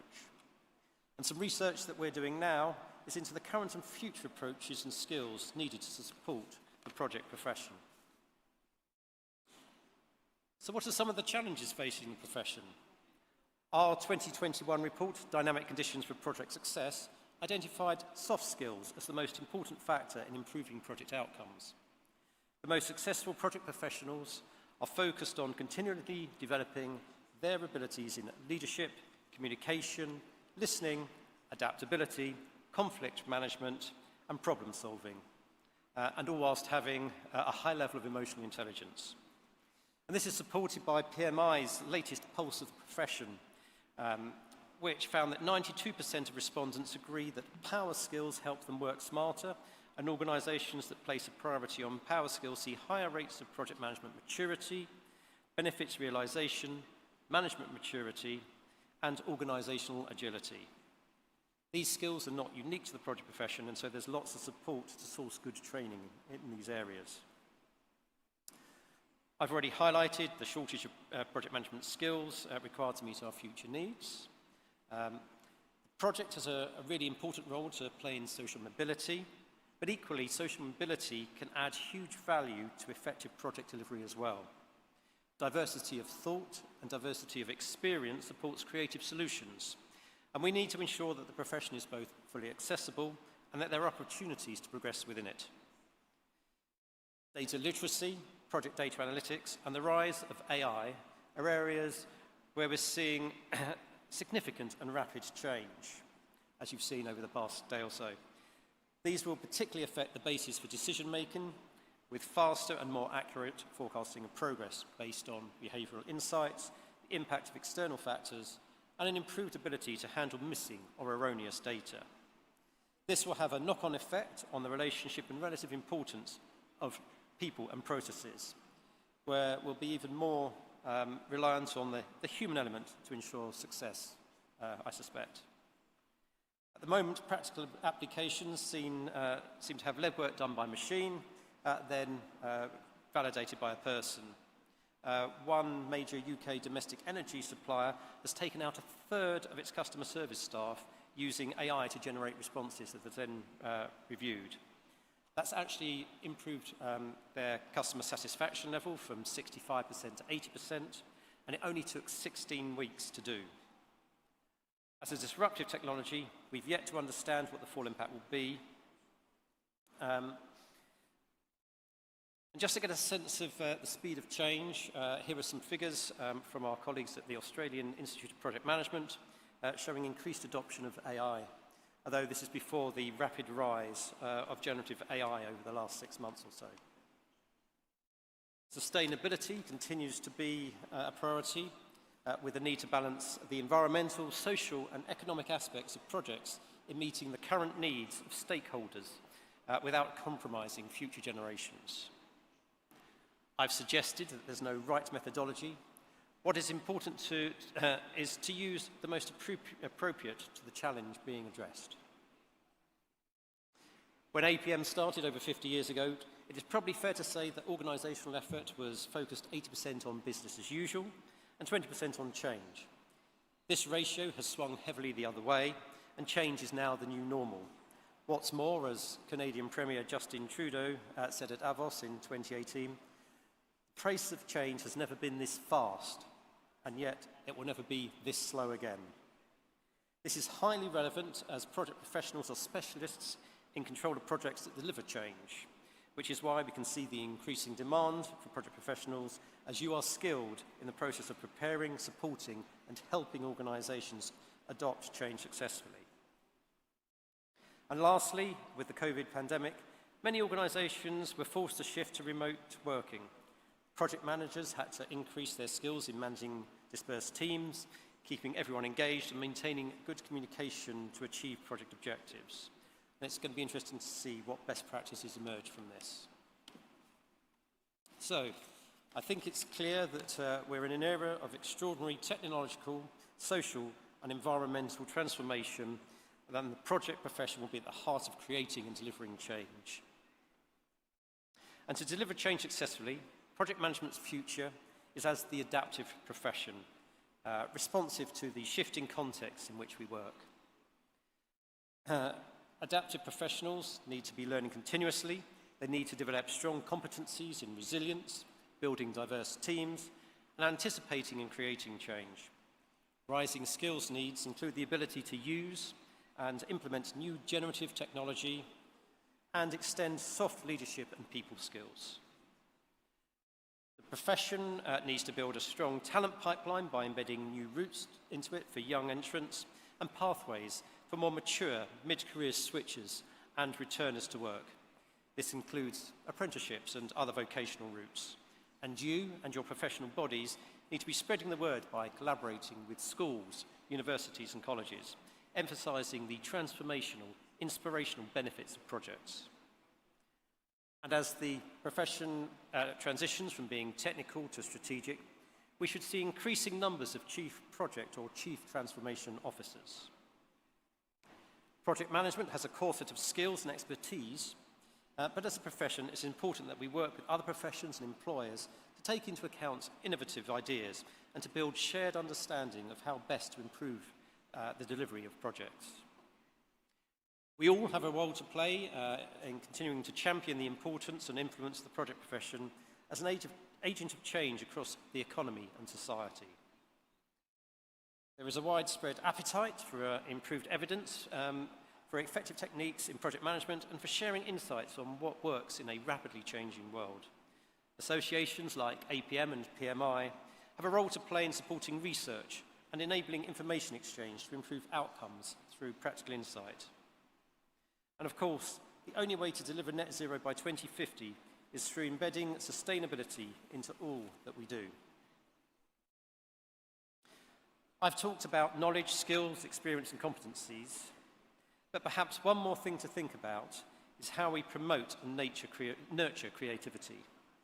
I touched briefly on this in terms of social mobility, and diversity has a lot to offer, but it's more generally about different mindsets. And now, with generative AI, we have another tool to help us creatively. As a keen photographer, I'm blown away by the art that's being created.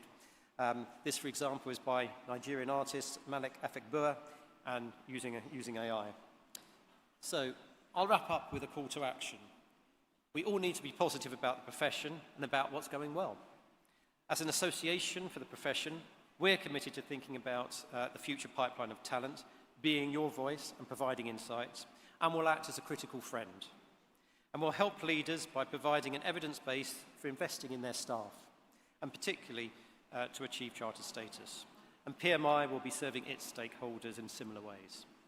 For governments, it's about ensuring consistency across their myriad of activities and ensuring competence, not just for their own staff, but throughout their supply chains as well. For leaders, it's about bringing project management to the same level as other strategic professions, and high levels of transformation require a CTO or a CPO on the board.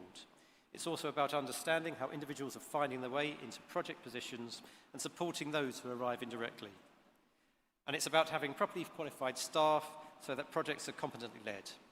For project professionals, it's about needing to learn, and as Ricardo said yesterday, understanding the difficult ability to unlearn and relearn continually to remain effective.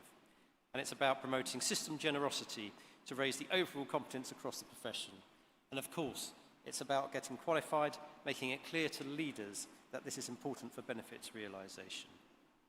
So, thank you to PMI for the opportunity to speak to you today, and to you all for listening. Thank you.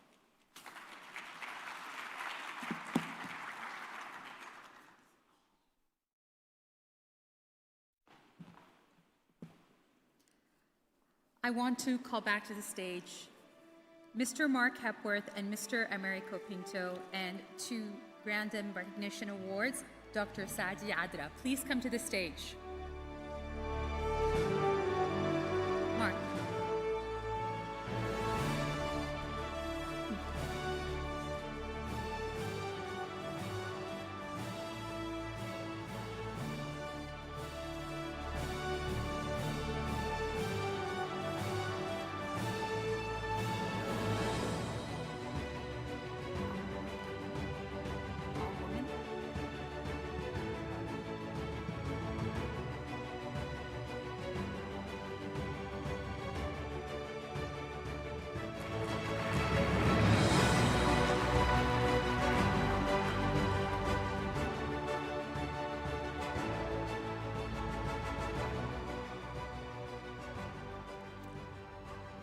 Thank you. We're very excited about this next bit.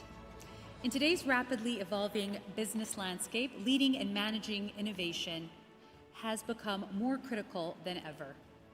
Innovation is the driving force behind growth, competitiveness, and sustainability for organizations across industries. Our final panel of the day will delve into the latest strategies, methodologies, and best practices that enable leaders to foster a culture of innovation, disruptive ideas, and successfully execute transformative projects. To moderate this discussion and to introduce our esteemed panelists of ladies and one gentleman, please help me welcome to the stage the International Marketing and Communications Executive at FII Institute, Mrs. Hannah Nemek.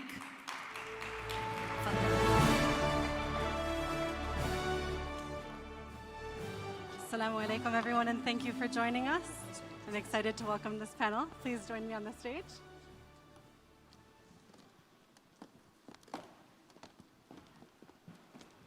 So welcome once again, everyone. My name is Hannah Nemek, and I'm a Marketing and Communications Executive here in the Kingdom, and an American transplant that's been here for the last 8 years. So I think that by default, I've become a little bit of an expert in innovation myself. And I'm so pleased to be joined today by my panelists. Please have a seat.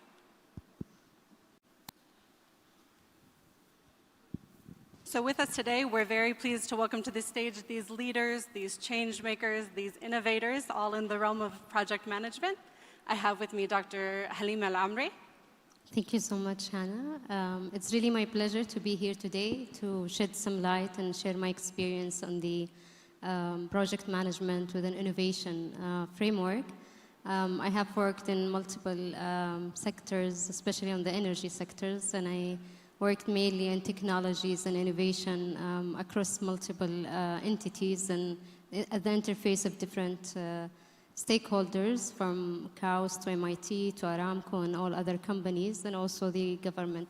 So it would be really my pleasure here today to share this experience. Thank you. Wonderful, thank you. I also have with us Ms. Badour Al-Rashudi, who is the chairwoman and board of director for multiple entities focused on transformation and strategy. Thanks for being with us. Thank you so much, Hannah. It's a pleasure to be here today, and as my colleague panelist said, to share experience in the innovation scene when it comes to government entities, private sector, startups, and other skills and trends that's happening in the market today. Happy to be here today. Thank Phenomenal. you. We also have with us from Dubai, Hiba Al-Shahi, who is the head of PMO for Dubai Municipality and an award-winning PMO expert as well. Thank you for having me. This is the second time I participate in this forum, so thank you, PMI KSA chapter, for having me for the second year in a row. I've been heading the PMO of Dubai Municipality since its establishment in 2018. We had previously multiple PMOs across the entity. However, we didn't have an enterprise PMO. And since the 2018 establishment, we achieved major maturity in project management and portfolio management practices. And we won global awards, starting with PMOGA's award, Best PMO of the Year award in 2021. And last year in 2022, the Best PMO of the Year from PMI. MashaAllah, amazing. Thanks for joining us.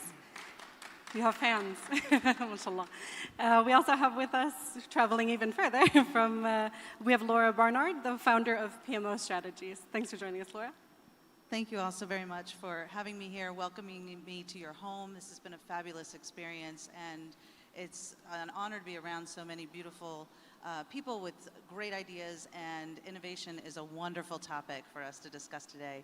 I am also involved in PMOGA as a judge, as well as a PMO influencer, like my friend Saudi, top PMO influencer in this space. And I bring the perspective of having spent 25 years in this space, first in the shoes many of you wear as a project leader and PMO leader and strategy and transformation leader. And then 10 years ago, I started my company, PMO Strategies, where we help organizations like yours do this work and through training programs. So I'm excited to share across industry perspectives with everyone today. Great, definitely looking forward to your international insights as well. And last but never least, we have with us Sharif Al-Abd, who is probably the luckiest gentleman in the room right now, I must say. He's the director at Oracle, and very lucky to be amongst this powerful group as our gentleman representative. So thanks for being with us, Sharif. Thanks, Hannah, for having me and for the PMI. This is probably the prettiest ever panel that I'm going to have in my entire life. So, yeah, why not? And we might actually let him get a word in edgewise.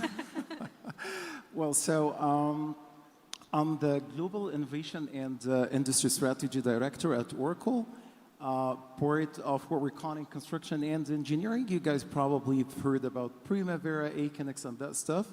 So I have the privilege to be part of a global team around the innovation. And I'm an Oracle authorized spokesperson. And currently, I'm acting as the Saudi PIF advisor from Oracle side to the largest and the giga projects in the Kingdom of Saudi Arabia. So thanks for having me. Thank you all so much for being here. As somebody who's not in PMO, I'm really looking forward to learning from all of you and getting your insights. I feel like I'm getting a supercharged lesson immediately in my first jump into PMO, so I'm really honored to be here. So I think we can get started then.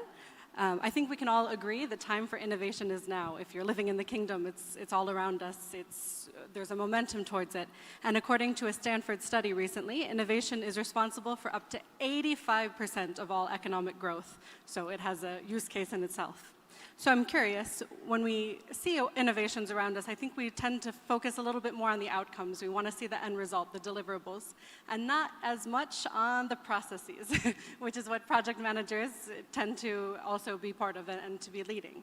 So I'm curious, how are you able to drive an outcome-driven plan to lead and manage innovation projects within your organization?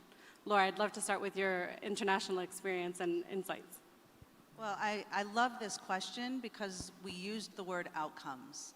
And when many of us get into our day-to-day of managing projects, we get so focused on the tasks and the deliverables and the outputs and following the steps in the process. And what can happen, and we must guard against this, is what can happen is that people get so focused on perfecting the outputs that they forget the reason they're there is to drive outcomes.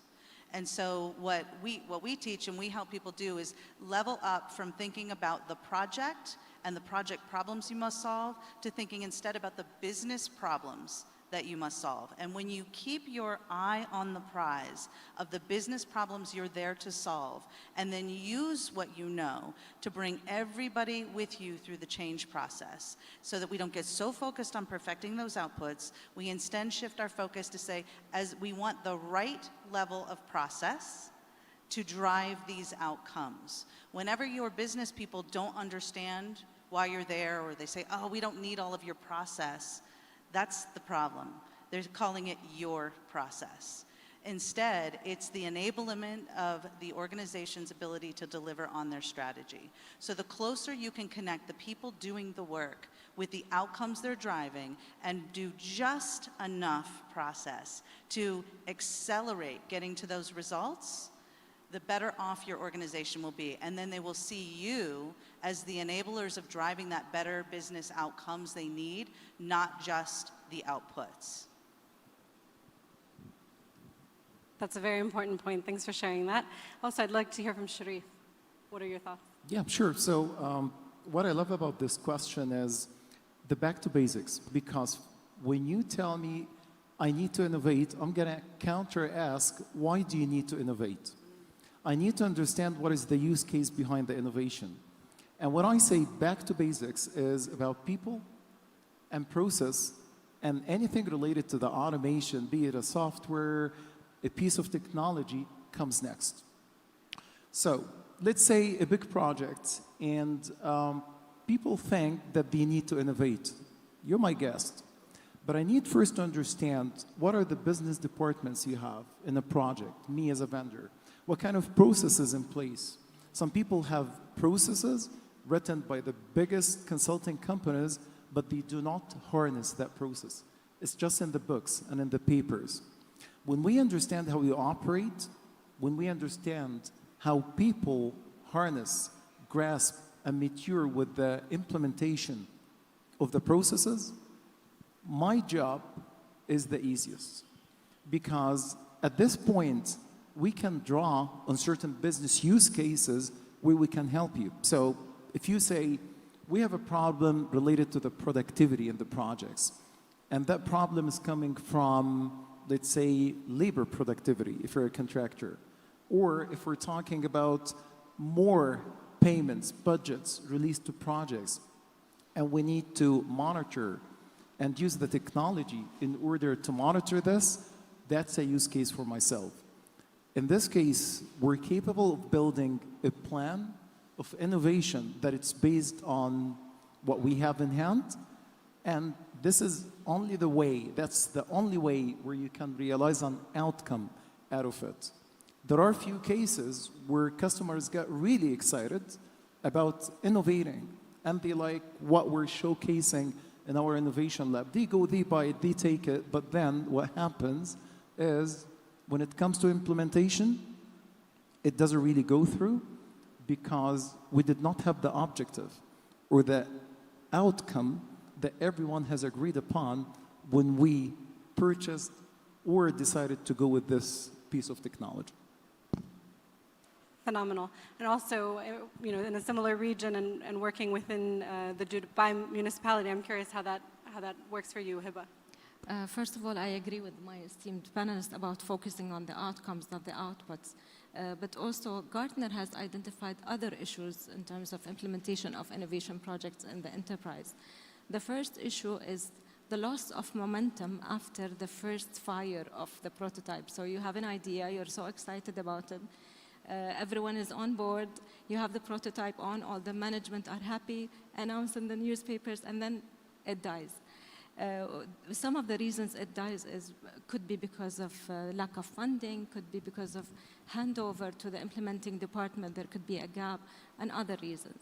The other challenge is identified by Gartner as well, is you lose track of the implementation and how to go back and actually measure those outcomes and benefits, because you don't have a very clear, let's say, portfolio of innovation projects. So in Dubai Municipality, we have solved these two issues by establishing an enterprise innovation ecosystem that kind of gives you a very clear flow and smooth flow of ideas, starting from ideation, evaluation, prototyping, implementation, monitoring, and all the way to benefit realization. So this gives us this clear visibility, and the PMO is the glue that connects these two journeys of innovation journey and project management journey. And it's done through a governance and delivery model that's effective and smart and automated on our enterprise project management system, along with the benefit realization model, end-to-end benefit realization tracking from the business case all the way to after the project is implemented and announced. So have a clear visibility of portfolio innovation. This is why Dubai Municipality has won twice the Global MIC Award in 2020 and 2022, and twice the Best PMO of the Year award. MashaAllah. I think that's very interesting from my perspective as well, being somebody that's not in PMO but in communications, to see how, yes, there does tend to be a big spark when we want to announce something, announce a big project, but then we also need to continue those communications along the way, show the outcomes and show the results that are part of the process and not just part of the end result. So a lesson for me for sure, and I'm sure a lesson for others that are not necessarily within PMO themselves. So I'll move on to my second question, which is about KPIs, which should be music to all of your ears, music to the ears of all the project managers I know. Not so much. So I'm curious, what KPIs do you believe can define a successful innovation project within your specific industry? Do you have any best practices that you've seen within your industry or within your regions? I'd like to start with you, Sharif, if you don't mind. Oh, yeah, sure.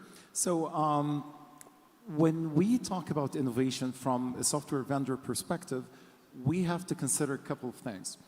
A is the customer, first and foremost, and B is the technology that we're using. You might be surprised if I tell you, yeah, we're Oracle, about 150,000 employees around the world, and we have technologies for IoT, AI, et cetera, but believe it or not, when it comes to the market of the construction and engineering, we're not 100% solely relying on Oracle technology. Out of our Oracle Industries Innovation Lab, headquartered in Chicago, the US, we have more than 35 technologies from third-party products and software vendors, because we think customer first. And when I think about the customer first, I have to think about the market. And when we think about the market and the customer, we have to understand the current IT landscape that a customer has in mind. When you consider technology or innovation, I'm sure that most of you have heard about, okay, you want to use my technology, you're going to overcome and override everything that you have in order to lay the foundation for, let's say, XYZ kind of a technology. We don't do this in Oracle. We understand that you might have been using a lot of other things from process, from software perspective, and we have to respect the existence of these technologies in place. What we do is we try to complement what you have with what we have in order to capitalize and augment on this. So the first KPI is how many use cases against the market we are able as Oracle to resolve in that particular aspect. You're talking about productivity? Are you talking about, well, quality in projects? Are we talking about reporting and predictive analytics and data science? That's my use case. Next, I think about my vendors. So how much is that technology capable of doing for my client? One of the KPIs is making it available. And when I say available, if we work in Saudi, every single government organization, even the private sector as well, they mandate the availability 100% in Saudi. And that's what we're doing within Oracle OCI, Oracle Cloud Infrastructure, 100% hosting in the kingdom. B, I use Primavera, I use this XYZ thing, and I want it to be integrated. So I don't want to operate in silos. So that's the second criteria. And the third is this technology capable of scaling, or it's just a one thing that it solves one question, but it's not capable of scaling, both from capability perspective and with the customer. If I tell you today, I have a technology that it monitors people on site and it reports into your project management software. Today, in one of the Saudi PIF projects, where we're just scratching the surface, we have maybe 100 or 1,000 people on site. 5 years down the line, how many thousands of people are there?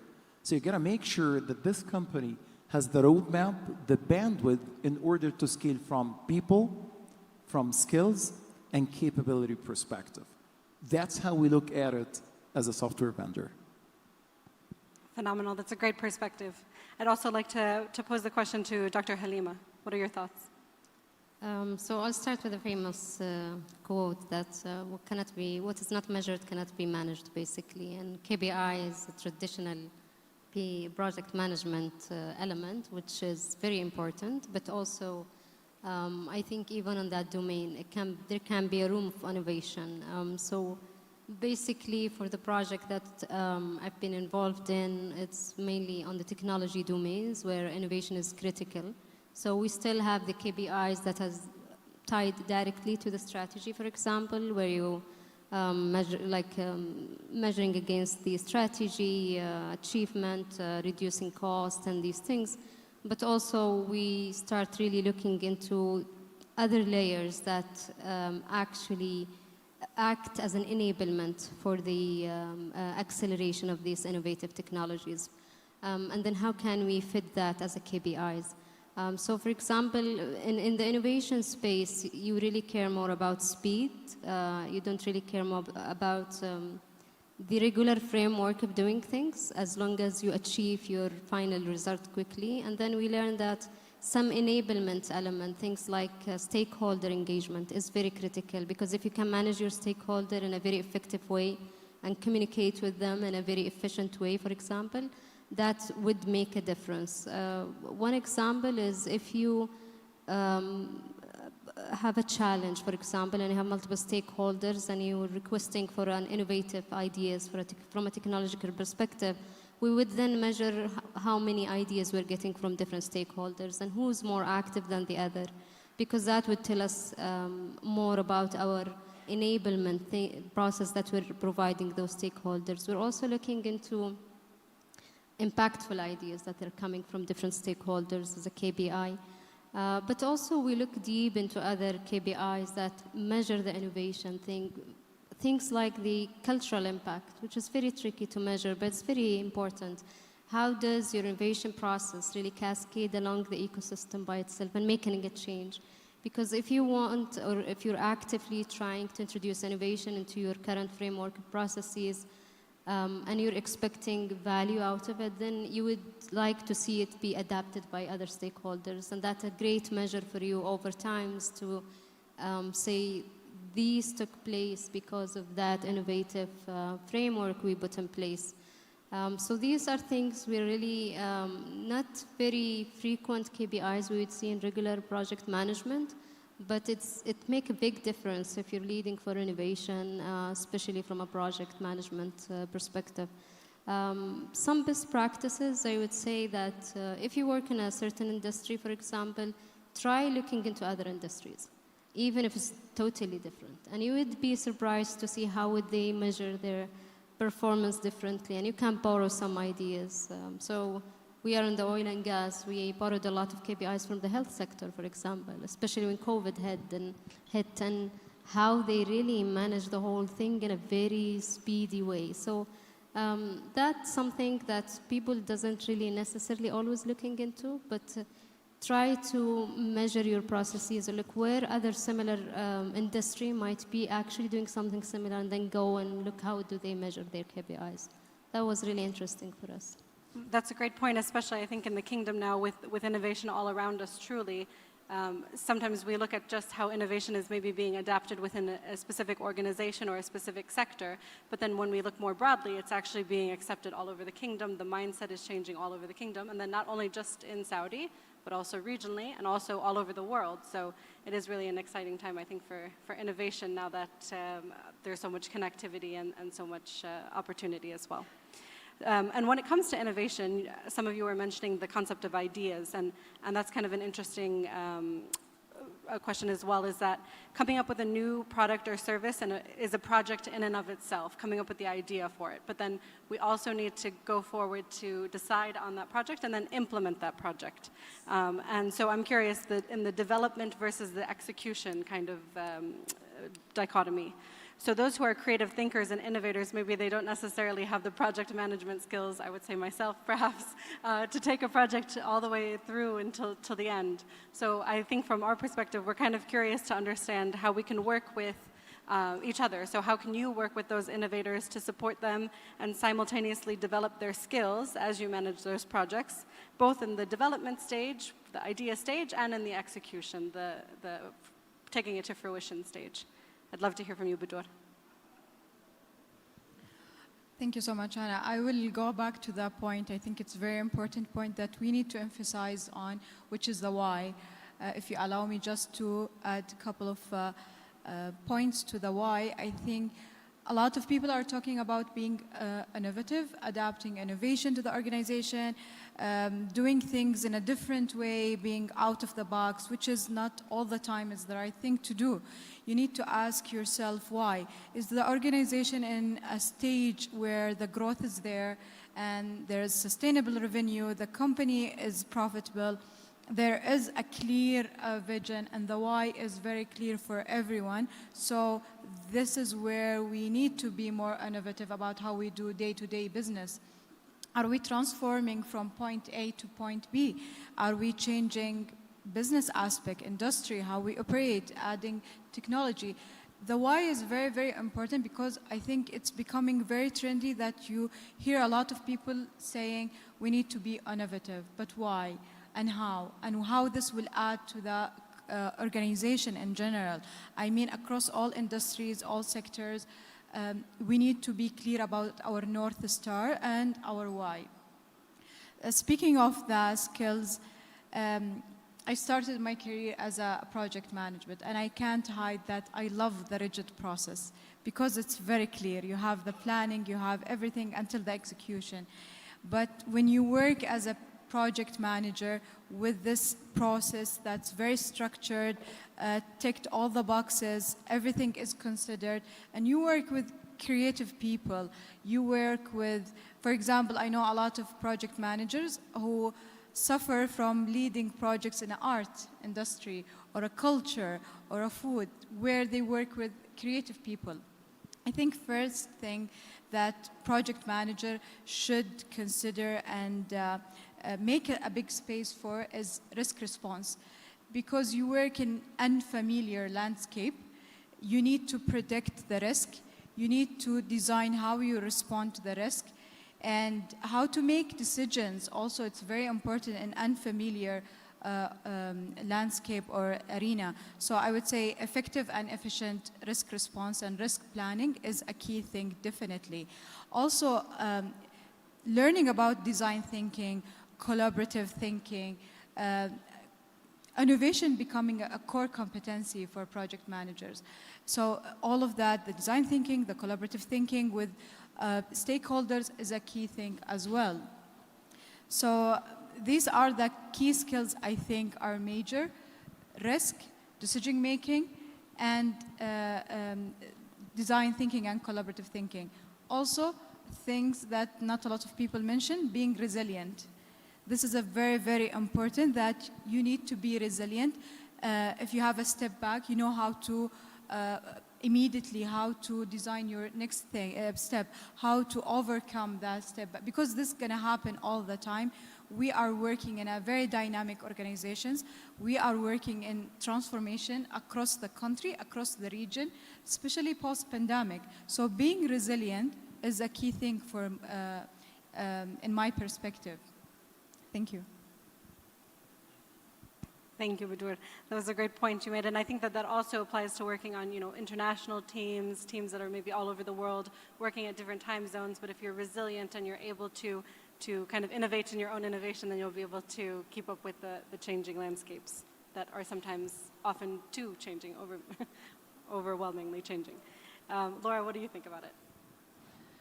So when it comes to opportunity for project people in innovation projects, this is a really important place for us to be.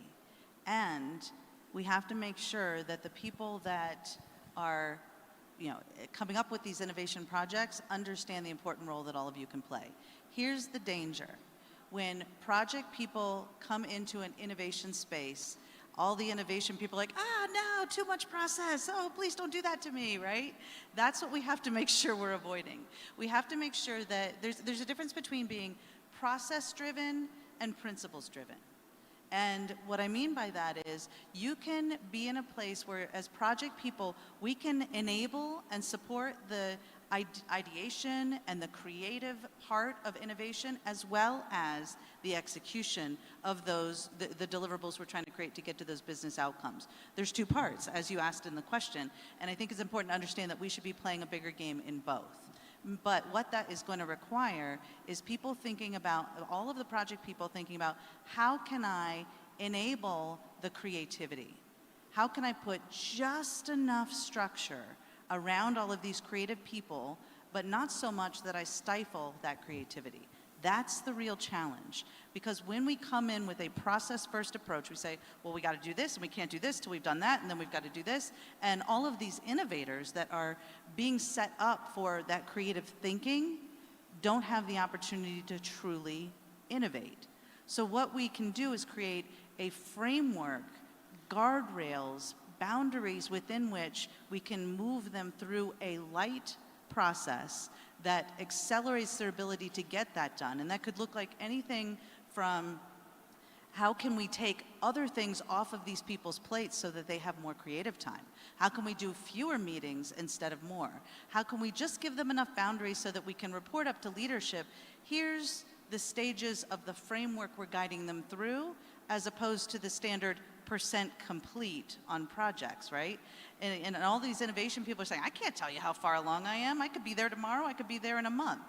So how can we take them through stages of the evolution and be able to say, okay, they've accomplished this much, or they got to this point, or they've determined what we won't do. Part of the innovation process is figuring out what you're not going to do because it's not going to solve the problem. So we've eliminated all of these opportunities. Great, we know that we've made progress. So we want to, as project people, find a way to put guardrails around the process just enough that frees people with an adaptive framework, frees them to go on a journey of innovation faster to get to those business outcomes without stifling that creativity. So we need to think, okay, well, we might have a little bit more structure when we get to the actual project execution stage, when we know what we're going to create. But in the innovation space, we've got to make sure that there's adaptivity and agility, big or little a agile, both work here, so that people are thinking about ways that they can be free to do the good work that they're supposed to do. Don't stifle them in too many meetings. Don't hamper down that creativity by putting them through too much structure. Keep it simple and streamlined and optimized so that you can get to those business results faster. That's a great point. I think that's the best way to get to results, is kind of to let people be in their own space and be as they are, and then adapt ourselves around that to ensure that they're able to follow our KPIs, our principles that we have set in place as well. Dr. Halima, what do you think about the idea of innovation and the idea of the creative element, the development, and the execution as well? In terms of upgrading skills, you mean? In terms of upgrading the skills of the innovators? Sure, upgrading the skills, or maybe adapting our processes, procedures. So I think, as Laura mentioned, project managers and innovators work in two different spaces, and there's usually a hard line between them, and they don't like to work with each other. And I worked for a long time on technology development, where we have a lot of creative ideas, but when it goes to the innovation, to the project management process, we tend to feel that we are limited by what they ask us in terms of Like the project managers tend to, that these are the boundaries we want to operate within, these are the options and you have to be limited, where we tend to want to increase the scope and change the scope frequently and try new things. But I think with time, even the project managers as well, and I took the PMB at some point because I really needed to know how do they think. You can see now there is a lot of integration between both spaces. There is a room for innovators to really be flexible in terms of changing the scope as needed, and project managers trying to support them, creating a little bit of a broader framework, and with agile approach where you have multiple cycles of trying the product and talking to different stakeholders on time. You see this integration between these two spaces, but also on the human part as well. You see there's an integration of the skills as well between them. So you would see a lot of innovators now interested to learn more about project management because it's a critical part of the success of their projects. And you would see a lot of project managers also looking into the innovation space to learn how they can create new processes that are flexible and can be accelerating the work. So I think the key is on the integration of both and learning how they can balance between the discipline part of the processes, but also the creativity part of the aspect of the project that need really speed, to prioritize speed, some example over other hard boundaries like fixing the scope or the budget or the resources. So for me, these functions integration become very critical, and the more I see people with a new mindset of working across these functions, the more I can see the flexibility and the success accelerated on the innovative projects. Great. So you're talking about cross-functionality and a little bit of additional exposure. The more that we're exposed to one another and the way each other work and think, we can maybe be a little bit more integrated in our approach to solving problems. That's a great point. Does anybody else from the panel have anything to add on that? Okay. I'll head on to the last question, which I'd like to pose to everyone on the panel. We're talking a lot about innovation projects, but let's also touch on how innovations themselves can positively impact project management. We see innovations all around us. I was walking through the other room just a few minutes ago, and I was seeing a lot of new innovations that I had never seen before. So it shows that there's a lot of updates to AI and other technologies, and they all have a variety of business processes, from marketing and communications to finance to business development. So what are the use cases for the use of these new innovations in project management? And how can innovations empower the project management process for the future? I'll start with you, Hiba. Sure, Hannah. So if nothing changes, nothing will change. That's very basic. So no change, no growth. And thinking about the project management field, the pace of innovation is really faster than usual. Technology is really moving forward very quickly the past decade.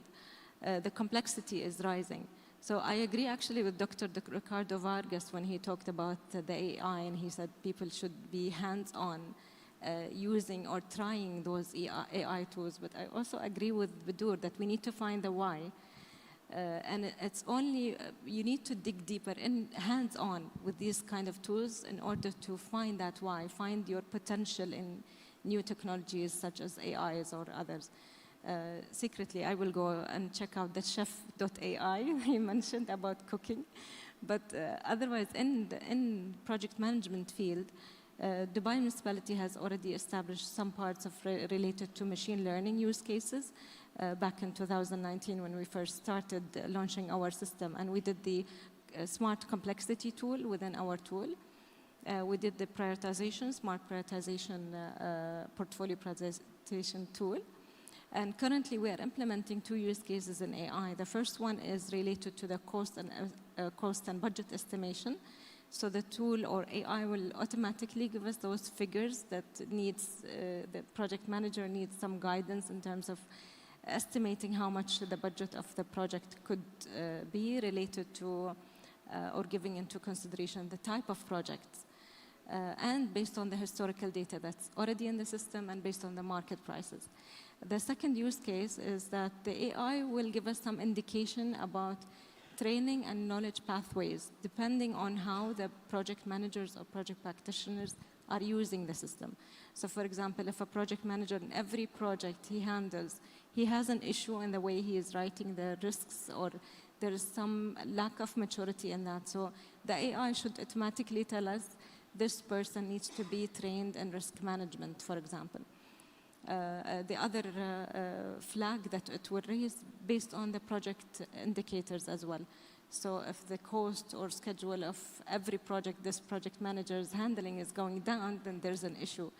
And we need to focus on that person, whether in mentorship program or training or knowledge program. The last thing I want to mention, we shouldn't forget about agility when it comes to empowering those project management processes for the future. Agility will help people move forward and adapt faster. And for project leaders and innovation leaders, they need to be aware about their environment and whenever they're handling a new project or innovation project. But the most important thing is that they need to know when to shake things up a little bit or a lot in that environment in order to move forward and make that change that's very much needed for the future and for innovation. And agility will give them that possibility. Phenomenal answer. Thank you so much. Sharif, I'm sure you have a lot to say about technology and AI. Please tell us more about your thoughts. Yeah, I do. And this is probably going to be lengthier than usual answer from my end. We still have time. We're good with the time, right? Okay. So you bear with me for a sec here. So let's first acknowledge the fact that the construction industry and the project management is still an industry that is, quote unquote, follow the leader. If you haven't done it before, chances are I'm just gonna grow aversive from that technology or innovation until someone else is trying it, right? Okay, so if each of the leaders is heading a company, a very large company of projects, and I want to experiment something with them, chances are I'll be lucky to have one of you to do that journey or go through the journey with myself. Because we're still in the status quo of follow the leader. Trust me. If you want to understand the technology and what is the best and what the technology can do, we also have to acknowledge another thing. We, as a construction industry, or in the space of the project management, we're not really from those who are very excited or in the forefront of the list of embracing innovations. Okay, we're probably second to last. I know that's disappointing because the opportunity is very ripe versus demand. How many technologies have you seen in this conference? Probably more than the companies who adapt and embrace innovations. That tells you about the status quo of today, provided with the above. What we do in order to realize the technology and the innovation importance in the projects is the following. I go in a project with a company after we understand the use case, and we ask a question. Are you resilient enough to go through the journey with me? And we're going to walk you through the use cases, and we're going to get there. But we're going to fall and fail before we do that. I'm going to share with you an example for something that happened, and it's here in Saudi. It's a business use case, big one, but I won't be able to mention the name of who have we done it with. We started a few months ago, or almost a year now, on a very interesting use case related to the project management and how we manage the quality and the issues in one of the largest projects on planet Earth. And they said, hey, Sharif, we're going to challenge you with the following before you consider having an answer for us. The first challenge, we're in a pretty remote area. Second, we might not have connectivity across. The third, some people might not like move or relocate to that place. Fourth, we build projects that never existed before. they're complex, they're unique, they're unprecedented. The fifth, we're not keeping up with the speed of onboarding people versus new projects. And oh boy, that's a super interesting use case, isn't it? And we need to use technologies. Tell us how much Oracle can be of help with innovations into this. We started looking at the business use case and we said, hey, you have drawings, you have models, you know the BIM model, the building information model. And what we can do is we need to build what we're calling a command center. In that command center, I want to compare your design with the reality. Reality meaning you fly drones. We want to make them autonomous drones so that when they fly, they go against a certain mission or a scheduled mission. We take that reality. It's just like an MRI for the building and the infrastructure, compare it to the design. And then chances are there will be a lot of discrepancies between the design and the reality, right? Every single stakeholder within the project needs to understand these gaps, deviations, and differences between what's in the design and what's in the reality, be it offsets and dimensions, variances in quantities, or even changes in specs for the materials. If you tell me as a project owner, I'm accountable on this, you as a consultant on that, you as a contractor on this, which means that we need to operate in a collaborative fashion, I will be able to understand how to work on it. This is where we use the AI and the integration with the building model. Now, let's say Laura wants to see something out of the US because she's the expert in a certain package within the project. We use the virtual reality in order to make people in an immersive experience walking through remotely these projects with eyes on quality and very tiny level of details in the projects using the VR, because Laura has expertise in something that people on site are not familiar with. I get the input in there, but now if we validate these issues and we need to resolve them, here is my customer. Towards the end of that solution, they said, Sharif, we want to go hands-free. I don't want to even use mobility. We get into areas where people cannot use their hands, and they just want to be laser focused on what they are inspecting. Can you do something about it? We picked one of our Innovation Lab partners where they use an augmented reality technology. Through voice commands, you can see all the inspection steps as well as the installations. And with voice commands, you can actually advance the inspections from a step to another and approve a workflow, submit it to whoever next in line in order to see it. That is a successful plan for the innovation because it was built based on passion, a need, and desire of success, and we got there, and it's already there. And it uses 4 different technologies, innovative technologies, in just one solution. That's a phenomenal example that you gave us, and one I'm curious to learn how it will develop over time as well. Now I'll shift the question to Dr. Halima. So I'll use a use case that is familiar with everyone, not necessarily from my industry, but the COVID situation, basically. COVID really hit the traditional framework of project management because people now are shifting, remotely working. They cannot meet each other. They cannot communicate as they should.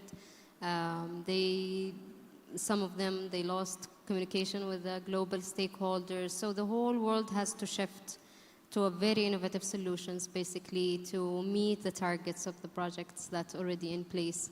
And all the technology, the innovative technology, both on the IT part where people have platform for online communication and, as Sharif mentioned, virtual reality where they can see their project, how this is doing, but also in the health industry where they have to deliver fast on a very short time, technologies that's extremely hard to achieve otherwise. The vaccines industry were really looking into all the innovative platforms from a technology perspective, basically, to meet the targets on a very short time. I think this is a very interesting example of how project management and innovation merges together and learn to adapt so quickly to all these changes in terms of building so many contingency plan, for example. How do you mitigate the risk? How do you communicate with different stakeholders on a different platform?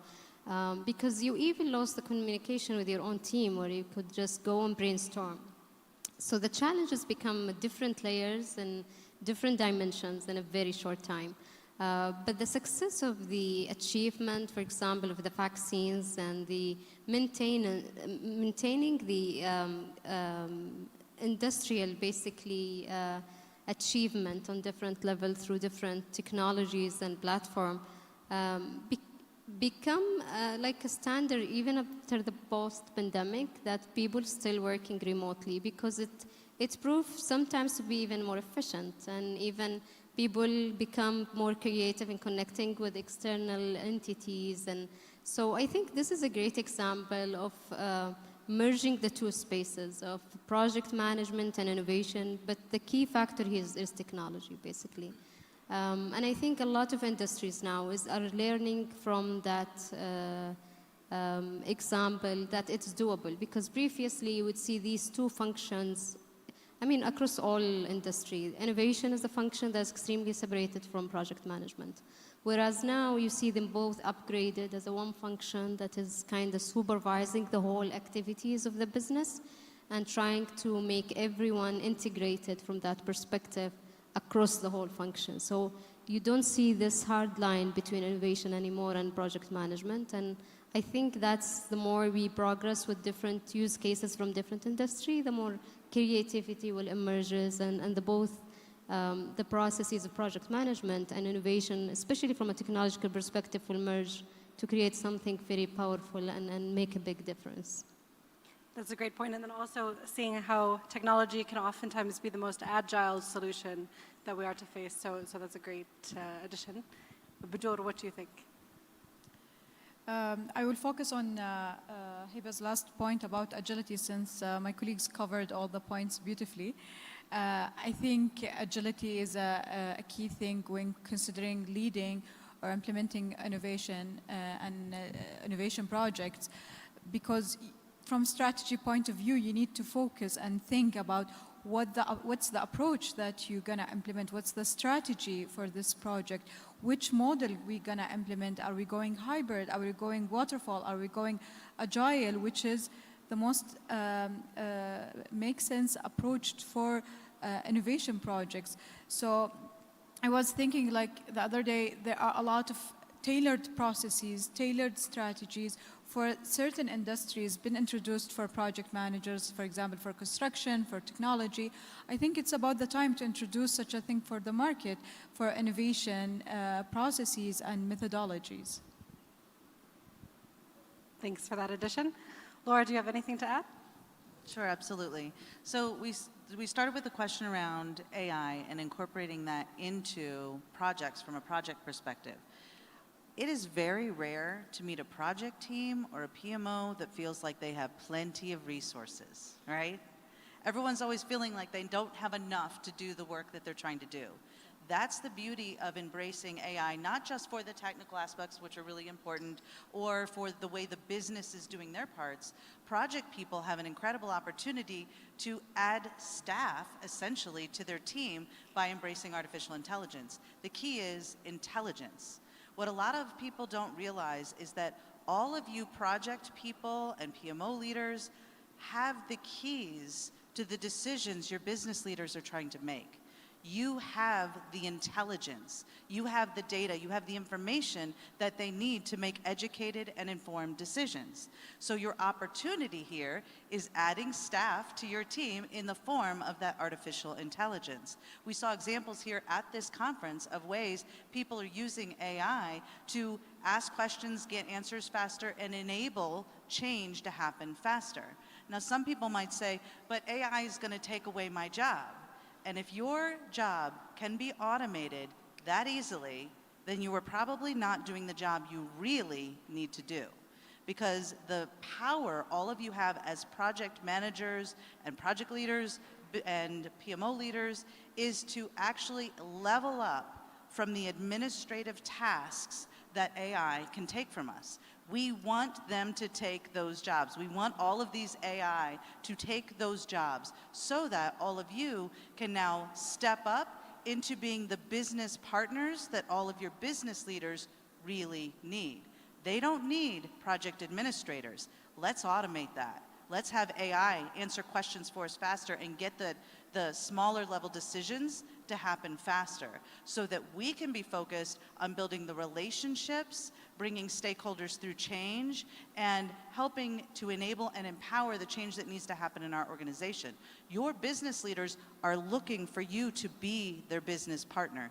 They need you to step up into that relationship management role, and that's so much easier to do when you have time because you're not spending so much time on the administrative tasks. And when you're able to do that, you move from project leader to business leader, or as we like to call it, impact driver. You're now with a seat at the table helping your business leaders in the organization drive all of this innovation much faster. It creates an opportunity for all of you to be a part of the whole strategy lifecycle instead of only focusing on managing the project execution. Instead, you can spend more time answering questions in the strategy definition stage when they say, can we do this? Is this a thing we can do? We need you in these conversations. That's where you want to be, is in those conversations at the strategy definition stage. And when you're not focused so much on all of the administration and you can go up and out and build these trusted partnerships, they'll have you in those conversations. And then it enables faster delivery, project execution. And then the part that many people are forgetting is that we have to actually do stuff that's worth doing in the first place, right? So we have to be able to measure that we're getting the return on investment that our business leaders are looking for that strategy we help them develop.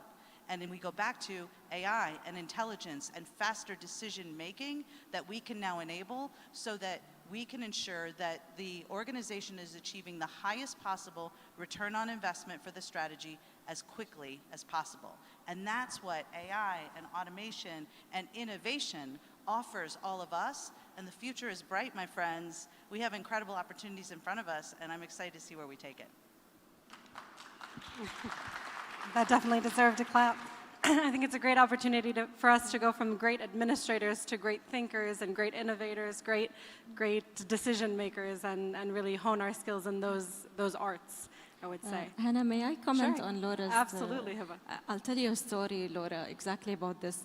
A while ago, my team suggested to have a conversational chatbot, and it was for a certain amount of dirhams. And I thought, this is too expensive. And they told me, you have to meet with the vendor and check it out. Yeah. I had a quick meeting, actually in between meetings. I told them, you know what, show me what you got. I was amazed. It's truly, what you just said is about automating administrative tasks. Yeah. I found it in that chatbot. And then it is based on AI.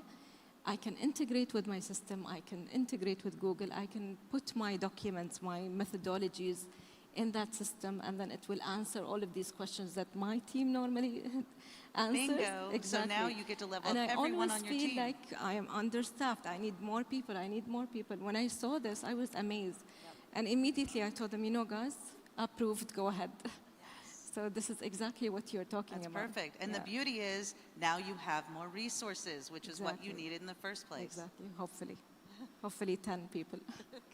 It's interesting to see how it's taking over in all different sectors and really, again, helping to create some additional flexibility in our day-to-day lives so that we don't have to be bogged down by those easy tasks and really think more strategically. So it's great that you both mentioned that and had a use case for it as well. We do have a little bit of extra time left. We have about 10 minutes left, and we'd love to take questions from the audience if anybody has one. Maybe, I'm not sure if anybody has mics to bring out, but if not, I'll run mine to you for the meantime.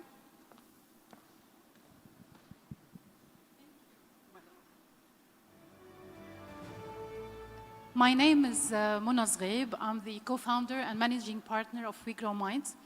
What I heard from Laura at the end is really music to my ears when you really relieve the people from all the administrative tasks so that they think strategically and do better things. And this is a reality that we cannot escape. You know, part of my 25 years of experience in project management, I led like PMOs like for 10 years. And the thing that worked well, you know, we analyzed what went right, what went wrong, and this is something I'd like you to share with us. What went right with us, which made it successful, was that you talked about process-driven, you know, and automation and how we can link it to, let's say, intelligence reports so that you can see the results. What went right with us is that we made process owners the project managers. So instead of like creating a framework that is very standard, you can have a framework that is really adaptable, small, simple, that they can give you the buy-in for that. From your perspective, Laura and Al-Sharif, and then I'll come back to you, Hiba. So what is the thing that really worked well in organizations that have resistance for PMO to take over and do process automation and stuff? My question for Hiba is, when you wake up in the morning and you think about the one thing that made you win the award winning of PMO worldwide, what is that? So let's start with Laura and Sharif and then to Hiba. Thank you. Thank you. I'm so glad that you asked that question because I think we all need to address something around resistance. Here's the thing when it comes to change resistance and resistance with the PMO. I'd be curious to know, I don't know if you'll raise your hands, but I'd be curious to know how many of you people, maybe you can just kind of nod or wink, believe people in your organization to be change resistant. Yeah, look at that, right. So if you're in your head thinking right now, oh, the people in my organization are definitely change resistant, I want to ask you a question. Are any of them married? On purpose? Do any of them have children? On purpose? Here's the thing about change resistance. If you're facing change resistance in your organization, it's because the people around you who happily do change themselves all the time are feeling like you're doing change to them instead of with them. People are not resistant to change. They have new hobbies, they change jobs, they buy new cars, they create change in their lives all the time. The difference is people are creating change with autonomy, with control over themselves. When we feel like change is being done to us, that's where you start to hit resistance. Imagine if somebody comes and grabs your hand when you're facing the other direction. What is your immediate reaction?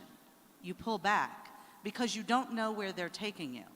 However, if you change it to go stand by them and say, how might we go through this change together? How can we ensure that what matters to you and what you value is a part of the change we're creating? And maybe I'm actually going to give you a little bit of control and some autonomy to help us figure out the best way to get through this change.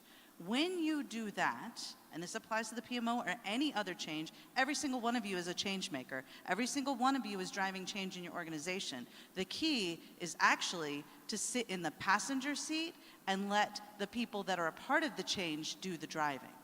When you do that, you don't hit so much resistance. So specifically, a lesson learned for PMO leaders is that you want to do change with them instead of to them, and instead of focusing so much on you must do things this way, you can ask better questions.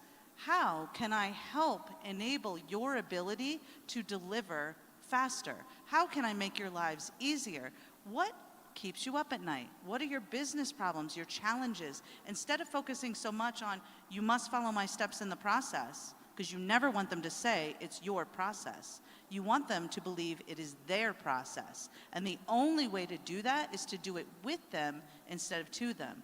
They're going to have really good ideas about what the work they do and how to make it better. You're there to enable that. Does that help?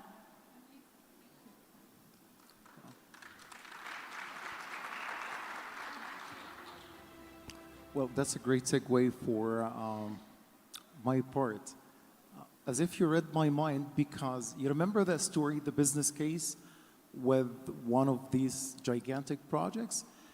So what we did is we wanted to do it with them, not to them, by the following. You've heard too many technologies that I mentioned, right? AI, VR, AR, IoT. In just one prototype that we later on we transformed to be an ongoing implementation. So the first thing is we got people excited to understand what is this reality capturing? What is this MRI magical device that it's going to capture the actual construction and compare it to the design? It's going to show me defects, variances. Oh, wow, that's so exciting. So, yeah, come, show us. Well, sorry, we can't because we want you to be part of it. We're going to ship you the cameras. We're going to teach you how to use the cameras, 2 or 3. And we're going to get you these laser scanners and fly drones. But guess what? You're going to be in the driver's seat. So we showed them how to do it. It didn't work in the first day. Okay, happy to troubleshoot, give you more help remotely. They went there, they put on the cameras, on their hard hats, because, well, they now realize that, well, we will have to do it. Let's try. They took some captures. They downloaded some mobile apps, and there you go. Those guys got very excited about what they're doing because they are now unlocking something new based on their expertise. They started challenging these models, these AI models, and saying, hey, I'm a quality inspector or maybe a project engineer or project manager.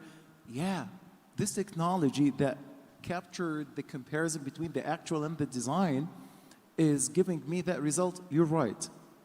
Because that piqued their curiosity to send people and check whether that's right or wrong.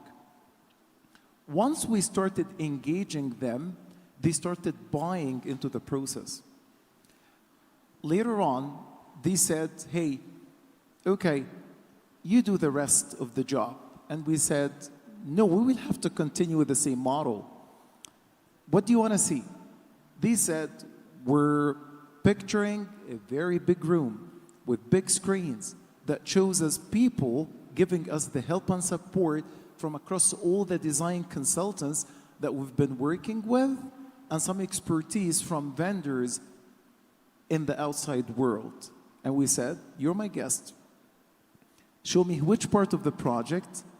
You put the goggles on, and you guys tell us what went wrong versus what went right. Once their management started doing that, putting the VR goggles on, they started realizing the value. We were putting the strategy, the plan, and people were part of it. That's what it made it success.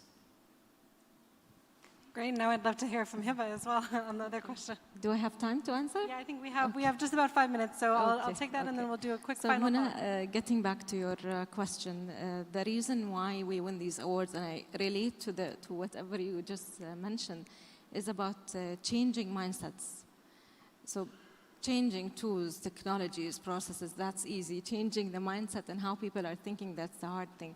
So what we have done when we first introduced the PMO across the organization, we had a team called Change Champions. We handpicked and selected people from different departments that were the champions of the PMO. We got them involved on a weekly basis. We gave them the workshops. Anything that we were planning to introduce as PMO into the organization was run by them first. And we had certain criteria to select them. So I go back to what Lee Lambert, I don't know if anyone was there in his session. Yesterday he was talking about the type of people who are happy and always smiling, always laughing, always chatting around and the work and the way to manage them. We selected actually that type of people because we know these are the people who are influential in their departments. They're impactful. They are chattery. They talk a lot. So we know whatever we will, if we win them over, we will win over the rest of the departments. So we had these secret criteria. No one knew about them. But then we handpicked those, and we are still continuing with these change champions every once in a while. Whenever we have a new change, It goes back to them. So we still have them engaged. Those are the people who are speaking on behalf of the PMO whenever we are introducing a new change, and they are empowering us. So this is why I think this is one of the reasons why we are winning awards, Muna. Thank you. Thank you. Thank you all for joining us this afternoon. Again, it was our pleasure to have you and to learn. It was my pleasure to learn from all of you, and I look forward to staying in touch and hearing more about your careers as they continue to progress. So thank you again for everything that you've shared with us today. Thank you so much. Thank you so much.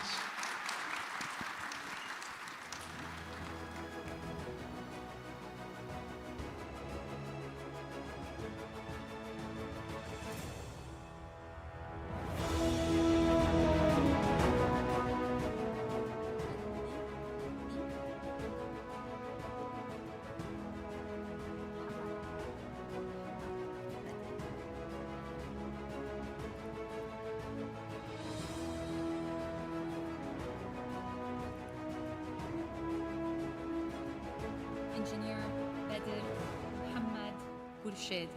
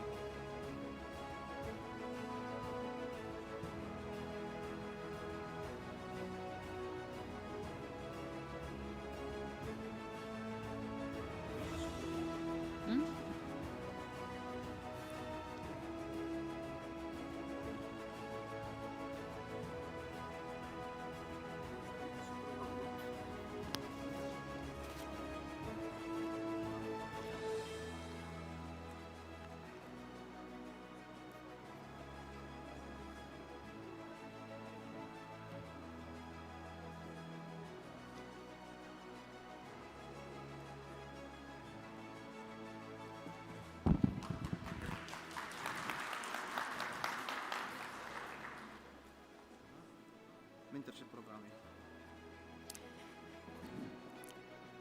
Can we please ask all mentors to come to the stage for the PMP Mentorship Program recognition? Second please year, ask the all community mentors to come to the initiated stage PMI for KSA the PMP PMP Mentorship Mentorship Program, which is designed to establish a win-win channel between certified project management professionals, PMPs, and individuals aspiring to excel in the project management profession. Continues to offer a platform for certified PMP volunteers and project management knowledge aspirants to enhance the leadership skills and commitment to excellence of PMP volunteers and equip future project management professionals with a solid foundation to their journey towards achieving PMP certification. With more than 20 volunteers, gaining valuable project management know-how, 2,500 mentees who each received 28 professional development units after undertaking 9 weeks of meticulous study roadmap, comprising 14 engaging lectures and 10 insightful presentations hosted on Zoom.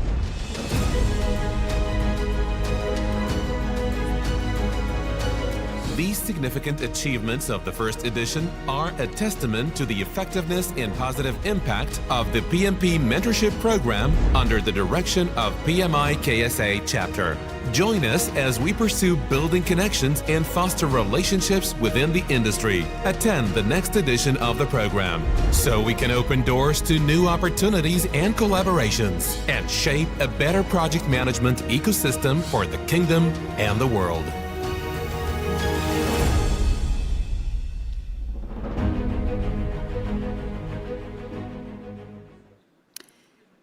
Project Management Institute's Kingdom of Saudi Arabia chapter extends its gratitude to Hassan Al-Marhoun.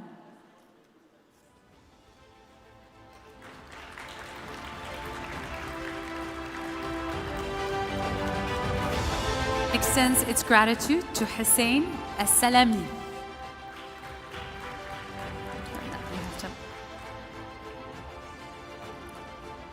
To Fadil Al-Ala.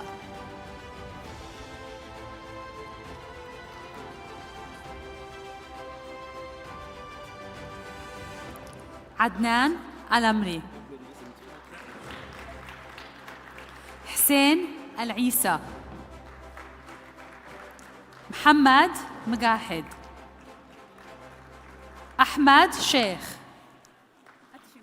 حسين العبيدان.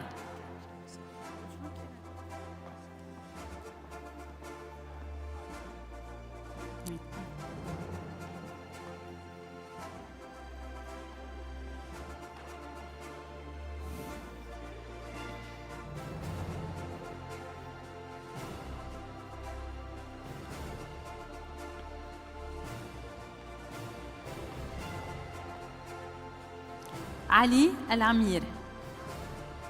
أحمد محمد سالم.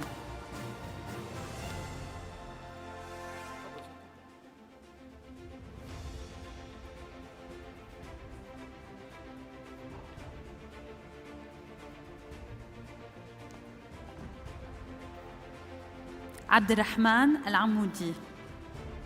مشعل الجوعيد. عبد الله الحسين. محمد حمد.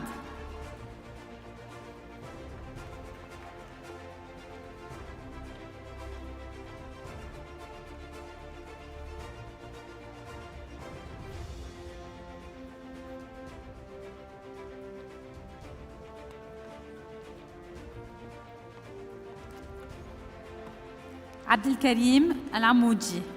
محمد الشغاب. حسن الحاجي. عبد الرحمن حشيش. مصطفى الحكيم.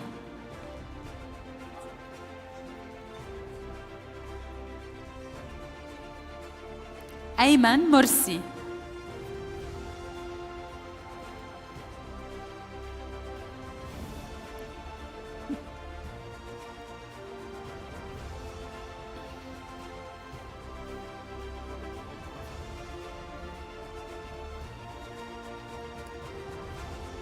Thank you to all our mentors.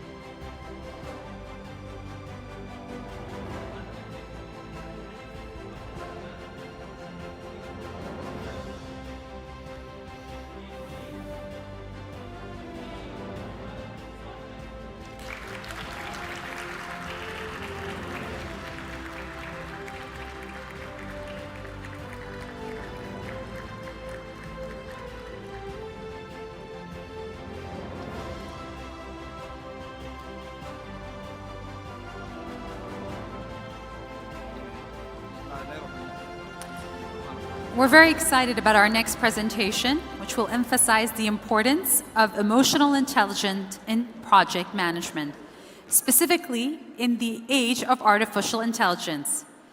To share her insights with us, please join me in extending a warm welcome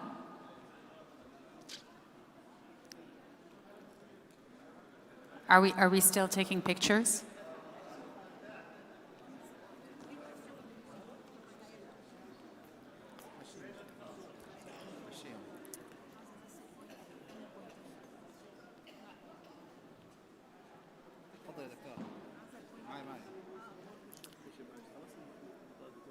To share her insights with us, please join me in extending a warm welcome to the managing partner at Advisors Egypt and a PMP and ESCI certified professional, Dr. Lamia Sa'ir.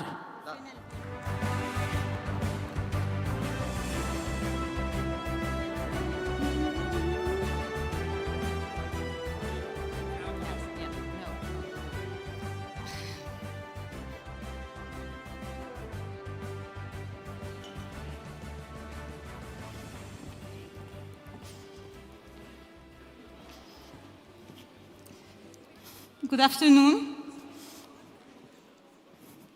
Thank you for staying till the end, and I know it's hard after 3 days of conference.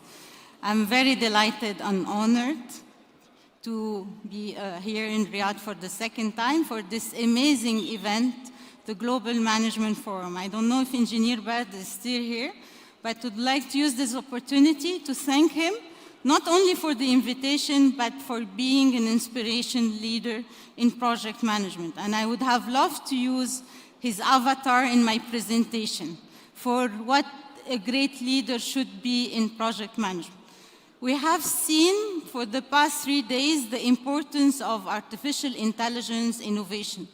But yet, what is really underlooked is our emotional intelligence. So let's put the context we do in project management. Projects are getting more and more complex. We talk about digitization, visions 2030 realization. We talk about global projects. We are in the age of digital transformation. We have artificial intelligence, we have machine learning, we have digital transformation, which create a very disruptive environment. And there is so many stakeholders that yield lots of influence and power over our projects. And our team is becoming more and more virtual and diversified, which create a context of very challenging environment for our projects.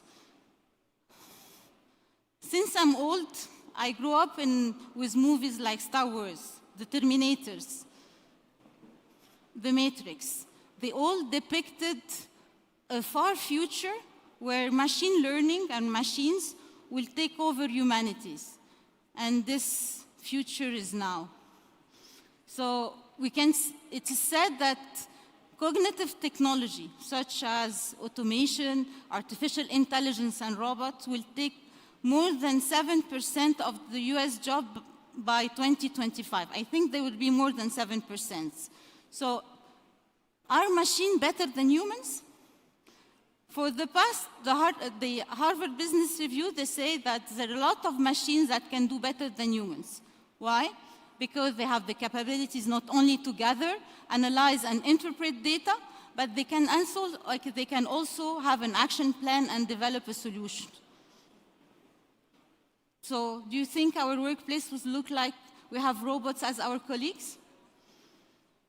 But in the project management field, since it starts, they are all expecting that the project manager be a superhero with superpowers and multitasking. So do you think we should have a robo PM in 5 years from now? What do you think? We'll have that? A virtual... I will not go into artificial intelligence and project management and how this help us because you have heard this for the past few days. I will just quote my friend Ricardo that said that 80% of two-day PM will be eliminated by 2030, simply because they have the power to do analytics with algorithm very quickly and make predictive analytics. Hence, this will give us more accurate planning for job assignment and scheduling. So an example of that in our nowadays is ChatGPT.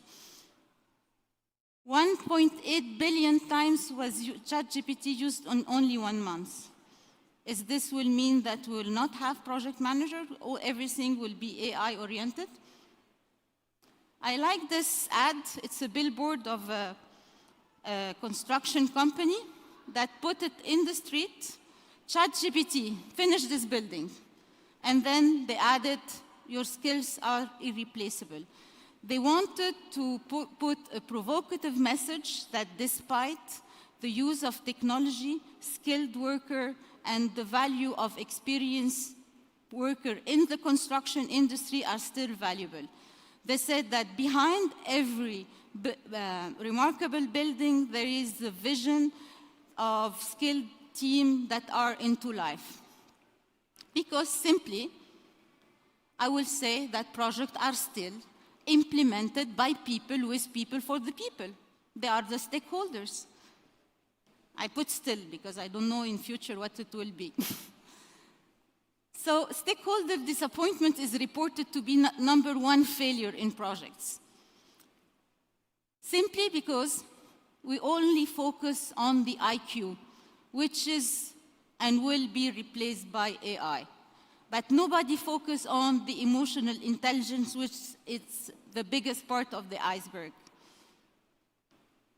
So AI versus EQ or EI or emotional intelligence it's either EI or EQ.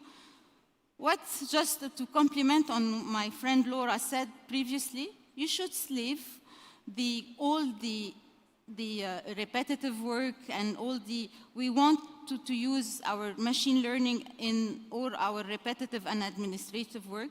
We want to have this increased efficiency and improve processes. But we want to focus on what the machine cannot do. And more artificial intelligence is entering into the world.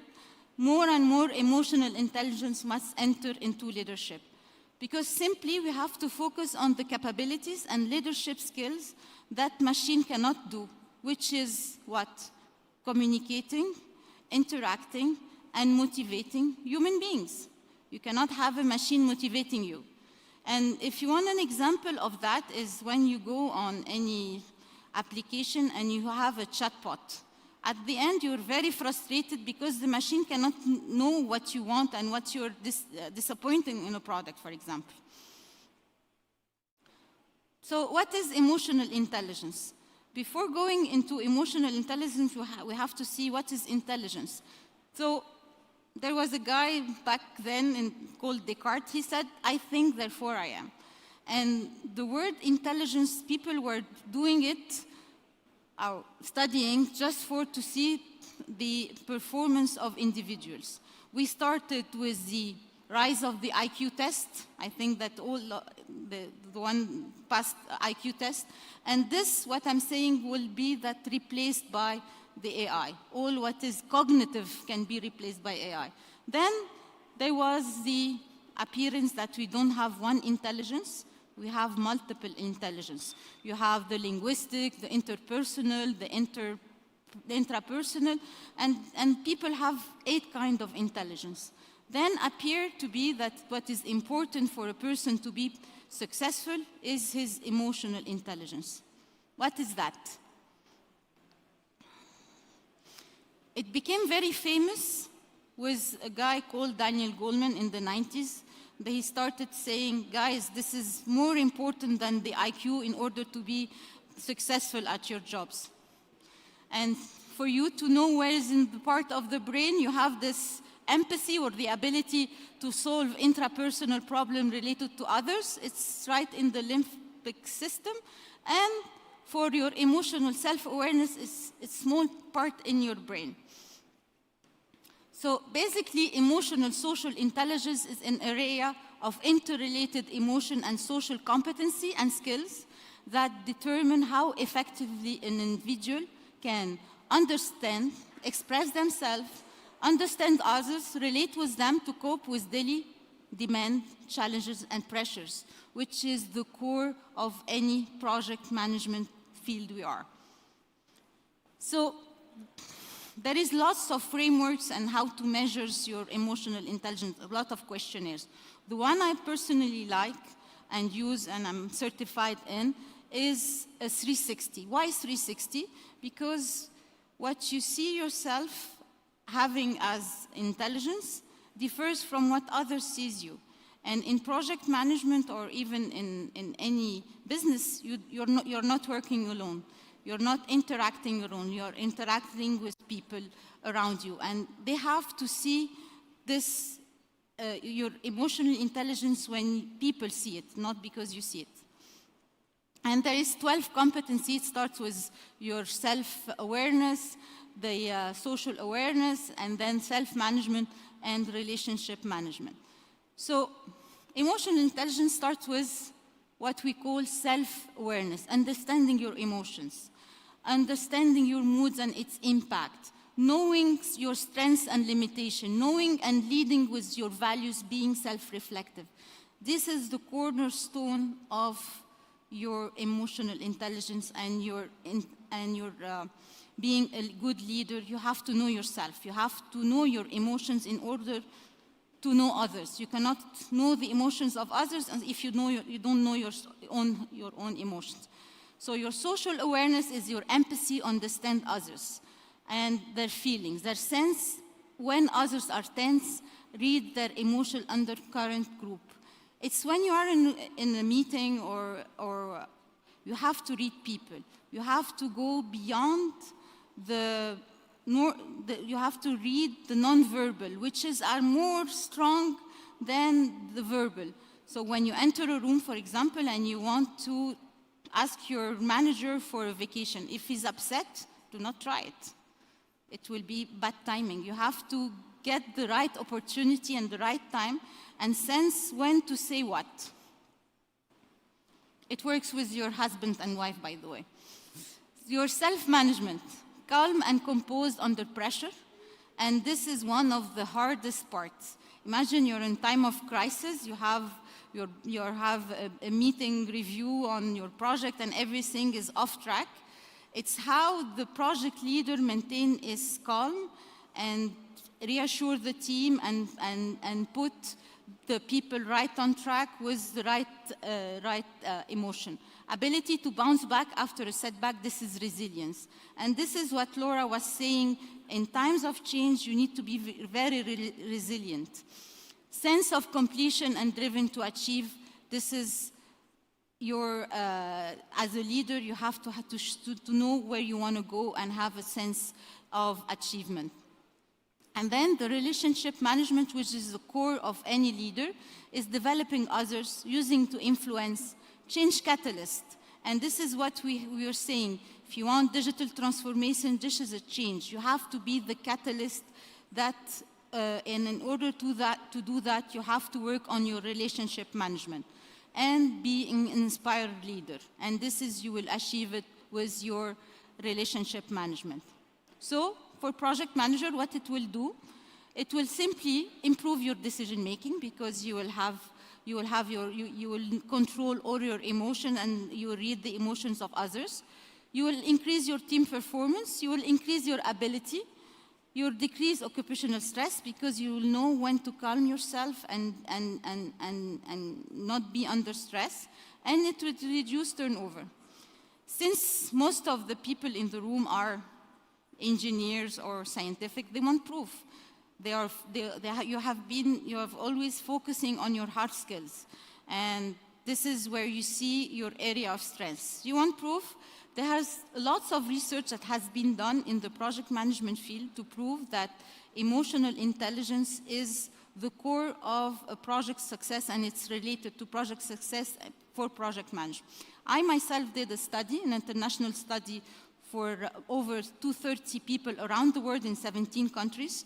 not to study their emotional intelligence only, to study how this affects how they get their stakeholder engaged and how they have their good relation with their stakeholders. And what I found is that there is difference between self-rating and how the stakeholders viewed the project manager, completely different. The project manager viewed himself that he's very aware and he controlled and have perfect relation with his stakeholders or her stakeholders, and in reality it was not that. And then the most important, if you want to focus on something to work on and to be a successful leader, is your emotion self-awareness, knowing yourself, your empathy, being an inspired leader, and a positive outlook. And there is this now trending that is you have to work on a positive intelligence, because we say that emotion is contagious. When you enter with if you're a leader or you are a leader and you have a bad mood, this contagious to the other. It goes, if you're positive, then people around you will be positive, and it's very contagious. Then the most important channel is face-to-face and emails. And there is no impact between genders.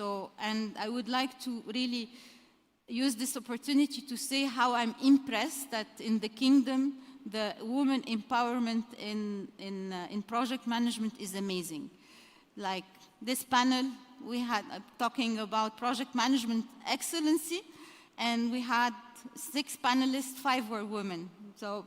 And this is amazing. So there is no difference between being a project manager, a lady or a man. There is no difference between them. And there is a difference between industry. If you are in the IT industry, you have less emotional intelligence because you work more with machine and programming than the people in consulting. And there is no geographical difference, whether you are in the States or in Africa or in the Middle East. It doesn't matter. It does not impact how you have this emotional intelligence. So how this is important in our age of digital transformation. It's important for leading digital transformation. It's important for managing any change. It's important for leading your team, for engaging your stakeholder, and for your effective communication. I've done, I'm not an IT person, so since we are in the era of digital transformation, I said I have to take a diploma in digital transformation. I thought at first that it will be only about technology. And what I've discovered is not about technology, it's about leadership. So in order to be digital leader, the critical path of any digital transformation is digital leadership, culture, and not technology. So still, you need leadership. And any change, like in the panel, they ask what to do when you have resistance. And you have this, because any change is a disruptive environment. So you will have 100% resistance. People are resistant to any change because it disrupts their way of working. So your emotional intelligence will help the leaders or will help you to manage this change effectively, because it will help you understand how people are feeling about the change and address any concern and resistance. So this is the thing. You have to walk in the shoe of others. You have, when you explain the change, be in their shoe and like Laura said, explaining how they're going to benefit of that and get their concerns.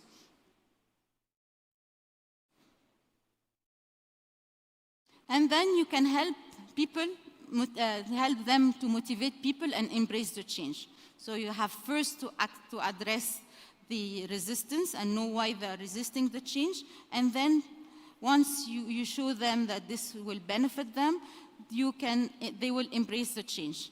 And build a positive culture. You have that the change, in order to be successful, people have to feel it's within a positive culture. So leading the team.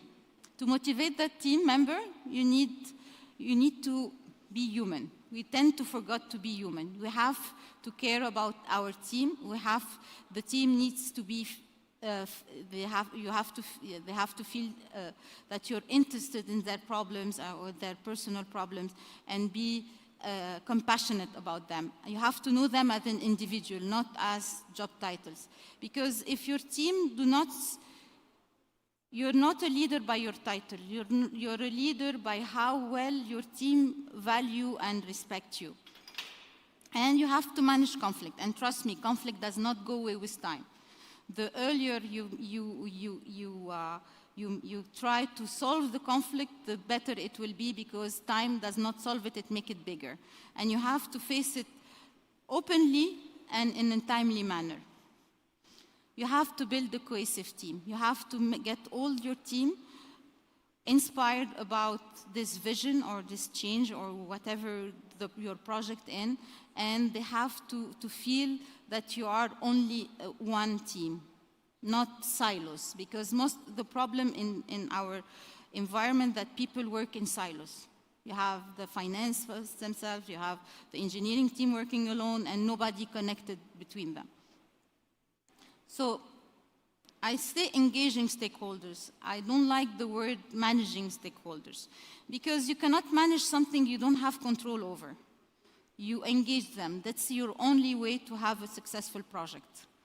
So your EI can help you understand the need, the concern, and motivation of your stakeholders.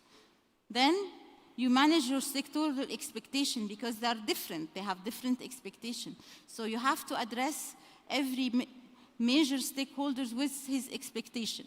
You have to build strong relation with them. This is make it or break it. Sometimes you have stakeholders that can just break your projects and put resistance to the extent that your project will fail. And build trust. And when I say build trust, it's not a one-time thing. You have to maintain it and be careful not to lose it, because once you lose the trust of your stakeholders, any of it, whether it's your project sponsor or your team, it's very hard to get it back.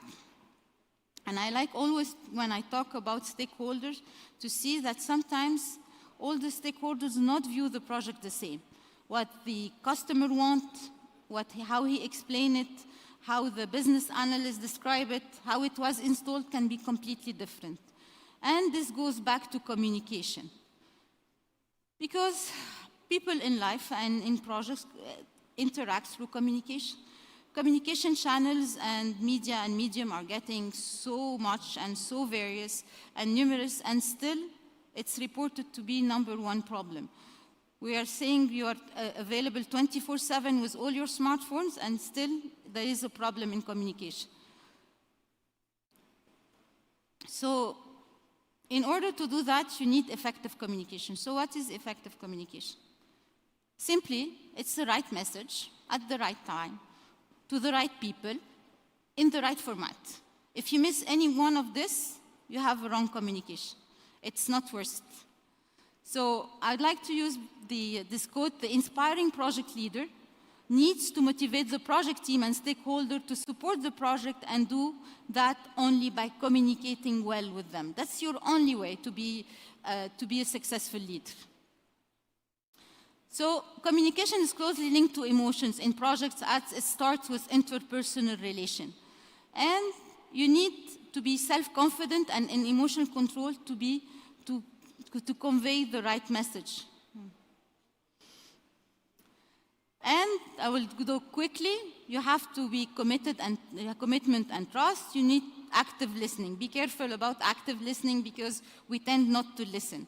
We do the message, we say the message, and we don't listen. And you have, in order to do that, to pay attention to all the non-verbal cues. And feedback.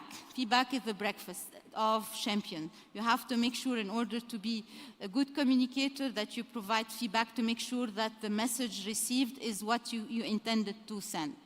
And human face-to-face communication, and this is very important. It's like what we've seen during pandemic. It was missing, and it was not, we didn't get. What makes a great leader?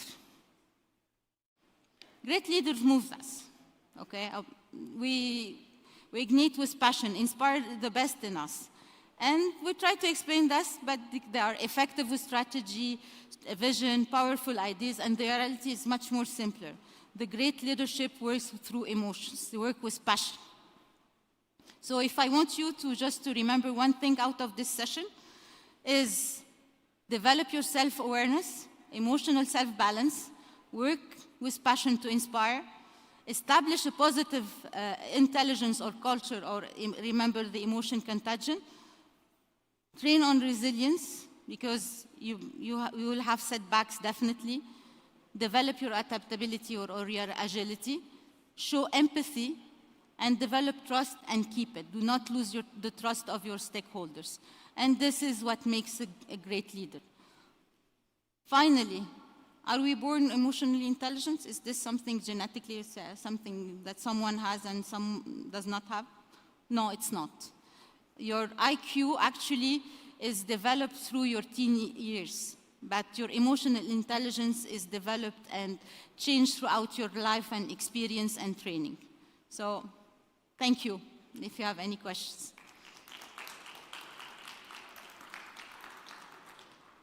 Anyone has any questions? I was on time, right? Right.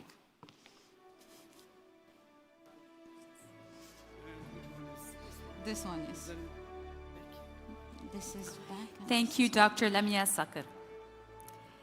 Moving on, it's not over yet. We still have a couple of speakers.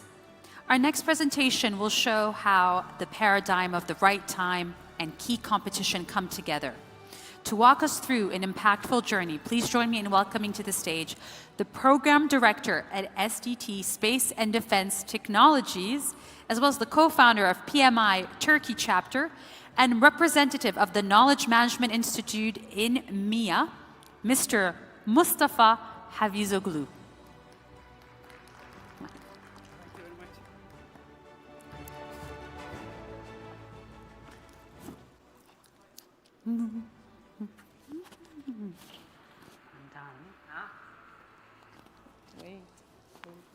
Hello.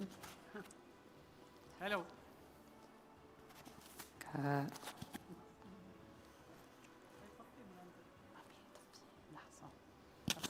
Is it okay? Yeah. Knowledge.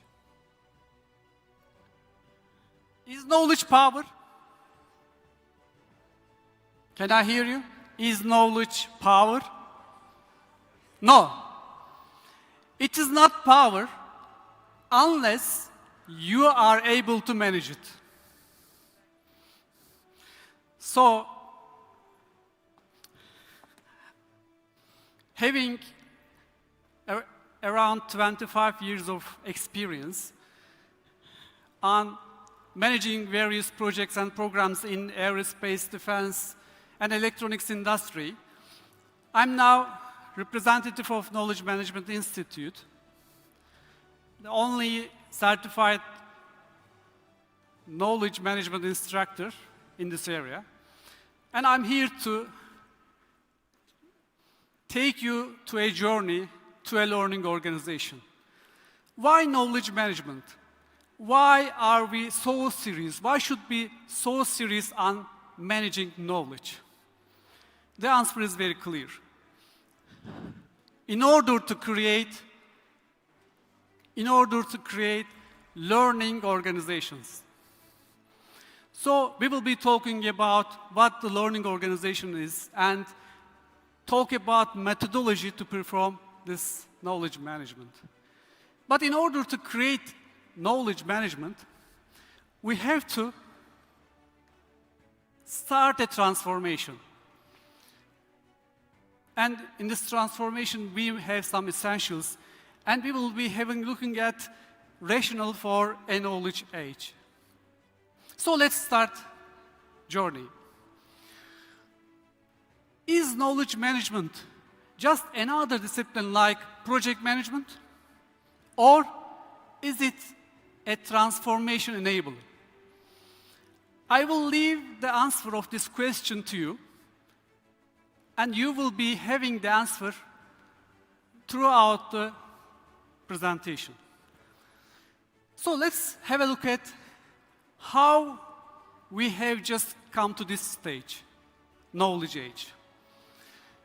There have been episodic shifts in age. We have started transferring material, then transferring energy, and now we are transforming information since 1970s. And we have completed the first phase, the information age. Now we are living knowledge age. So our present situation is knowledge is the main source of wealth. That's why we have to think about it from transformation becomes an imperative. That's why we should focus on managing knowledge in the knowledge age. So, a transformation to what? Since knowledge age is all about knowledge, as the name implies, knowledge management is the logical and requisite discipline. In this knowledge age, our motto is, as we started, knowledge is power. And it has been defined by major chains in human occupations. Think about the episodic shifts that we have seen. All has derived by human occupations. So transformation and change in human occupations derives these episodic shifts. And then what happens in knowledge age from this human occupation perspective? We move from aptitudes to attitudes. What I mean with aptitudes are the fourth industrial age skills and competencies, while attitudes are knowledge age mindsets, motivation, passion, purpose. So knowledge age differentiates these two common points. And you know famous saying of Peter Drucker, culture eats strategy for breakfast. Knowledge management founder and CEO Douglas Widener paraphrases this saying, attitudes eat aptitudes for breakfast. Let me remind, fourth industrial age skills and competencies, which we call aptitudes, having aptitudes helped us be successful in the recent decades. But they will be not enough. We have to gain attitudes for knowledge age. That's why we conclude that attitudes eat aptitudes for breakfast in knowledge age. A transformation to what? Okay, we are transforming, but do we need transformation experts? Traditional transformation experts will not be enough. We have to have transformational knowledge management experts. So specialized on knowledge management who can transform the organizations in this age. And Knowledge Management Institute have been delivering certifications on managing knowledge. And there have been over 10,000 knowledge management, certified knowledge managers in the world trying to successfully transform their organizations nowadays. So we have a serious complication. You have seen the situation.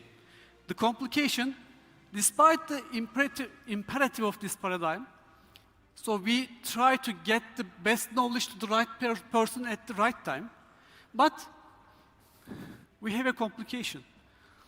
Much of our day, around 20 to 30%, is spent trying to find data, information, knowledge, which we need to get our job done, according to these companies' surveys. So we have a critical complication. So we must resolve this persistent, unique knowledge age need. What are the essentials of this transformation? I have known various organizations spending and investing on technologies in order to collect the right knowledge, in order to disseminate it in the right way. And they also try to optimize their processes, and they are very successful at implementing these technologies and processes. But they fail because they have one important thing missing: people, engaging people. So in the knowledge age, people should be in the center. I'm sure you remember some presentations from yesterday. For example, Ricardo's presentation was excellent. He defined the new role of project manager, and he put soft skills in the center. So from different perspectives, we see that without putting people in the center, engaging them, we cannot be successful. So how can we just evaluate our engagement levels in our organizations? Yes, there are various ways to evaluate human capital maturity of our organizations. But by looking at the definition, when I enter into an organization, I easily understand where the level of engagement. Engaged people love their job and its environment. So they far outperform their competencies. May I ask you this simple question? What do you think are the average engagement levels around the world? What percentage of employees are engaged as we defined above? Any guesses? 50? 30? Less? 5? Okay, it is typically under 25 to 30%. So that's why we are failing transformational change. We are failing to transform our organizations to learning organization. This is my favorite analogy. May I just ask you, I'm sure you played checkers or chess. Who like playing checkers? Chess? Yes. What is the core difference? Actually, explains the current situation of the organizations. In checkers, each piece has the same role. On the other hand, in chess, each piece has different role, different perspective, different attitude. So our organizations are like chesses. We have various different types of people in our organizations. And this difference between chess and checker comes from the human occupation change. Think about that. We are moving from muscle strength to brain strength. When our employees were using their only muscle strength, it was like playing checkers. Everybody was same. But now, as we are knowledge workers, we are all different. So, like in playing chess, we have to consider these differences and make these differences to work on the same goal. This is the challenge. And the only way to achieve this is engaging our employees. Let me just go over this some more with this graph. You see, in our career life cycle, we use less of our technical skills as we go through our life cycle, and more our behavioral skills, soft skills. And what we have above this graph is an untapped knowledge age potential. So this engagement is very critical because it gives us a chance to use this potential, and which is required for success in the knowledge age. It is not the whole story. There is a reality most of the time we ignore. Organizations are living networks. So having hierarchies and acting accordingly, making decisions based on this hierarchy will not help us to get into successful transformations. Because a person having a low level of duty in this hierarchy may be very active in decision-making processes based on its position in the network. There are various academic work on this. So we have to consider the network also for our transformation journeys. So our target is to create a learning organization. And do we have some guidance or methodologies to achieve this? Yes. QMI Knowledge Management Institute has a 5-step methodology to perform knowledge management. So, looking at the steps, it starts with change, and it defines some awareness campaigns, communication and learning plans. Actually, this stepwise approach is a change management process, and it starts with we have to show the need for change in order to start this change. People living in the organizations, if they don't see the need for change, they will not change. But unfortunately, this is not enough. Even if all the people in the organizations need for change, they will not. We have examples in large companies in the history, like Nokia. What should be the next step? If you cannot show the new thing clearly to the people, they will not change. So show them in a clear way the new thing will not be harmful to themselves. Will be beneficial not only for organization but for themselves. So if they see the need and if they see that the new thing will be helpful for themselves, they will move to the change. And this is a stepwise approach on how we go through this transformation journey. And there are maturity models, knowledge maturity models that really help to achieve successful transformations. This is the model for which Knowledge Management Institute provides. But before the use of these kind of models, like between 1995 to 2010, large-scale change success was estimated at around 30%. But by the use of such models like Mature, this success rate increased to 79%. So this shows how critical it is to apply these kind of models.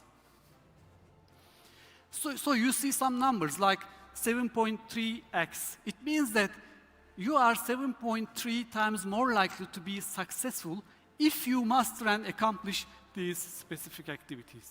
So these are the results on how we achieve this transformation. And finally, we have a call to action. Knowledge management is an emerging but mature discipline. So it means that we know how to do it. And there will be many opportunities since we are transforming in the knowledge age. However, the knowledge management profession needs many experienced project managers like you. Because you can manage complex processes such as transformation. So, knowledge management profession needs project managers. Knowledge be with you. Thank you very much.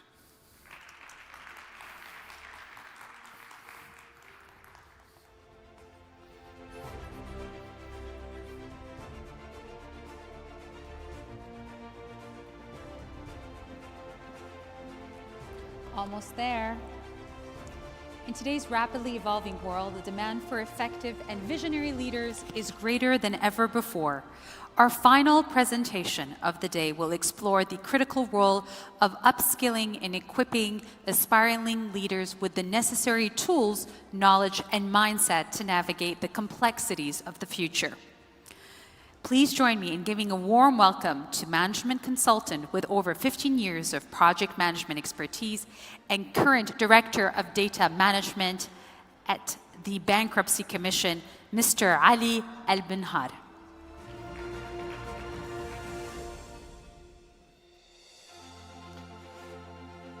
السلام عليكم مساكم الله بالخير. Good afternoon all. على قولتنا ختامها مسك إن شاء الله. So I will go ahead and start. What is the biggest mistake that a project manager or program manager or even the portfolio manager could make? Actually, should we call them project managers or project leaders? We will see this later. What kind of mistake that could lead to poor project performance, missed the deadline, overrun cost, having unhappy customer, you name it. Those happen when you had a project manager taking care of tasks instead of leading people. Yes, leading people is one of the most critical skills that you needed in your project manager. Back in 2020, when we had the COVID-19, we were in charge of 13 projects under one program. And we had a tight window of time and cost. We were close to hold the program. I went back to our project leaders and we had a long discussion. And they told me we can do it. Why? Because they do believe in their team. That's why we should call them project leaders, not a project manager. That's why you need a project leader to lead his team in a right way. How can we lead them? These processes have to be implemented in order. You cannot start to find or create a culture without knowing your people first. And once you have that system in place, then you will have a fertile environment to find and support your leaders. And last process here, to help those leaders to grow and learn new skills. These processes works for any project, mega project, giga project, no matter how long it takes or how many projects team are involved. So today I'm going to share with you some important facts. These facts will help you to find your people. But I have a question. Do you know or have you heard about Generation Z? Or maybe you call them I generation or post-millennials. What if a name you use, they are the key of success? So, according to Generation Z, based in many research, they born between 1996 and 2010. So how old are they now? They are between 13 to 27 years old. Okay? In the terms of the global population, we have more than 2 billion of them. Okay? So we represent 30% of the global population. By 2030, the Generation Z and the previous generation will make up to 58% in the workforce. So these statistics show us the big picture of what's happening in the world. But what does it mean for us and for our project? Of course, as you see in the screen, the Generation Z is our future leader. Yes, it is. Why? I will share you with that. As of today, the Generation Z is the youngest generation in the workforce. Okay? And some of them have up to 5 years of experience. assuming they graduated from school after 4 years of study. For example, if you are in a project and you have some project activities or tasks that required 5 years of experience, then definitely you will hire a team from Generation Z. By 2030, by the way, and according to GOSI, we have more than 50% of Generation Z and the previous generation registered by them. By 2030, we will have between 20 to 34 years old. This means some of them will have 12 years of experience, okay, while others still 0 years of experience. And the percentage of the Generation Z in the workforce will also increase. And we will have, actually, during this, we will have some project, let's say, project leaders from Generation Z, they were leading their own generation. That's why we need them to convey the message and continue to upskilling the future leader. By 2038, 15 years from now, the latest person experience, we will have 6 years of experience. This means we need to do this process again, using the concept of generational theory. Now we have a full picture about Generation Z. We are good, but who are they? Don't worry, I'll make it simple for you because this is the most challenging part of our session. I'm going to talk about in terms of the human skills. Some people, they call it soft skills. And some people, they call another one about the technical skills. In terms of the hard skills, don't worry about them. They know what they're doing. Just give them space. Just trust them. But in the human skills, I believe that you are in a difficult and uncomfortable position because the leadership today is more difficult than before. Why? Because you are dealing with the human anxiety, with the human uncertainty, with the human ego, with the human ambitions, with the young people. He thought they know what they want, but don't. And they are very outspoken, and they don't mind to go around their boss's boss to come to you, and you're gonna deal with the 23 years old saying, why I'm not promoted yet? And you're gonna say, how long you been with us? And he's gonna say, 5 months. Okay. So, and he's gonna say, I've done a good job. Okay, even the job offer wasn't fair enough. So with this kind of conversation, and by the way, they are trying to avoid any kind of confrontation, and they don't like to ask for any help. But if it comes so aggressive, black or white, yes or no. Even if you're trying to come up with the plan, he will consider this as a no. And they are not afraid of quitting when they end up with needing help. And they have a lack of skills of giving and receiving a feedback. Ali, what should we do about it? This is going to be our future leader. There is an answer for that. According to the Generation Z, based on many surveys, they told us, we will stay at your organization longer if we have 2 opportunities. Learn and grow. Learn new skills and knowledge, and grow their careers and potential. Exactly, this is what they want. Also, you can retain 75%, okay? According to the LinkedIn that we have, they said there are around 93%, there are 93% of companies concerned about them, okay? And also about 75, they're gonna leave us. So what should we do about the Generation Z? We need to keep them.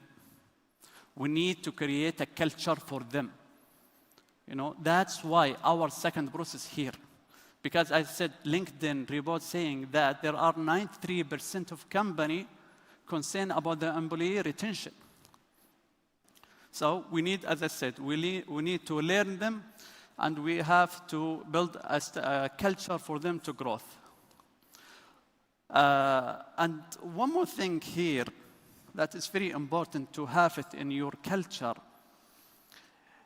is creating an environment where people can give and receive a feedback freely. Because this is a key indicator for identifying your future leader and it's a tool to enhance their skills. And there is another thing also, they would like to see it in your organization, you know, to assist them to do internal transitions within your organization. Because internal mobility naturally creates more organizational agility. It's expanding their knowledge, network, skills. So now we are good. Now we help them to create a culture. So it's a time to find your future leader. It's a time to upskilling them.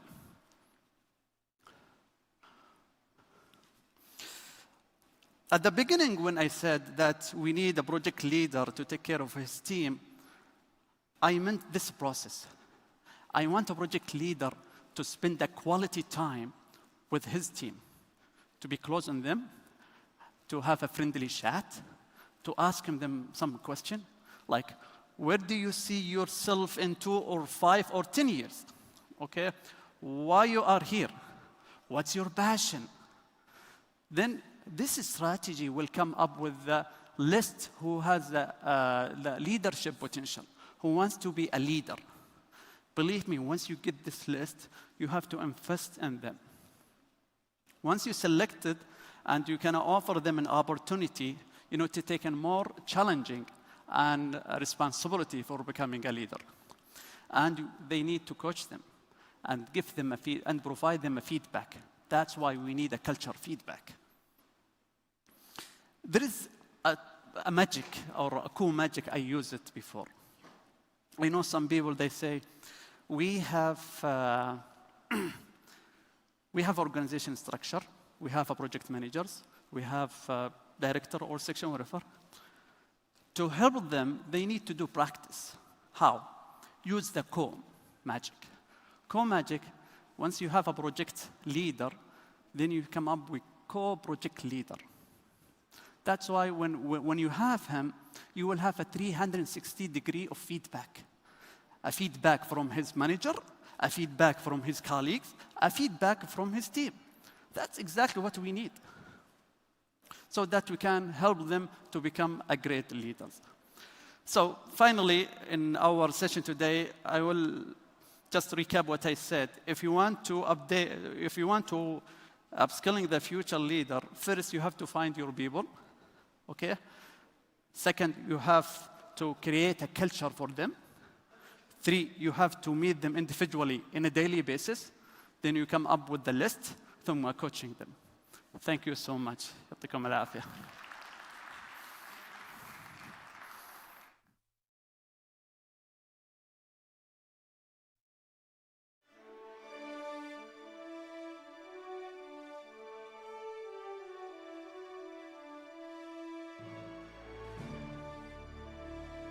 Ladies and gentlemen, we have reached the culmination of this second edition of the Global Project Management Forum. I just want to extend my heartfelt gratitude to our speakers, panelists, workshop facilitators, and volunteers who have contributed, learned, and inspired us all.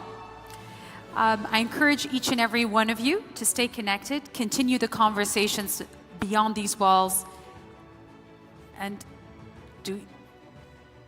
we have recognition awards, more recognition awards.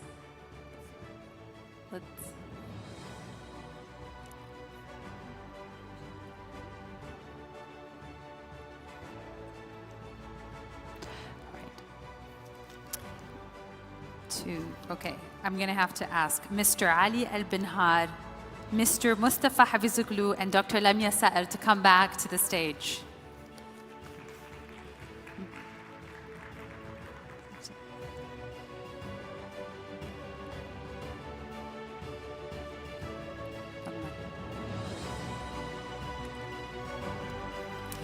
Another round of applause for our speakers.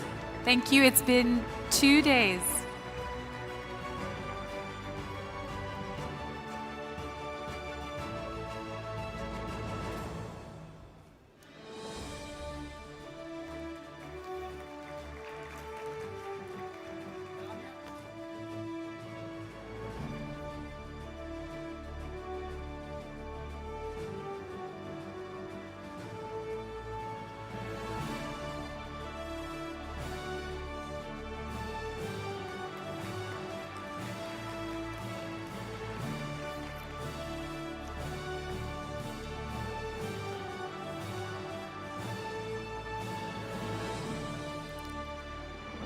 Thank you to the Global Project Management Forum. Thank you to Engineer Badr Mohammed Burshed. Thank you to the lovely KSA chapter, and to everybody. Have a good evening, and thank you so much.